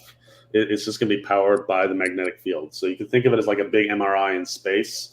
The rocket flies through the ring and is propelled by the ring. Yeah. So in this case, so the ring's gonna go in the other direction. So there is a recoil, and we have some engineering ways to manage the recoil, counterweights, and regen. But yeah, you'll be able to take out the recoil. So are you saying you like bring something to low Earth orbit and then you get it out of Earth's orbit with this coil, sort of? Well, you have the coil in low Earth orbit, and then you can accelerate. You can change orbits, or you can if you have multiple of these rings, you can go faster and faster. Is kind of the idea. So it's for momentum transfer, really. Yeah, like linear accelerator. Gotcha. It's like a coil gun, but just split up into separate coils. That's interesting. Yeah. Well, if you're using prosaic propulsion systems to get the coil into space in the first place, would it just be better to just push it along and get rid of all the magnetic fields and all the complexity that this involves? You can just push it. If you already have a system to get rid of the recoil, which is essentially all you're doing, is you're pushing a device, you know, object in. You're moving something in one direction and move something else in another direction. And now you're just adding in another level of complexity by sticking in a magnetic field in order to couple those two forces. Why not just do away with that and just go with a rocket? Well, I think you still run into the systems where, you know, a rocket can't get you, you know, fast enough. And so the whole idea here is that we can, you know, essentially remove the fuel requirement of the rocket. You know, and just you have kind of a fuelless system by having the rings. Not fuelless because you're putting the fuel somewhere else. You know, I could see this used to accelerate like CubeSats too, smaller things where you don't want to have to deal with the fuel system and all that kind of stuff, right? And so you could drop them in one at a time. I mean, how many CubeSats are in orbit? And so you could use a ring system like this. Again, you're talking about a linear accelerator. So you could use that there. The other place that it might be interesting is I've seen proposals a long time ago for kind of similar ideas on the moon, right? And so if you're doing lunar regolith mining, the idea they had, this was years ago, was you basically have a linear accelerator on the moon and you can shoot what you mine back to Earth that way, you know? So it still takes energy, but it burns up in re-entry and lands. No, you big parachute, dude. Really? No, it wasn't even that. Like that was a. What could possibly go wrong? They were planning to build stuff in orbit and getting material from the moon instead of the Earth, because actually, moon to low Earth orbit's less energy. Yeah. Than Earth to low Earth orbit. Yeah. So yeah, I think I mean it's a really interesting idea. It's not as out there as like a warp drive, right? It's conventional technologies, but it's one of those things where I think Jack's company has like a big place in this ecosystem, you know? So well, how much delta V would you be able to impart with a device going through one ring? I think it was like 5,000 meters per second is what we calculated. Wow. Yeah, it's significant. I mean, that's at full force. Obviously you can. That's you can adjust. that's faster than a sniper bullet. It's fast. It's not. Yeah. So Jack, I've got an alternative proposal for you. A while ago, I figured out a way to digest magnesium and aluminum and reform it into cylinders. What about making a small CubeSat-like thing with an ion thruster that just shoots magnesium ions out the back, and then you go around to old stations, and if they're going to deorbit anyway, you digest some of the magnesium or aluminum off of the machine, off of the satellite, and you use that for your next job, and then you can have this like custodial station keeping CubeSat that just flies around from thing to thing, and you sell Delta V or you help deorbit satellites, and that's like a business on its own. Is probably simpler. So what you just you ingest the material and then you process it? Yeah, there's a way to electrochemically dissolve magnesium into ammonia solutions and then reprecipitate it as a block of magnesium. And then you could just plug that into an existing ion drive and just use that as your propellant for your next job. Yeah. Okay. I mean, when the you main said thing digest, I was thinking of something else. So. Yeah, I think the main thing that what this whole technology is really based off of is like the this HTS material that exists, and it's low. It's like affordable, and it has amazing performance. Like if you take the spec sheet and you do math on it, you can do all kinds of stuff. Like the StarDrive is one thing. You can do also magnetic propulsion. There's a whole host of things we could be doing with this material. So, well, I mean, the main thing I see it doing right in this current form that's been described as station keeping and transfers of momentum between satellites and things. And I feel like if you just have something that takes old satellite frames and turns them into fuel for propulsion, for standard propulsion, for ion propulsion, you could do that too. Yeah, you could definitely do it. Yeah, or for something like that, and I mean, depending on how far out you wanted to take things, right? Instead of deorbiting them, maybe you could send them into a recycling orbit. I don't think anybody's proposed that yet, but that's an interesting idea, actually. Yeah, you could have like a recycling station. I mean, because like there's a huge expense to get material into orbit in the first place. Why not just put it in an orbital junkyard and then use scrap as needed? That's an interesting idea too, Jet. That's awesome, Tim. Yeah. I think the challenges with like some of the orbits have extremely different delta V, so you would probably want to specify a couple different orbits for junkyards. Yeah. No, I really like the idea that Jack has proposed. I mean, again, this is not like Star Trek Warp Drive, but this is one of those like Swiss Army knife things where it has a million applications and they are all really important, Well, does anybody else have questions? I had a question for Nathan. I missed his earlier talk, but I ran through it at double speed on YouTube just earlier. Okay. So Nathan, what was it? You forgot one coupling mechanism. I think Jack even talked about it a while ago, but so you have changes in the area of a boundary condition over time. That's one sort of change, but you can have changes in material properties over time without any anisotropy in space. So you can have a block of superconducting material that passes through its superconducting transition to the non-superconducting state and then goes back and forth very rapidly. And so that coupling mechanism this is why I was trying to get Jack to talk to Pendry over in London. There's my undergraduate thesis advisor also worked on these sorts of temporal boundary conditions. And so these temporal boundary conditions offer a really interesting other coupling term, possibly, especially because apparently the order parameter like shoots off to infinity at the transition, at the superconducting transition or something. So would that probably result in like a penetration depth varying when that happens? Yeah, well, the hope was that you get a much stronger coupling term at the transition temperature than even during superconductivity. I mean, like, how would that manifest is what I'm trying to grasp. Well, that's what I'm thinking is like the Podklevanov experiment might be that. So he was hitting this thing with tons of amps and maybe causing it to go back from superconducting to non-superconducting really fast. And a bunch of the other systems, like Ning Li's experiment, may have been doing something similar. Sal Pais's claims of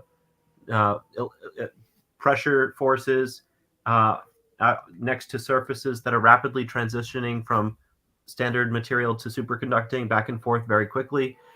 Generally speaking, what you'd expect is as you're rapidly like turning the superconductivity on and off, you'd feel a mechanical pressure away from the object, is what's been reported at least. What would be the reason that oscillating the material property would give you an overall like DC effect? Because that sounds like an oscillatory effect. I don't know. It's just something I wanted to make sure you looked at the math for. And yeah, I can get you in touch with my thesis advisor, if not Pendry. But I mean, Pendry's in London, like walking distance from where Jack is. So they really should talk. Talking about Jack Al-Kahwati? Yeah. Yeah. So yeah, that would be awesome. I think actually, to tell you the truth, that's probably more so up Jack Al-Kahwati's alley because he's very much interested in frequency-dependent material properties in response to gravity. Right. Well, he's looking in the right direction for the most part. But I think there's additional insights, variational calculus insights from Pendry and or my thesis advisor. And yeah, if you have something that you could maybe send our way to kind of give us a sense of what you're talking about and copy maybe me and Jack and anyone else in our group that you would like, that would be awesome. Sure, I'll get to that as soon as I can. Lots on my plate these days. Yeah, and yours as well, I'm sure. But yeah, we'll be talking. Very good. And Jason, good talk too with the dielectrophoresis. So that's just I just wanted to quickly ask: is that just because the dielectric forms a electrostatic dipole? Is that why you get the force? Oh, I think he's muted. No, he doesn't seem muted. Why am I not hearing him? He had some microphone issues earlier. They may have come back. Yeah. Yep. I can hear you now. Okay, great. Cool. Great. Yeah. So in terms of molecules, it's exactly that. So the molecules get polarized in the field. And so if you have a strong field gradient, when the molecules polarize, the side that's closer to the stronger field sort of wins the little tug of war that goes on with atoms, individual atoms. I think it's a little harder to describe, but kind of think of the electron cloud as getting sort of distorted so that it's got that slight polarizability. And it's the same kind of effect, but this time it has to do with probability distributions of where the electrons are that allow for that effect to take place. Since you guys were talking about Sarfati, I thought of a lot of the people that have contributed to that. His elevation of material properties changing the speed of light is really interesting. I'm wondering if I could ask you a question or two. Yeah. Well, I'll tell you. So let's do this though. Yeah, it sounds. I mean, we're at the bottom. We're just about at the bottom of the hour. So I think what we should do is probably wrap things up for Jack. And again, Jack has done an enormous presentation, and this is a brilliant idea. And then maybe we can do open discussion, and I would love to do like lab updates too at some point. Usually we do lab updates then open discussion, but it's up to you guys. But let's start things out. Let's wrap things up for Jack. I think that was it for questions for him for now, right? So yeah, I think I just kind of want to put our hands finish together up here with that StarDrive is not just like a momentum exchange. It also we are using electromagnetic acceleration, so it's it's not just like a slingshot kind of effect. So just wanted to make that kind of clear. No, I think it's incredibly valuable. I think that again, this is like what we're seeing is this large emerging ecosystem, right? And and then because you have overlap in all of these different approaches to things, it's like, where are the different pieces going to find their best use? And I think that that's something like that will probably take decades to sort out. But like your approach, I think, is incredibly valuable because you're using something that is advanced, but not like bleeding edge advanced, So. Yeah. All right, guys. Well, thanks. I appreciate it. Yeah, absolutely. And you were more than welcome to stick around. We can do open discussion. We can do lab updates. I didn't mean to interrupt you guys. I'm trying to. Our usual format is we do lab updates and then we do open discussion. So maybe I should just ask, Mark, did you have lab updates you wanted to do for folks? I have a couple lab updates. If you guys want, I could just give you guys the quick tour of the place. Yeah, if you could, then I think Drew has lab updates too. Let me bring Drew back in. Drew Drew's might making have sourdough. I'm making sourdough. Well, yeah, it's actually rising, but this thing's been having communication issues all day. Oh, okay. Well, Drew, is it okay to keep you on? You took yourself out earlier, so I didn't want to cause trouble for you. No, it keeps throwing me out. That looks like sourdough. Okay. It probably is sourdough. Yeah, me and Drew have bake-offs. And we Mine's way better. Yeah. Well, we have folks at Jack, Jason. You guys don't know that these guys said they have like a sourdough. It's like the sourdough mafia. Like he goes from Jersey down to Florida, and they discuss recipes. Interesting.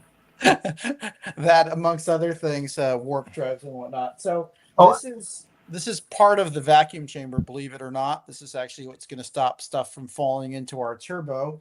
It's got little holes, which we're going to have these screw into the base plate. And this thingy over here is going to hold all of our test devices. So Michael Perrone, your test device is going to be supported off of a probe that comes off out of the center of this thing. I made it about 20 millimeters thick, or 2 centimeters. After seeing Michael Perrone's whole setup, he's got something really cool. I hope he shows off.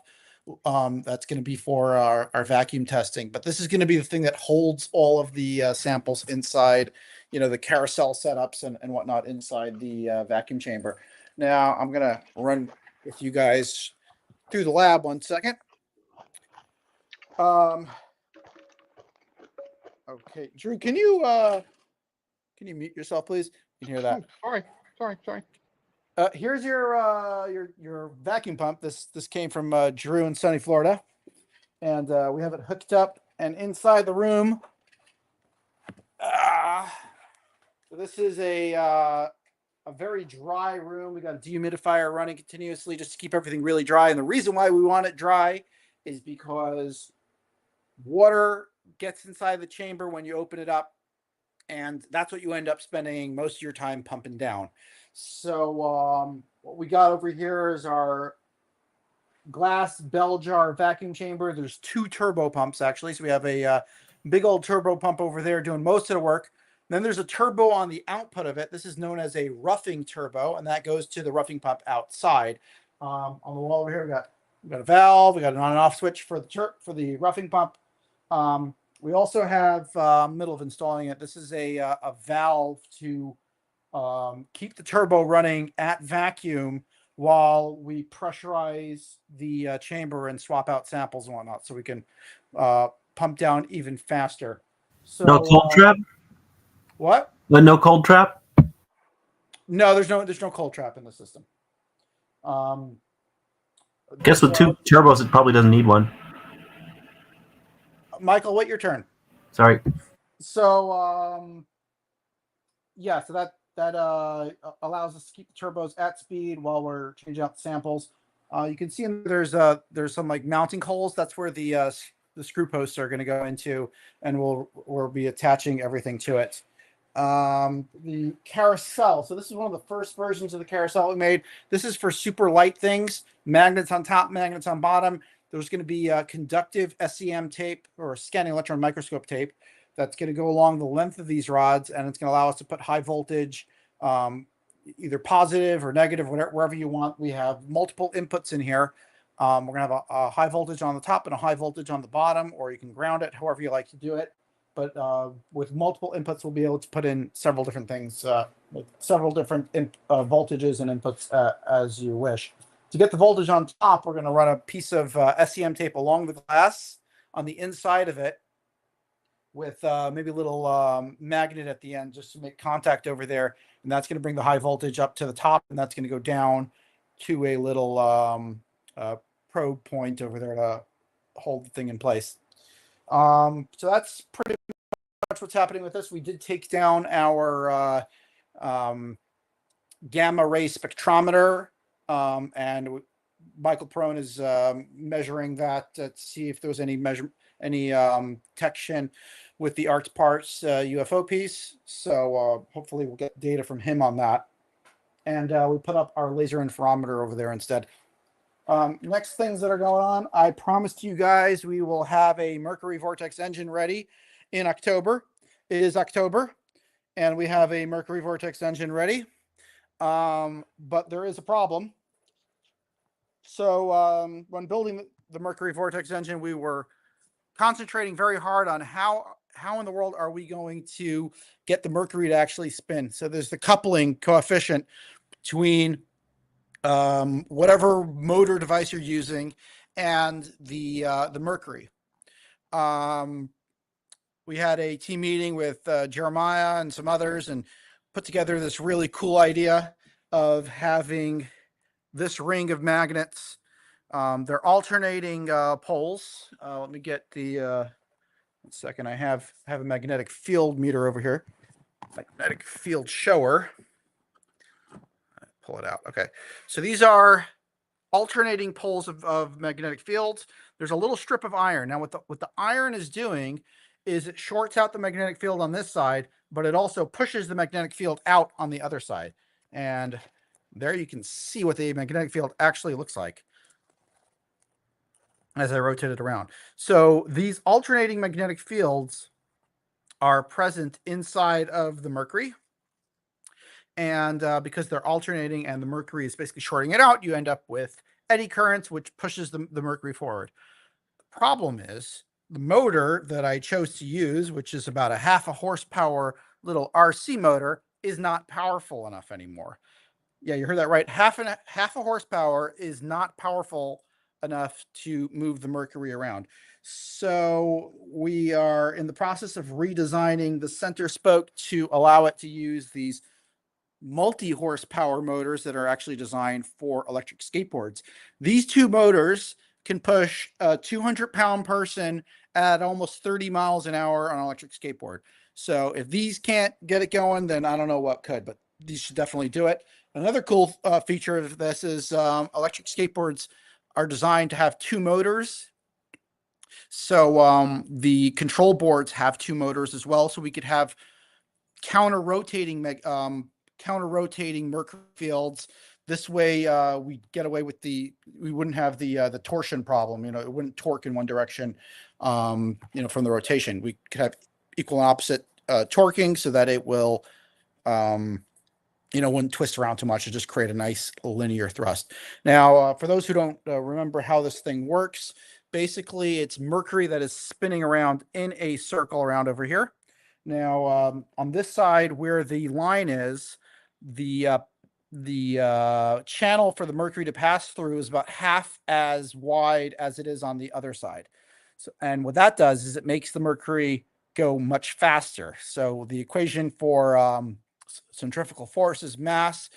The force equals the mass times the acceleration or the speed squared, and then times the radius as well. Now, in this case, the radius is all the same, so we can remove that from the equation.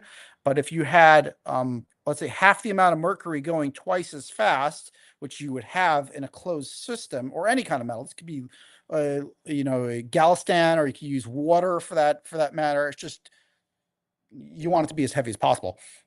And if you had it rotating around on one side, half the amount of the liquid moving twice as fast, you'd actually end up with a net force of half the amount of the acceleration force, half the amount of the centrifugal force would actually be coming on the other side because you have twice the amount of material moving half as fast, and you'd end up with a net force in the direction where that line is actually. So hopefully once this thing is done, it should be done sometime next week. We have a guy coming in to reprogram it for us and machine it.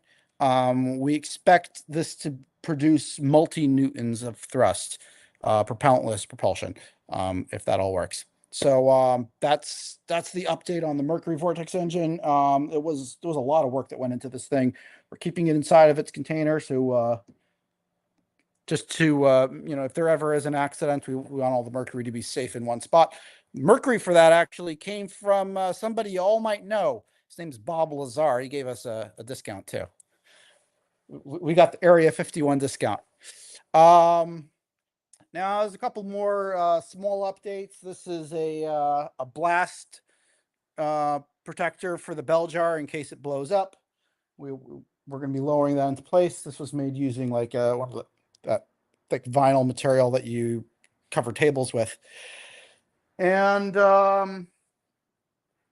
we also got some sulfur hexafluoride. Now this is also going to be used for voltage suppression and testing of the T.T. Brown experiment and various other high voltage warp drive style experiments.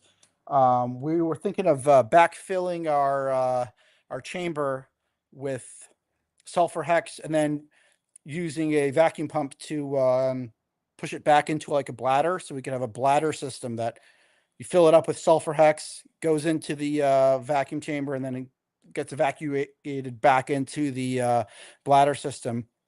This would allow us to increase the effective level of our vacuum, because even when you're at like -6 torr, -7 torr, there's a few molecules of air moving around. Now, the few molecules that are in there, you prefer them to be something inert, then you get even better, a better effective vacuum in terms of breakdown.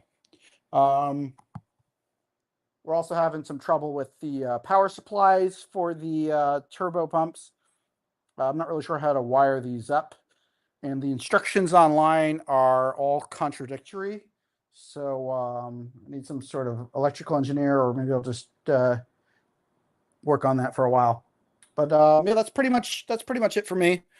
That's what's going on. We did some more updates to the lab space itself, break rooms, got some new furniture, and we're getting ready for the APEC 4th anniversaries coming up, and it's going to be here in 2 weeks, and a lot of people are going to be here. We're really excited. Awesome. Mark, thank you, man. Let me see. I'll go to group. Yeah, go back to my Brady Bunch layout. There we go. Okay. Yeah, so let me go to Drew. I think Drew has an update also, right, Drew? Oops, here, let me unmute you. Oh, you have to unmute yourself. Okay. Okay, it worked. Yeah, I was kind of hoping to do a little show and tell, but yeah. Every time I try and do this thing on my phone, it throws me back out. So I can't walk around my shop and show off the coolness. But we did have some success. We've had a lot of problems over the years creating a simulation of any value because of the esotericness of the electrostatic pressure.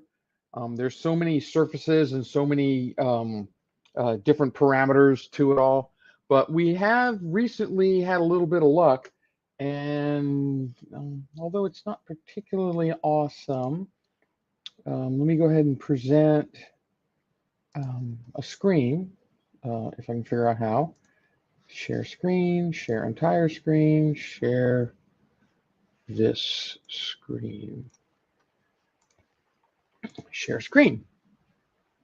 Did it work? Yeah, okay. Yeah, basically what this is just a couple of our structural plates that produce the actual propulsion effect. And the blue is basically, as you can see, it's about 1 × 10⁴ volts per meter. So this is inside of the ITO box, the indium tin oxide box. So we were just kind of curious what was going on, what was leaking what. And it turned out that we had some pretty significant field leaks coming off of our plates in various places. It's the first time we've ever been able to physically see what's going on with the plates and such. So that was kind of very, very useful. So for the most part, there's a ginormous field in the box around 10 to the minus 4 or 10 to the 4th. And then it's I can't zoom in because it won't go in that close, but in the actual thrusters, the fields are up around 10 to the 8th. So that's where the real work's being done. But when you've got like here, it's 10 to the 5th. Oh, I'm sorry. Over here, 10 to the 5th. This is 10 to the 5th, like this whole area right here. This is all bleed coming off of one of the plates because of the architecture that we were trying out. And all of this is parasitic force because this is electrostatic pressure against a surface pushing to the right. Now, this particular class of thruster actually produces the bulk of its thrust to the left. I'm sorry, the bulk of its thrust to the right. And this parasitic nonsense here is pushing to the left. So we had to go in and figure out where this was coming from, this mess right here, because it's field times area for the most part. So wherever you have a large area, it doesn't really matter what the field is, you're still going to get parasitic thrust in the wrong direction. So it was just interesting that we could we've generated the capability of seeing in 3D. A couple of the guys on the team have worked all this out. I thought that was interesting. How exactly do you get a mapping of the volts per meter in the? It's a simulation, you said? Yeah, it's a simulation. Oh, okay, that's fascinating. I just wanted to note. Have you talked to Jason about his dielectrophoresis idea? I was just reading through Thomas Townsend Brown's notes the other day, and Thomas Townsend Brown tested a device that is very similar in structure to the one you're working on, and Brown had the idea that this was effectively dielectrophoresis on a superfluid or a fluid ether. So a dielectric fluid ether that was, the virtual particles were actually polarizing and then experiencing the same dielectrophoresis force, which normally the dielectric background of space is considered negligible, but evidently it might be pushing on something like that in this configuration. Sure. Charlie figured all that out a couple of years ago. We went down the whole electrophoresis pathway, and if you consider the universe as a giant fluid, then sure, that's pretty much what we're doing. We're effectively electrophoresing forwards, pushing off of the A ether. But it's not politically correct or vogue to talk about the A ether anymore. So it doesn't exist, and I don't want the black helicopters to land and take me away. It might end up being the Yang-Mills superfluid interpretation of the Higgs condensate or something. I don't know. There's other more mainstream ways of looking at it that might still be accurate description. But very, very cool. We're calling it the quantum whatever. That's the quantum whatever. It's the quantum whatever. Oh boy, sure. I'm an engineer, man. I don't really care why it works. It just when I get it working, I just scale. That's beautiful. All right, awesome stuff, Drew. And we're about to replicate it in like a day or two, and then in vacuum in like a week or two. So. Oh wait! What are you doing? That's cool. What are you doing? What are you replicating? Oh, so we got we got the YouTube video where you had the like rows of copper tape, and so we instead of using foam, we 3D printed it. We scaled it down a little bit. We found a really good silicone, so we can still get it up to the plate spacing is like a centimeter or half a centimeter roughly, and we can still get the voltage up to like 12 kilovolts without shorting. So that's pretty good. I think we should hopefully see something with that.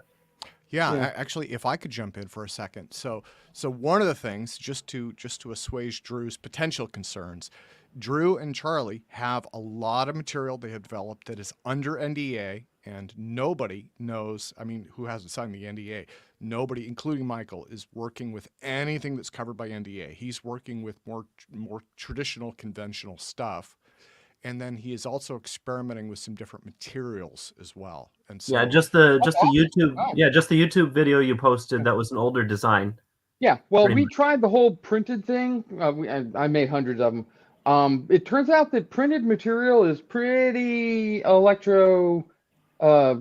whatever. It current flows through it, flows along it, flows over it, flows in it. It does crazy, nasty, bad things at a couple of thousand volts. Yeah, Even though- I figured that out too. Yeah. So we're just kind of trying to coat the thing as well as we can with silicone everywhere, pretty much. And Yeah, hopefully Yeah. that'll do well. the other thing that's worth mentioning is, and Drew, this is kind of food for thought for the future, right? But as you know, Michael is like heavy duty into material science, and so one of the things he had just thrown out 4 or 5 ideas the other day. He's like, it'd be interesting to experiment with this, that, the other thing. And I was like, well, so part of it, I think, is he wants to experiment with those, and then hopefully that could come back and help what your company is doing in the future. But you know, That's we'll the see how things intention. shake Yeah, on out. my end, we get this thing proven out on my end.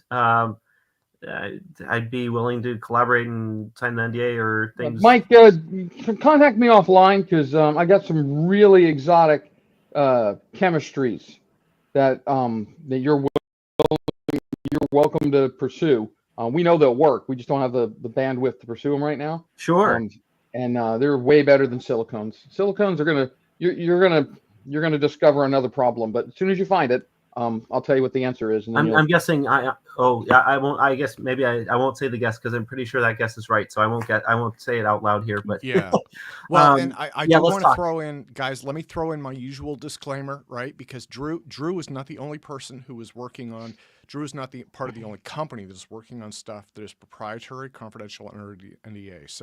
So my disclaimer for the APEC conference is if you have secret sauce, do not share it. And that may piss off people who are like in the audience or whatever, but like I try and be firm about that. Don't share secret sauce. If it's something that's mission critical and you don't want it out there, never feel pressured to share it. So. Oh, one other question, Drew. Have you looked at Thomas Townsend Brown's original notes? They're posted on his family website. I doubt it. I read some of his stuff years ago, but been busy. It might be helpful because he also came to the same conclusion that it's pushing against some sort of vacuum fluid, and then he went way further with the engineering and had a lot of interesting ideas, including like ways of like creating like the approximate equivalent of like a wing. So you've got like this fluid flow, and then you create some structure with the shape to it, and you actually get like a different pressure force over and under the wing if you get the right field shapes. And I don't know. There was some interesting stuff on there that might be helpful to your design. I'll take a look. Thank you. Yeah. Well, guys, and thank you. So I think let's jump into open discussion. And again, thank you to everybody for presenting. Drew, thank you for the lab updates. Thank you to Mark for the lab updates. This has been an amazing session. We are just about at 4:00. I think we're running a little ahead of time, but no complaints there. Everything's going smoothly. So I would say, everybody just jump in. It looks like Curtis might have an update. Wait. Oh, Curtis was hiding. Hey, Curtis, do you have an update for us, sir? Yes, I do. I uploaded the slides. Oh, there we go. Okay. Awesome. Okay, let's do Curtis update, and then we will do open discussion. Go Sure. for it, sir. Yeah, so we have made a little bit of progress in that we did get some new materials. We got 4 stacks built by a company that we paid to build the stacks, so that's good. And that includes new materials, new source of materials, so that we could start testing that material to see if it's equivalent to what we use now, which is not as available any longer. So that's come in. In terms of the experimental design, that's the other big thing here, is we are testing other bearing configurations, and I'll get into that. We have seen basically a lot of we're kind of like identifying some of the mechanical motions that are problematic with some of these configurations of bearings, namely stick slip. And there's actually commercial motors that you can linear motors that you can buy that are piezoelectric. And what they do, the principle they work on is basically have a slow a voltage rise, and during that slow voltage rise or power rise, it expands slowly, and then there's a quick downward kind of sawtooth wave that's quicker, and then it contracts. And so what that does is that kind of like allows it to inchworm along. And so that's actually a linear motor that you can buy that looks very similar to what we have in terms of when we put supports on the aluminum side. And so we are testing that principle, because the way that works is that sawtooth, if you reverse it, you should get reverse motion. And so we were doing those type of tests. And so that's where we're at right now. And one of the other things that we want to keep in mind is that because we are on the torsion balance, there is a concern that when the device moves quite a bit off center, that it's possible that it's basically the torsion balance is, I call it a nonlinear equilibrium. So basically, once you get off of equilibrium, you could have, there's self-centering motions that happen. And so they should go one way, but it's possible that they, because you're no longer balanced, if you go far enough, that it might not be what's expected.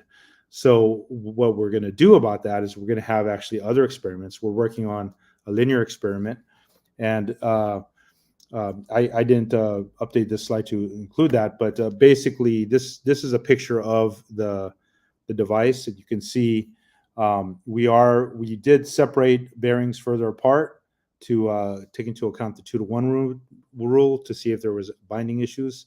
And so this setup is going to allow us to test multiple configurations of bearings and see if we can eliminate stick slip issues and also still get the motion. That being said, like when I mentioned the torsion balance, we are working on a linear experiment, and there's a couple variations. One will be in the vacuum, the large vacuum that we have.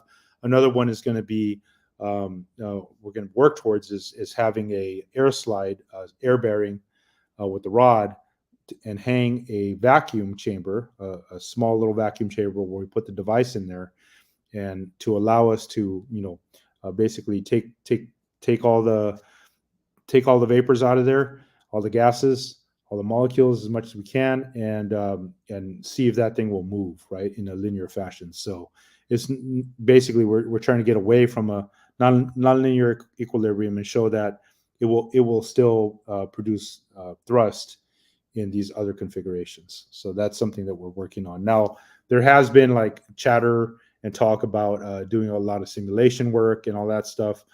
I'm of the opinion that it's too early for that, because we have, there's fundamental experiments that we can do to the torsion balance is not critical for the principle of the device to work. So I don't see a reason why we should necessarily simulate the torsion balance at this point, but we should be able to get the same thrust that we're seeing in other experimental configurations. And if those don't happen, then we know something's wrong. We can go on from there. So this is a recent run from yesterday, and you can see this is kind of all over the place. So the red trace here, the main one that we're looking at, is the red trace, which is the torsion balance motion. And you can see that's kind of all over the place. The next slide is that same run with what we call tracker, which shows us the motion. The green is the actual device, is the device itself moving, and the red is still the torsion balance. The blue is the center of mass, basically an average of the both, kind of like a momentum average of both masses together. So you can see there's a part here at about 14 seconds, and just before 34 seconds, where the device itself and the torsion balance seem to move in the same direction, which is not expected with stick slip. Now, the thing is that could be a centering motion of some type with the torsion balance. So that's something that, like I said, we need to narrow this down in terms of like what motions are happening, because this device is actually, it's moving quite a bit with these stick slip motions and unbalancing the system. And so that there's a concern that can be giving us false positives in some way. It's not what we expect. It's not readily apparent that it is, but that is something that, of course, you can do a different experimental configuration and roll that stuff out. So this is a different run of that same day, and this shows you basically what looks like the device having a little bit of stick slip motion and then moving quite a bit there near the beginning, and you see some unbalanced forces happen. But again, this is something that we're going to be addressing with a variation of the experiment.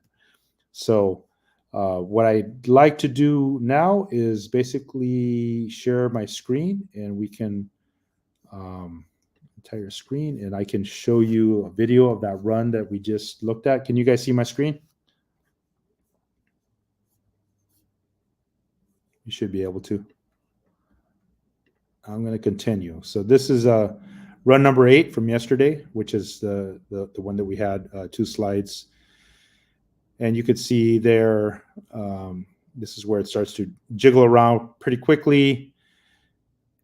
And that's not the kind of motion we want, but then it kind of pushes off to the right. So the main thing is the torsion balance itself, trying to get that motion.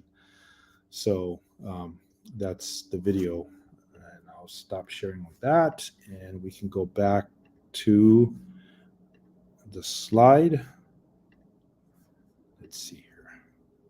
Oh, can we put the slides back up, Tim? And I think that's it. I think unless you guys want to talk about physics, and we can leave that for a further discussion. I think that's about it for the lab.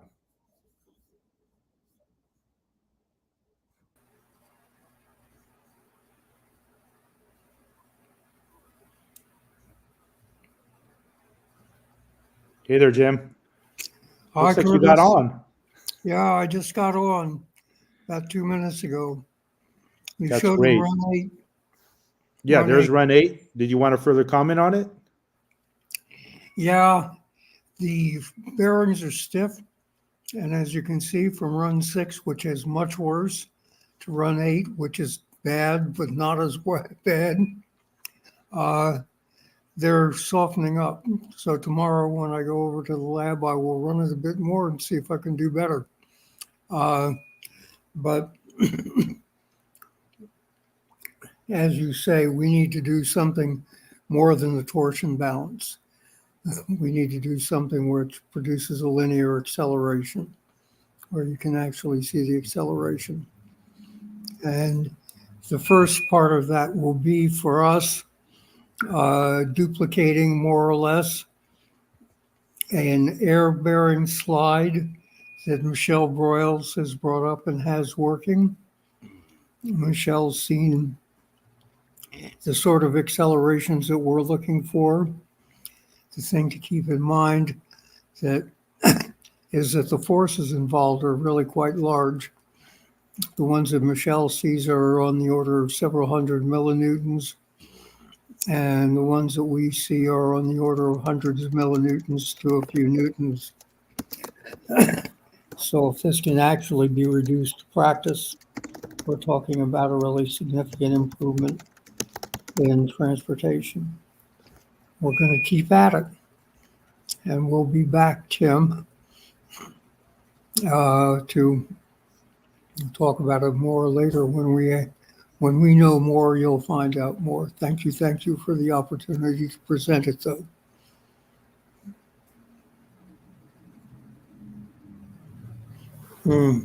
Okay.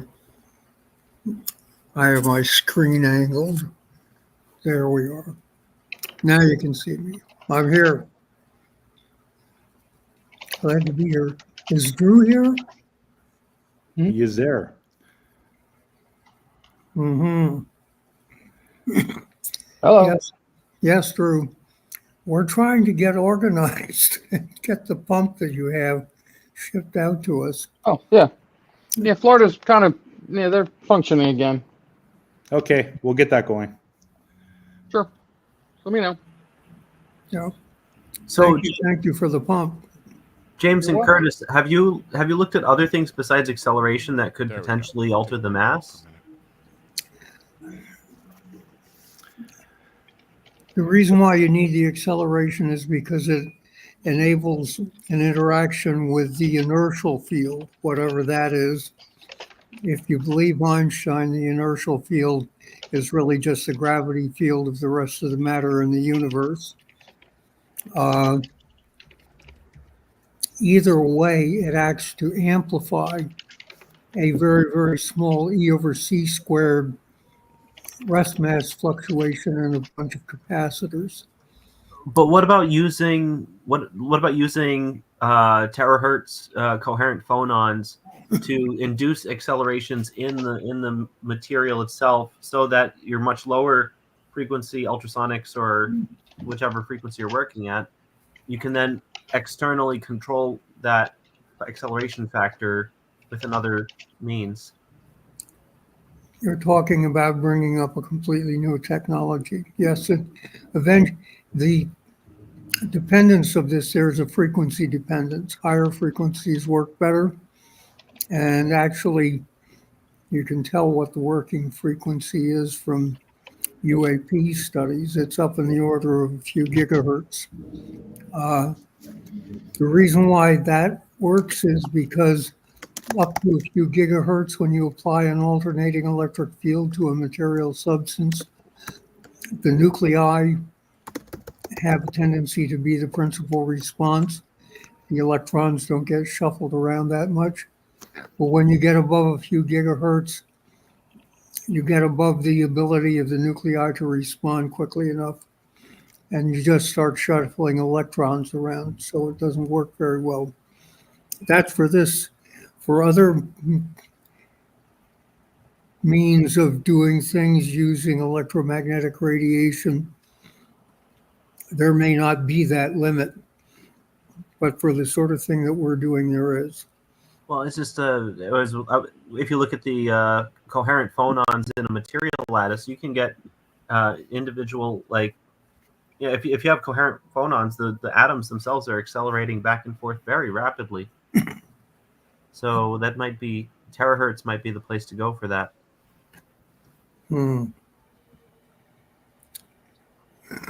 Yeah, I'd like. There's another configuration called the Mach-Lorentz thruster that we are going to pursue as well, because one of the points that was made to us in terms of like proving the effect, right? We're talking about the Mach effect that Jim derived, and we're testing experimentally. We don't want to just have one configuration that this is the only way that works, right? So there are other possible configurations or possible experiments or possible ways of inducing the effect. And so having more than one is beneficial. So if you guys have any ideas, maybe we can talk and write it up, and that could be another potential experiment that we do. But yeah, that's definitely the second one that I'm interested in doing, is the one that was done at that other lab. What was the name of the lab, Jim, that Paul was at? Eagle Works, Eagle Sonny Works. White's operation of Houston. Yeah. So they did that. They did that Okay. Mach-Lorentz thruster. Well, they've done a lot of Sonny White. experiments there. They've done a lot of experiments there, but that was one of them that we would. I am interested in replicating so that we have more than one configuration showing the effect. I mean, Got you. To me, like I said, it's a proving a. If you've got some literature on the terahertz phonons, if you would send me the reference or whatever, if you've got a paper or something, that would be helpful. Sure, I can look some of that up. At least I can probably find the achievable accelerations that you can get of the individual atoms. Another Yeah. thing we've been looking at, David Chester and I have been looking at recently, is superfluid models of this dielectric ether sort of thing, maybe associated with the Higgs superfluid, which Higgs would carry a lot of momentum if there's a Bose-Einstein condensate throughout space of Higgs particles. But basically, we were saying, like, if you have a superfluid medium, then there must be a maximum shear rate. So beyond that shear rate, it stops being superfluid and gains a viscosity. Mhm. So this would agree sort of with your model of these transient accelerations having unequal momentum against this potentially superfluid medium that's exiting superfluidity above a certain acceleration rate. So something to think about maybe. It wouldn't be Machian as much, but it would be propelling against this Higgs superfluid, perhaps. And I mean, Higgs with an asterisk, we don't know for sure about that part yet, but yeah, it'll be interesting. Okay. We'll talk about it more. Okay.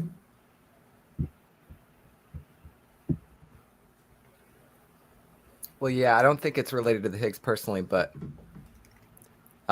there's a way to get Hertz potentials in electrodynamics at that they have the same mathematics of relativistic superfluids, and it's an aspect of classical electrodynamics that has largely been overlooked. So I'm curious to see if that has any implications for studying quantum electrodynamics, and then studying the classical framework within quantum electrodynamics might suggest that there's some subtle things to allow for pushing off some quantum medium. Like maybe there's actually some classical properties that have been overlooked. You're looking for something to push off of, I gather, David. Well, so momentum's got to go somewhere. Yeah, I know. Basically, what you're doing with what we're talking about is pushing off something which turns out to be a lot larger transiently than anybody's expected. Yes, I think that's the case. And the larger the acceleration term, the larger it becomes. Yeah. But for the acceleration term to get larger as you go up in frequency, you have to maintain the amplitude of the excursion. You guys are way below the speed of light, and I realize that. But I was I thinking know about we're way below the speed of light. Well, no, I was thinking about the and I forgot the name of it. It's on the tip of my tongue, but there was the limit, right? I'm sorry, Jim, I didn't catch that. Sorry, there was that. Remember the drive he's presented here, and it's totally Schwinger limit? No, not Schwinger limit. It's the horizon drive, and wasn't the idea the horizon is the speed of light, right? You're talking about. I mean, he was saying that you can impart momentum onto the horizon because inertia is quantized or something like that. You're talking about Mike McCulloch. That's that Unruh radiation nonsense? I don't know. I Maybe think there was some of that. Yeah. Too, but No, Yeah, I think that's exactly what it is. could be. Yeah, go ahead, Jim. it doesn't. Yeah, McCullough's idea doesn't make sense. You know, It does not. what Different model, he different ultimately model. does is he opts for the radiative 0-point field, basically the photons with the 0-point field, which are not observed to be there, but could be there, and so on. And it's an electromagnetic interaction. It's an Lorentz force when you accelerate in a particular direction that the 0-point field allegedly exerts on your accelerating charge. You know, I think I'm mixing myself up anyways. I had kind of half an idea, and now it's kind of getting muddled again. Yeah. So, Yeah, that there are good reasons not to accept electromagnetic schemes where Lorentz force interacts with charged particles, because it turns out that you get an unacceptable mass ratio for the proton and neutron because of the difference in the quark constituents of them. If you consider accelerating a neutron and a proton in this 0-point field that acts on electric charges, the total absolute charge of the proton. Yeah. Proton is 9/9, and the total absolute charge of the neutron is 6/9. So the proton should be factor 1.5. It's more massive than the neutron significantly, and it's anyway. That's years ago. Sorry about that. Oh no. Is problem. there James, somewhere I so can read about we're that? we're at our studio limit. I'm gonna pop myself out for a bit and actually use the restroom, and then I'll bring Jack back in. So I will be here. I can hear you guys on my headset. Okay. Cool. I wanted to ask James. Actually, we had this conversation before about getting your device on our high-speed camera to finally put an end to the speculation on stick and slip. Oh, Mark, are you asking us to send you a device to test? Yeah, or Yeah. Curtis Horn with a device. He was gonna come. We were gonna test it and see if Mark, stick and slip is happening. Mark, if you're willing to invest in the support hardware that goes along with testing it, I think we're probably willing to find a device for you to test and run it on our system so you'll know what we're looking at with it. Okay. Oh. You have to understand that I'm skittish about replications. I've had several replications done on this thing, and the first one was over at TU Dresden. My colleague Hal Fern took the device and all of the hardware, and she even took an electronic setup, an amplifier for it and all that.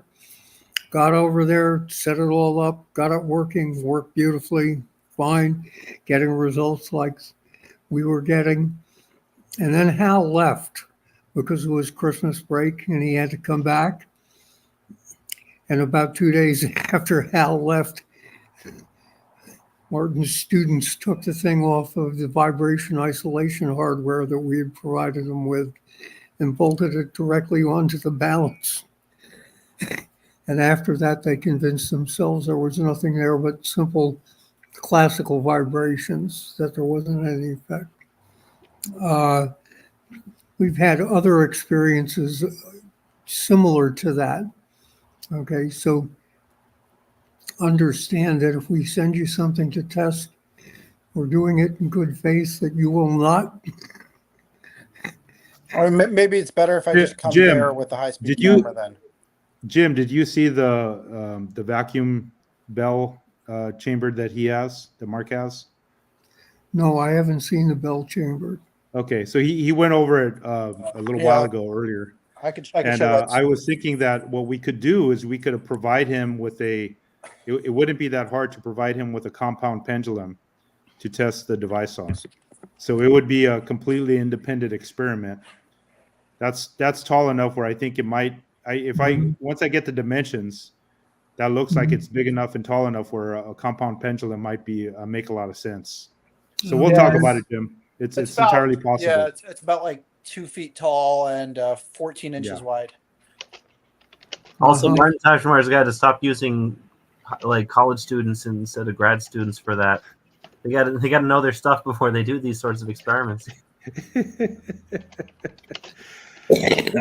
That's funny, Michael. Anyway, so I mean, the main issue for you guys is you really need the high-speed data. So, I mean, I could probably maybe even figure out a time to fly into California with the camera and do that, because actually, Mark, what you have there is actually what we need. That's one of the having a compound pendulum or a pendulum experiment would be beneficial to the effort. Okay. So we got more shit over here than you do. Okay. No. What I mean, our vacuum chamber is horizontal. We need something set up vertically where we can have a pendulum, because that's a stable equilibrium that if there's stick slip, you won't get that thing where there might be some nonlinear effect. It's just basically it'll be obvious that there's something pushing. So Yeah, I hear what you're saying. yeah, so that's actually something we'll talk. I'll talk to Jim and the team and see what we can come up with. I got a gazillion inputs on that thing. You could put in Yeah. RF, you could put in high voltage, you could put whatever the hell you want. Sure. Yeah, we'll talk about doing that, because I think that would be, you guys as an independent lab running it, that would be great, and especially a different configuration in terms of the don't now that you're explaining how complicated this thing is, don't feel bad about not coming in November, because you're gonna have maybe 5% of my concentration then. If you come in January, you'll have 100%. Sure, that might be good timing. We'll see. By the way, guys, I just wanted to mention that earlier we were talking about things like in terms of like the mechanism of what's working, what's actually we're pushing off of and all that stuff. I guess the thing about there you go, you got a 3D printer. So yeah, we do have some files for supports for these things, because we were when I started with Jim and Hal in the lab, they had a pendulum that was run off the ceiling, and there's supports that we have that will fit right on here. So you might be able to just 3D print what you need, and we can design a compound pendulum so that if you send me the files, I got like a million different types of plastics here. We could print whatever you want. We also have much more accurate machining stuff like CNC and lathe and all that. Sure. All standard stuff. Yeah, that's great. But I don't know. I don't see Nathan. I think he might have dropped out already. But Jim, did you have any further comments about that whole mechanism? Because I think from my discussions with you is basically it's go ahead. No, it's really simple. I looked at an equation years ago and I said, oh, that's a second time derivative of the energy density, and it should be the second time derivative of the potential in order to make the field equation turn out to be the D'Alembert is equal to the sources. And what happens is when you do that, you find out that special relativity requires that it be the second time derivative of the energy density. So I went looking for a way of getting the second time derivative of the potential to make it a field equation.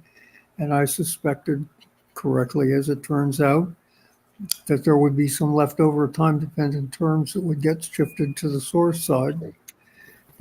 That's really all there is to it. You find that you end up with dmdt or d squared mdt squared on the source side of the equation. Okay. And then it turns out to be really large because it's scale free and you have to multiply it by 1/4 pi g and so on, which is a big number, in order to treat it like a normal mass. There's nothing fishy or underhanded in all the rest of that. All of the explications I've given, and I've tried to be as open and upfront as possible. I just figured, gee, it would be nice if that turned out to be that way, and it turned out to be that way. So I started doing experiments.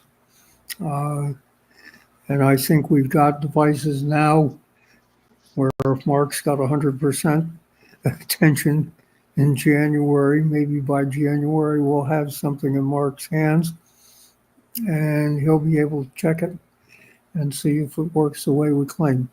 The trick, the reason, by the way, why Michelle gets a little bit smaller results than we do is because Michelle doesn't suspend the device on bearings and rods. She insists on using something called her spider web configuration, where she uses the ears on the reaction mass as attachment points for a web of polyester fiber in a ring, and then claims that that eliminates stick slip because there's nothing to stick and slip other than the polyester fibers, I suppose. But she claims it gets rid of stick slip and all the rest of a whole bunch of associated problems.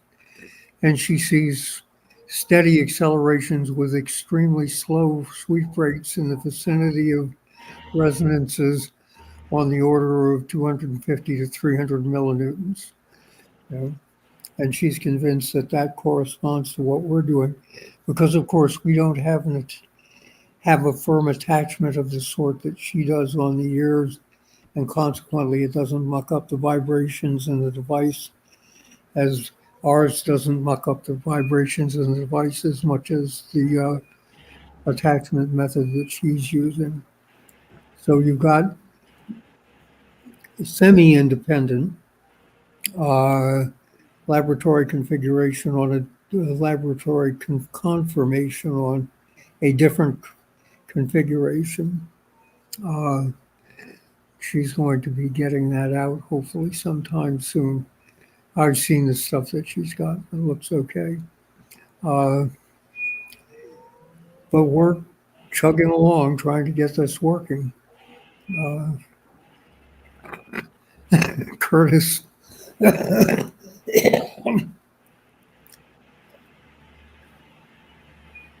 Oh, well. Curtis is doing wonderful work. He really is. You know, but it's taking some time. It'll be okay. And we'll have something for you in January, Mark, if you're willing to put some effort into it. Yeah. Yeah. The one thing that I asked you to do is talk to us regularly.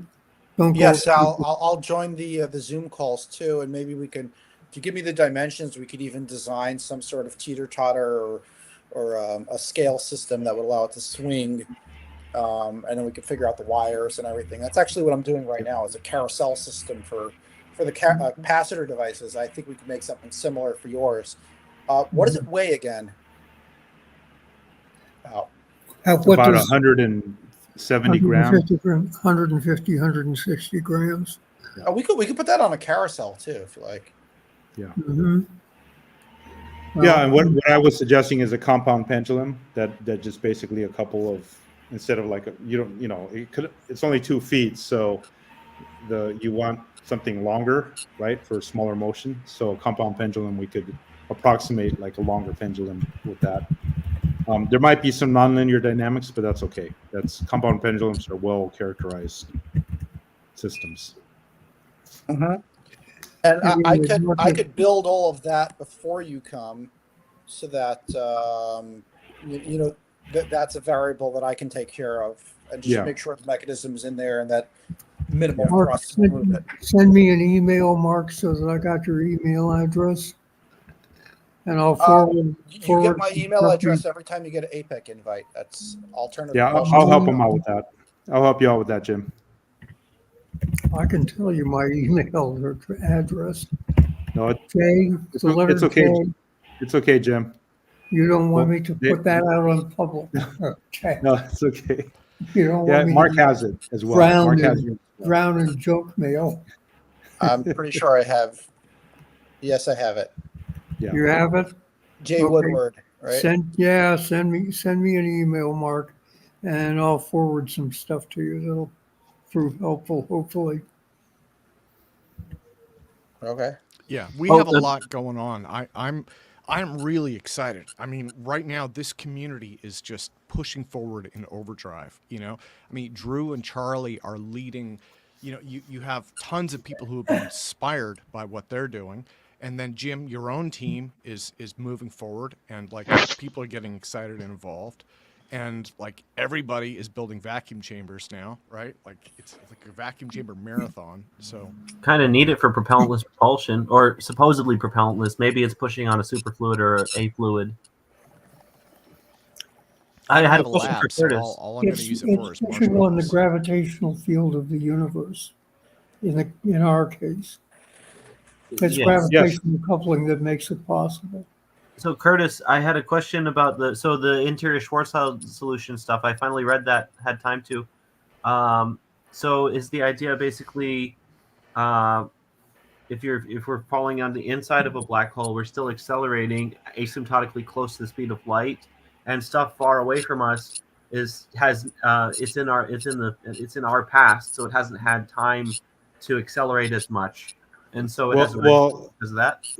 so the idea is this. The idea is that most of the cosmological models that are out there treat the light coming from distant places to here as there is no gravitational redshift, right? Mm-hmm. And that shows us that that is probably wrong. Okay.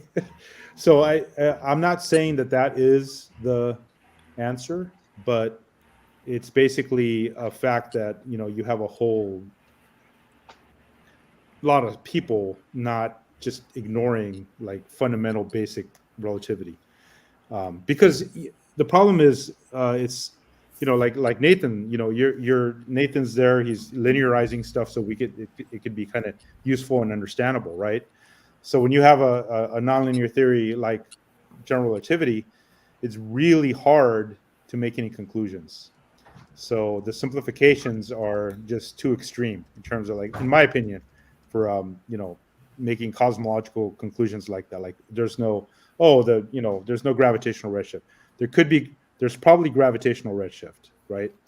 How much of it is that, and you know, how do we calculate it? That's an open question, right? I'm not telling you I have the answer to that, but I do know that there's more going on. I mean, I do think that's we need. You know, part of it is our limits of computational knowledge and also knowledge of how the universe, how matter is distributed and what happens over long periods, right? It could be that there's inflation, and you know, there could be inflation, or not inflation, but basically expansion and contraction in the universe. That could be something that isn't a thing, but we haven't seen it in the lab, right? Or in an experiment. So it's hard to say. But the fact that light from far away redshifts, and we do know that inside a massive body, you would get a redshift, right? It's not the first order approximation is, okay, the gravitational potential is the same, and so there's no redshift. That's wrong. So that's the main point when I bring up. Right. So they're assuming it is an acceleration away from us, but the other possibility is that we're in a gravitational hill or well or something. Oh, you're muted. Yeah, you're muted, Curtis. Yeah, go ahead. I was right. So the assumption is usually that it's an acceleration, not that we're in a gravitational well or something else. That's correct. I mean, basically most of these cosmological models, not all, like the one I showed you, you know, assume that, okay, there's a gravitational redshift happening. So it's dogma then. It's not just logically considering all the possibilities. That's true. That's right. And there's more that could be going on with light. I mean, I always hear this thing like the only other possibility is tired light, and that's not the only other possibility. There's a lot of possibilities. Yeah. And it's just like people just don't. It's like, you know, the universe is more complex than than these simplified models. But you know, cosmologists have a hard problem to solve, right? That's not. It's like just being humble about it, you know. And the reason I bring this up, this is important. The reason I bring all this up is that when we're trying to work on something that it is advanced in physics, the reason I'm even bringing this up is that your assumptions are important. Meaning that, okay, if I'm going to assume the Big Bang is a correct theory, and then now from the Big Bang, we observe these things, and there's this, that, and the other. There's dark matter, dark energy. Okay, what is it? And then build a theory from there. You're kind of building up from the scaffolding where, you know, you're on toothpicks, right? It's not solid. So that's mainly my underlying point about that is just a cautionary tale to, you know, when you're looking at physics principles, you know, look at experiments, look at what we know, and the things that, like, you know, you have to pull from a physicist's cold dead hands, like Noether's theorem, right? I will never give up on the Noether's theorem. It'd be really hard, right? If there's an experiment that contradicts it, it'd be hard to conceive of one. But then the experiment. Well, that's the thing. That's the thing. So, like, Noether's theorem is based on sound logic, but it's still based on assumptions at the start of the logic. And if one of those Yes. assumptions happens to not be correct, like if the symmetries of our universe are different than the ones we plug into Noether's theorem, then there's a different symmetry, and we have to take that into consideration. Yeah, but what Noether's theorem is a theorem about laws. So basically, it doesn't tell you what the symmetries are. It tells you if there is a symmetry, then there's a mirror kind of conservation law, right? Right.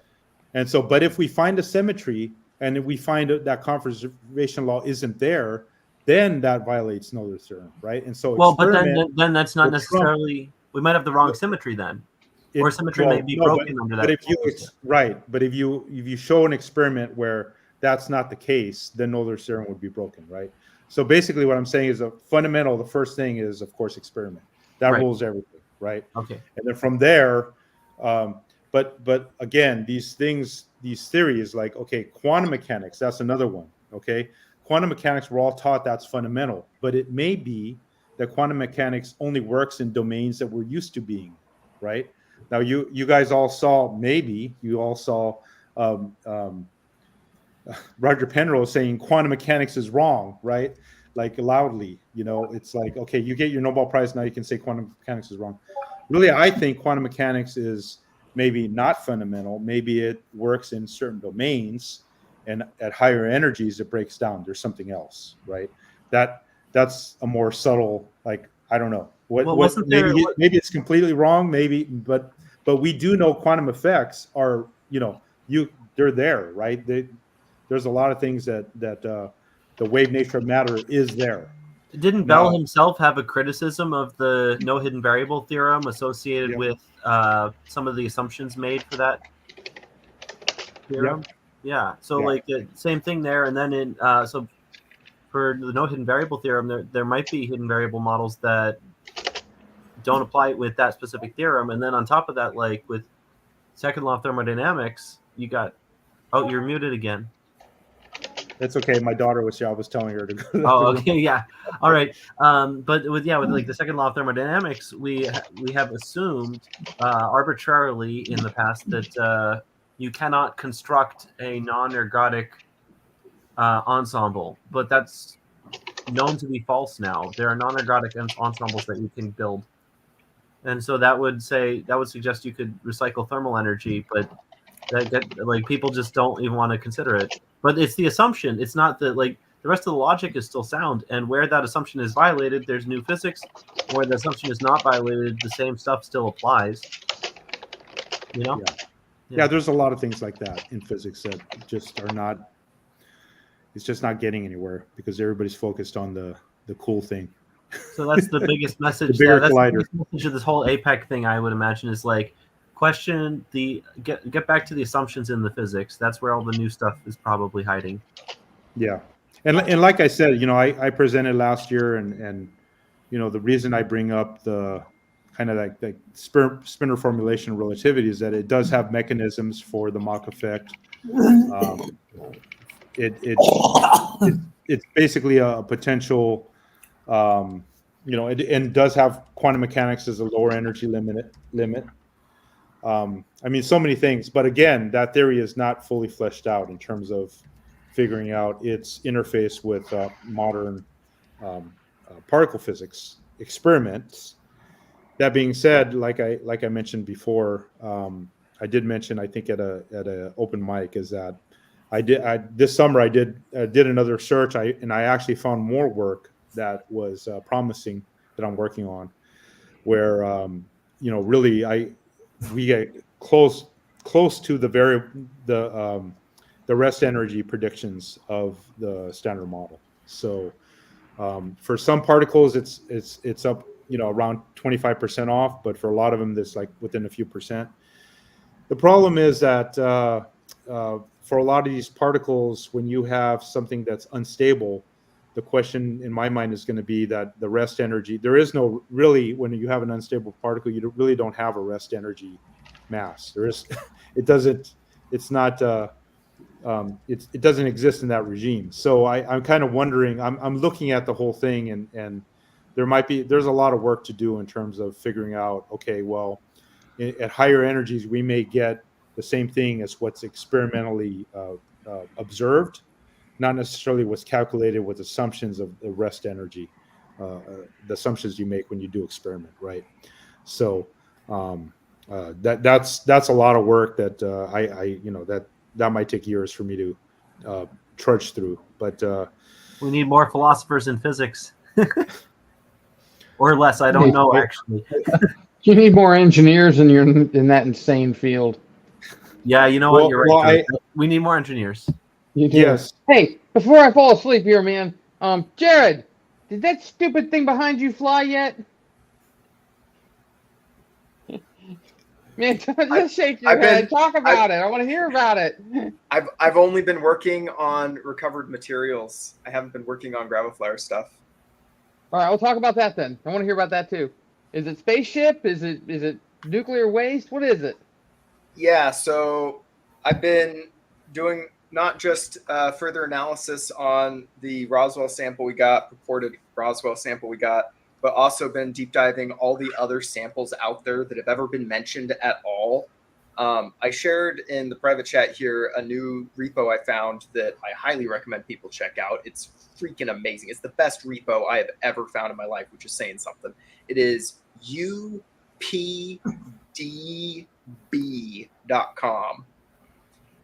It has all the MUFON and the KUFON and the Norfolk and it's got all of them.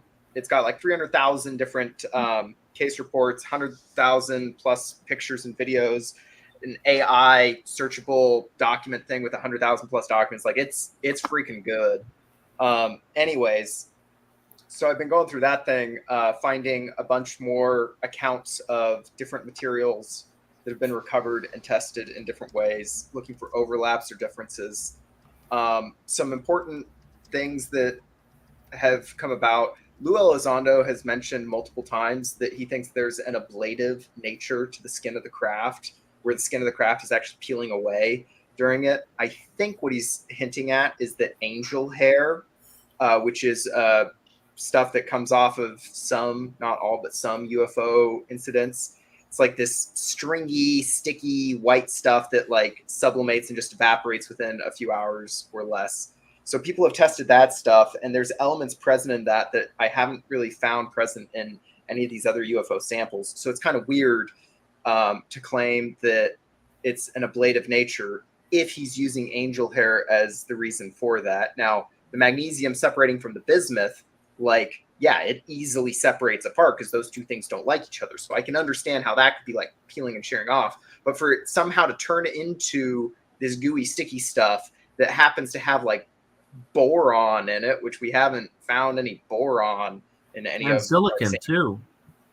So silicon has been in a lot of recovered samples, but the boron is the one big thing that is kind of like a little weird. If angel hair is indicative of ablative, but angel hair contains boron, which is not in any recovered tested samples, then we got a discrepancy here that needs further assessment. So that's one side.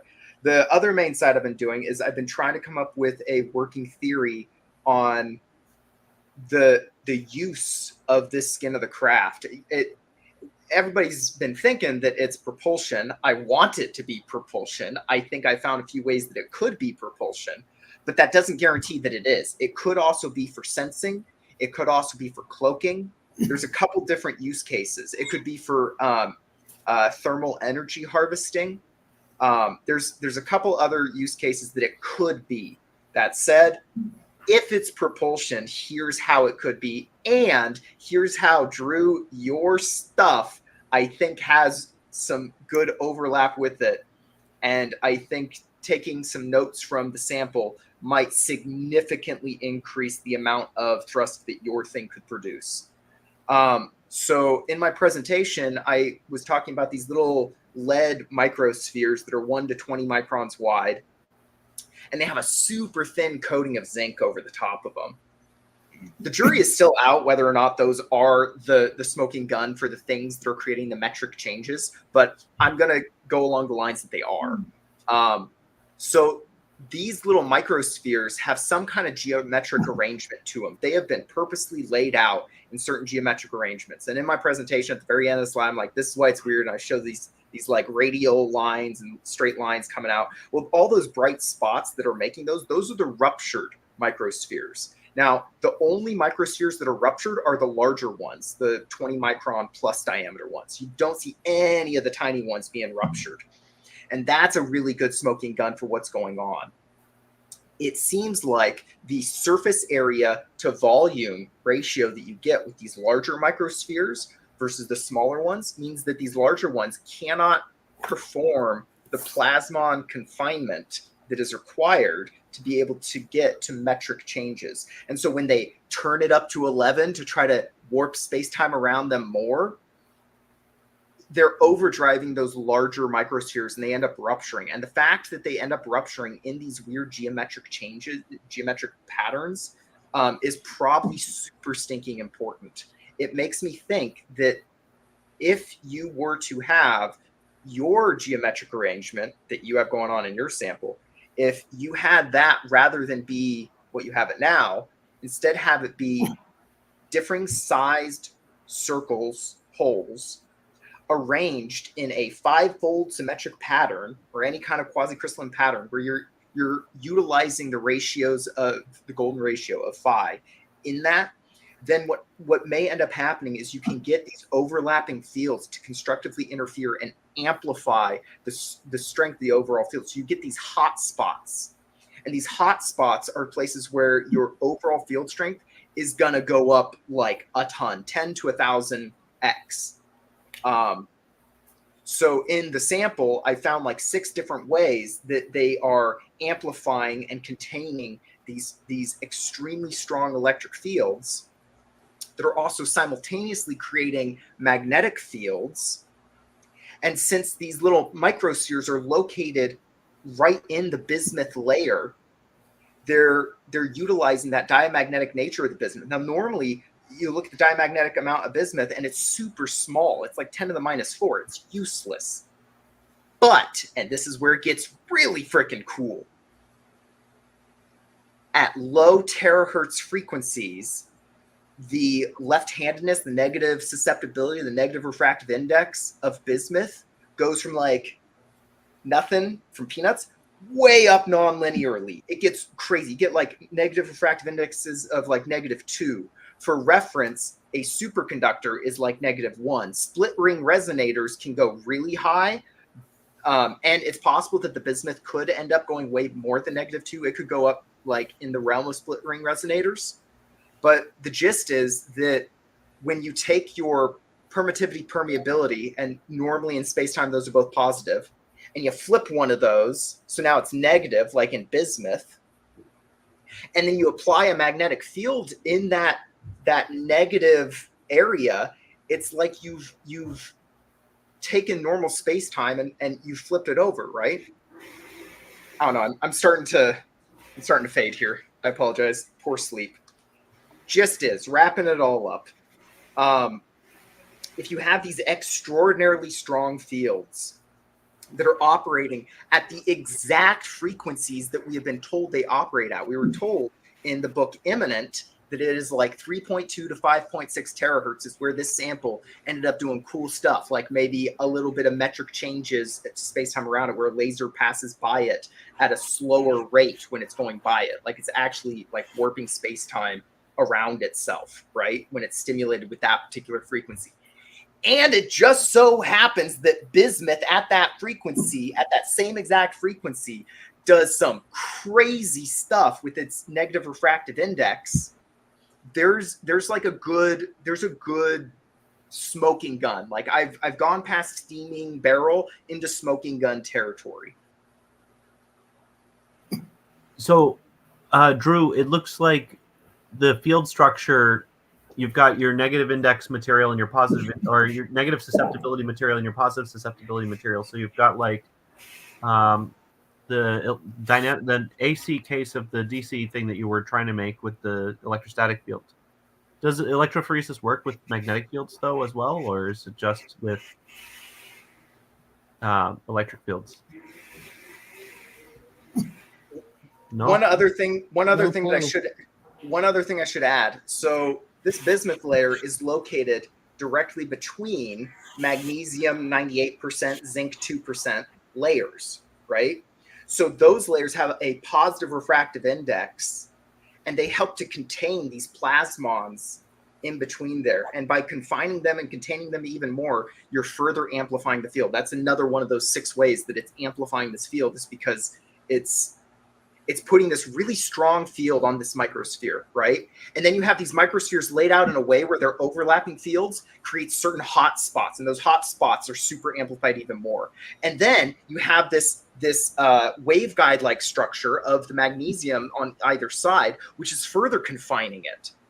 And then you have the bismuth, and the bismuth is going to amplify it even like a ton more. You know what's interesting is if the magnesium layers were acting in some way to keep the electrons in the surface of the bismuth just trapped right between the two metals. The higher the frequency, the shallower the penetration. If it would be interesting if all of the electrons in the surface of the bismuth, that, you know, because normally electrons in a metal would be free electrons. They'd be free to do whatever they want to do. But if you had the frequency and the physicality of a trap, that's almost a 3-dimensional trap. You could almost freeze all of the free electrons into bound charge. If you could convert the free charge that's in a piece of metal into bound charge, the thrust would go up by a dozen orders of magnitude. It would just go up. I mean, that's the holy grail. Also, there's stacking and layering of these things, right? So you have another bismuth layer on the other side of that magnesium, right? And another one. And by vertically stacking those, you're creating like even greater constriction of space-time in that direction, right? You have to constrict that layer to, you know, subatomic. It'd be not subatomic, but you'd have to have that layer in the nanometer range in order to keep those electrons from jumping up and down and moving side to side. That's interesting. I wish somebody would draw me a picture so I could build one. Well, I will try my best to find this for you, Drew, because I really think that this could help your stuff a lot. There are some folks out there that have taken just like a metal plate and they've put holes in it like I'm describing. And the cool thing is that when they shine a light through it at different angles, you get certain selected wavelengths coming out through those. Like certain holes will completely, you know, reduce the effect of certain wavelengths going through them. And so you can use it like a diffraction grating, even though it's, you know, completely passive. It's like a passive filter. So my thinking is that if you were to do a similar thing where you just laser punch your holes in your thing in this particular arrangement, which I'm pretty sure you could create the STL file or the whatever the laser file would be for that particular layout. I suspect that you could get hot spots that will be a nightmare for the arcing, but will be a godsend for the thrust. Well, and guys, I should jump in now. So it's 4:50. We're about 10 minutes before the top of the hour. Should we wrap things up today around 5 p.m. Pacific? I gotta go. Sounds good. Okay. Yeah, so, I mean, if you guys can hang out for 10 more minutes, I think that just about does it. This has been an amazing session. I'm so excited that we were able to get some great presenters. I mean, everything is just pushing forward this year. So I was in the car for a lot of it, watching on YouTube, and I about jumped out of my skin when I heard Jason say that they got about a third of Earth's gravity with his dielectrophoresis, and just having him do that sort of independently of what Drew and Charles are doing. Not that they're exactly the same, but that's sort of how this works. I physically nerded out in the car. My family kind of looked at me weird, but it's like, but do you know what this means? Yeah, this is exciting stuff. And then, so Jim just sent out, Jim, I got your email and I replied. Jim is working on some really lengthy emails, and he's working on those as a response to something else. But but they contain really great up-to-date information. And so one of the things I want to do in the next couple weeks, hopefully, or whenever you're able to do it, Jim, is rewrite those and put them on my Medium blog, and I'll put you on the byline, right? And then I'll just get that All right. out there to people. I'm gonna get the add-on parts that I was talking about in the email Yeah, to just let me know, and I can done send you a in the draft. next day or two for sure. Yeah, I'm happy to do that. I mean, Okay, I've got just good put them readership. together And and send it out. Yeah. yeah, I haven't written. It's one thing or another, right? I've been podcasting. I haven't written anything in a couple of years at this point. But I understand. Yep, I'll get it to you as quick as I can. whenever it's convenient. It's Okay. crazy hectic for all of us. So, but in a good way. In a good way. I mean, Yeah. Are you there, Nathan, or do you just have a thing up? He might have gone to the bathroom or something. Yeah. Yeah, we're Hey, getting to that Tim. part of the. I think everybody's getting a little worn down. It's been a long. Jim, I it's think he's looking there. like I'm going to be out on your end of the world in December. Oh, there you go. Well, I'm happy to meet up with you when you're Yeah, in town. we'll figure it out because I probably got nothing to do on Sunday, but been pretty busy the next couple of days. But then I got a free day probably on Thursday, and I can't think of anything to do out there because it's that's Yeah. enemy territory as far as I'm concerned. I'm happy to come down and meet you in Seattle. I can show you you go to the Space Needle, go see all the for me the big areas are the Space Needle, which is at the Seattle Center, right? And that whole area is nice. That one, and then Pike Place Market. I love Pike Place Market. Ooh, take him to the gum wall. I've been there. The gum wall is Michael. That's a good idea. The gum wall is a little bit of a drive. So It's at Pike Place. I thought. is it? Yeah. Oh, maybe I'm thinking of the Troll. I'm thinking of the Troll, the Fremont Troll, I think. Huh. Maybe. So, maybe. Yeah, maybe the gum wall is. maybe Yeah, that's it's at Pike Place. I Is didn't that- know Seattle are had y'all a gum talking wall. about- I thought it was just San Luis Obispo had a bubblegum alley. Maybe. Then Seattle also has. Seattle has Starbucks #1, the very Yeah, first Starbucks. I'll pass. Is it true that Boeing has a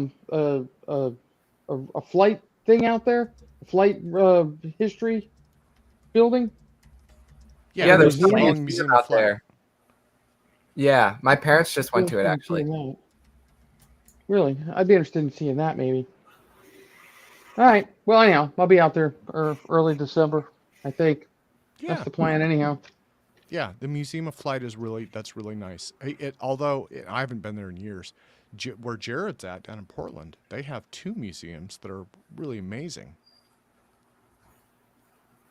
So if you're in town for a few days, drive down. Yeah. I got some really good friends down in Portland, but they're on opposite sides of the spectrum, so they hate me now. Politics ruins everything. It definitely influences everything. I don't know about ruin Well, it. that's why my mom is writing in. My mom writes in Jesus every election. So. If only Okay. that would make him come back. Yeah. Well, Sure. See, and what happens if he wins? I keep asking. Was that the Public second coming address right there? No matter what you vote for, get out and register and vote. It's your American duty. Yeah. I don't care who you vote for, but you don't get to squawk unless you vote. If you vote, then you can bitch all you want for the next 4 years. Well, I'm not going to talk too much about it, but where I live, I got my absentee ballot. I did my absentee ballot 3 days ago. So Awesome. Yeah. It's worth mentioning that in some countries, it is a national holiday for voting day. And that way, no one has an excuse to not go out and vote. And in some countries, they even fine you if you don't vote. In some countries, Yes. they And shoot then you. in if other you don't vote. countries, they shoot you if you don't Yes. vote, but only for one candidate. I just want another federal holiday. Grab a flyer No. day. Grab a If you flyer write in day. Gravity Jesus, TT Brown will come back. Let's make this an American thing where you have to shoot and you have to hit the target of the one you want to vote. And if you're not good at shooting and you hit the other one, then your vote counts for the other guy. So Well, let's so make the it other American. thing I just read was the Washington Post just said that they are not going to what do they call it? They're not going to endorse a candidate. Which Yeah, I think is saw awesome. that. Yeah, I don't can't, think and the that, media and should. you know that came right from the owner of the Post. I don't think that any media source should endorse candidates either way. Agreed. I'm telling you, it's unbelievable. Not only that, but like, let's say we all you know have to who use owns the iron Post, sights, right? and then the further the target away I is, forget. your vote counts for more. So there we go. Jared likes it. No one else is with me. Oh, I'm loving it, man. I got 130-yard range at my house. But it's iron sights only. So as your eyesight goes, you get less. Yeah. So it's a iron it's sights a- at 130 yards. Everybody's got to shoot the same group of firearms, though, right? Yeah, You can't have yep, people bringing that's in their right. like amazing guns and they No. get to have more votes. No, everybody's got to shoot No. the same crummy M16 that you're required to shoot. Government- No. government If, We go back if you're a going little down that further. road, if I you're got going to do an percussion American capped style, black powder, 40 cal. That thing is a man. That's a work of art. if To be able to if you're hit gonna do something with a 40 cal. if you're truly doing an American style, there has to be beer involved, right? Yes. So, that could get Yes. ugly. Maybe. Okay. But then you'd have to be old enough to drink to be able to vote. Oh, that's What's up with that? What is it used to be 18. When I was a kid, it was 18 to drink. What is it now? It's 21, and if you're old enough to die for your country, you're not old enough to drink for your country, and it's a good thing too because the brain shouldn't get alcohol before 21. probably. Okay, well, But if the brain shouldn't get alcohol before 21, why should the brain be ready to? Get a bullet. It's weird. I'm just saying. I thought it was odd. I mean, when I was a kid, it was 18, and now it's something else. I guess Well, kids got dumber. What happened?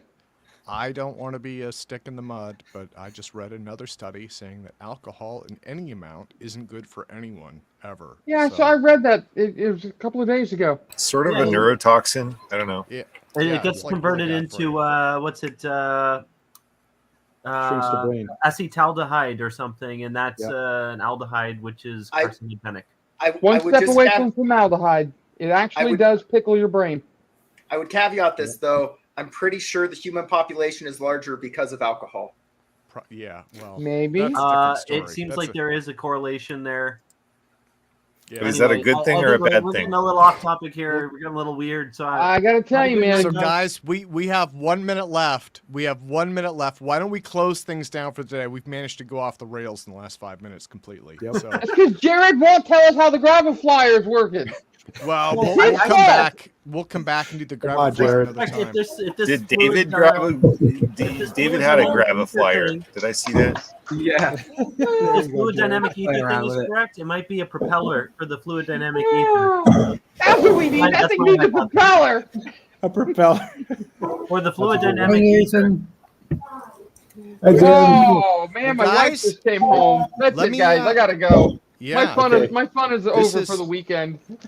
This has been APEC for October 26, 2024. Thank you, everyone. Thank you, everyone. And thank you to everybody for tuning in and watching these conference presentations. Great job, Tim. thank you.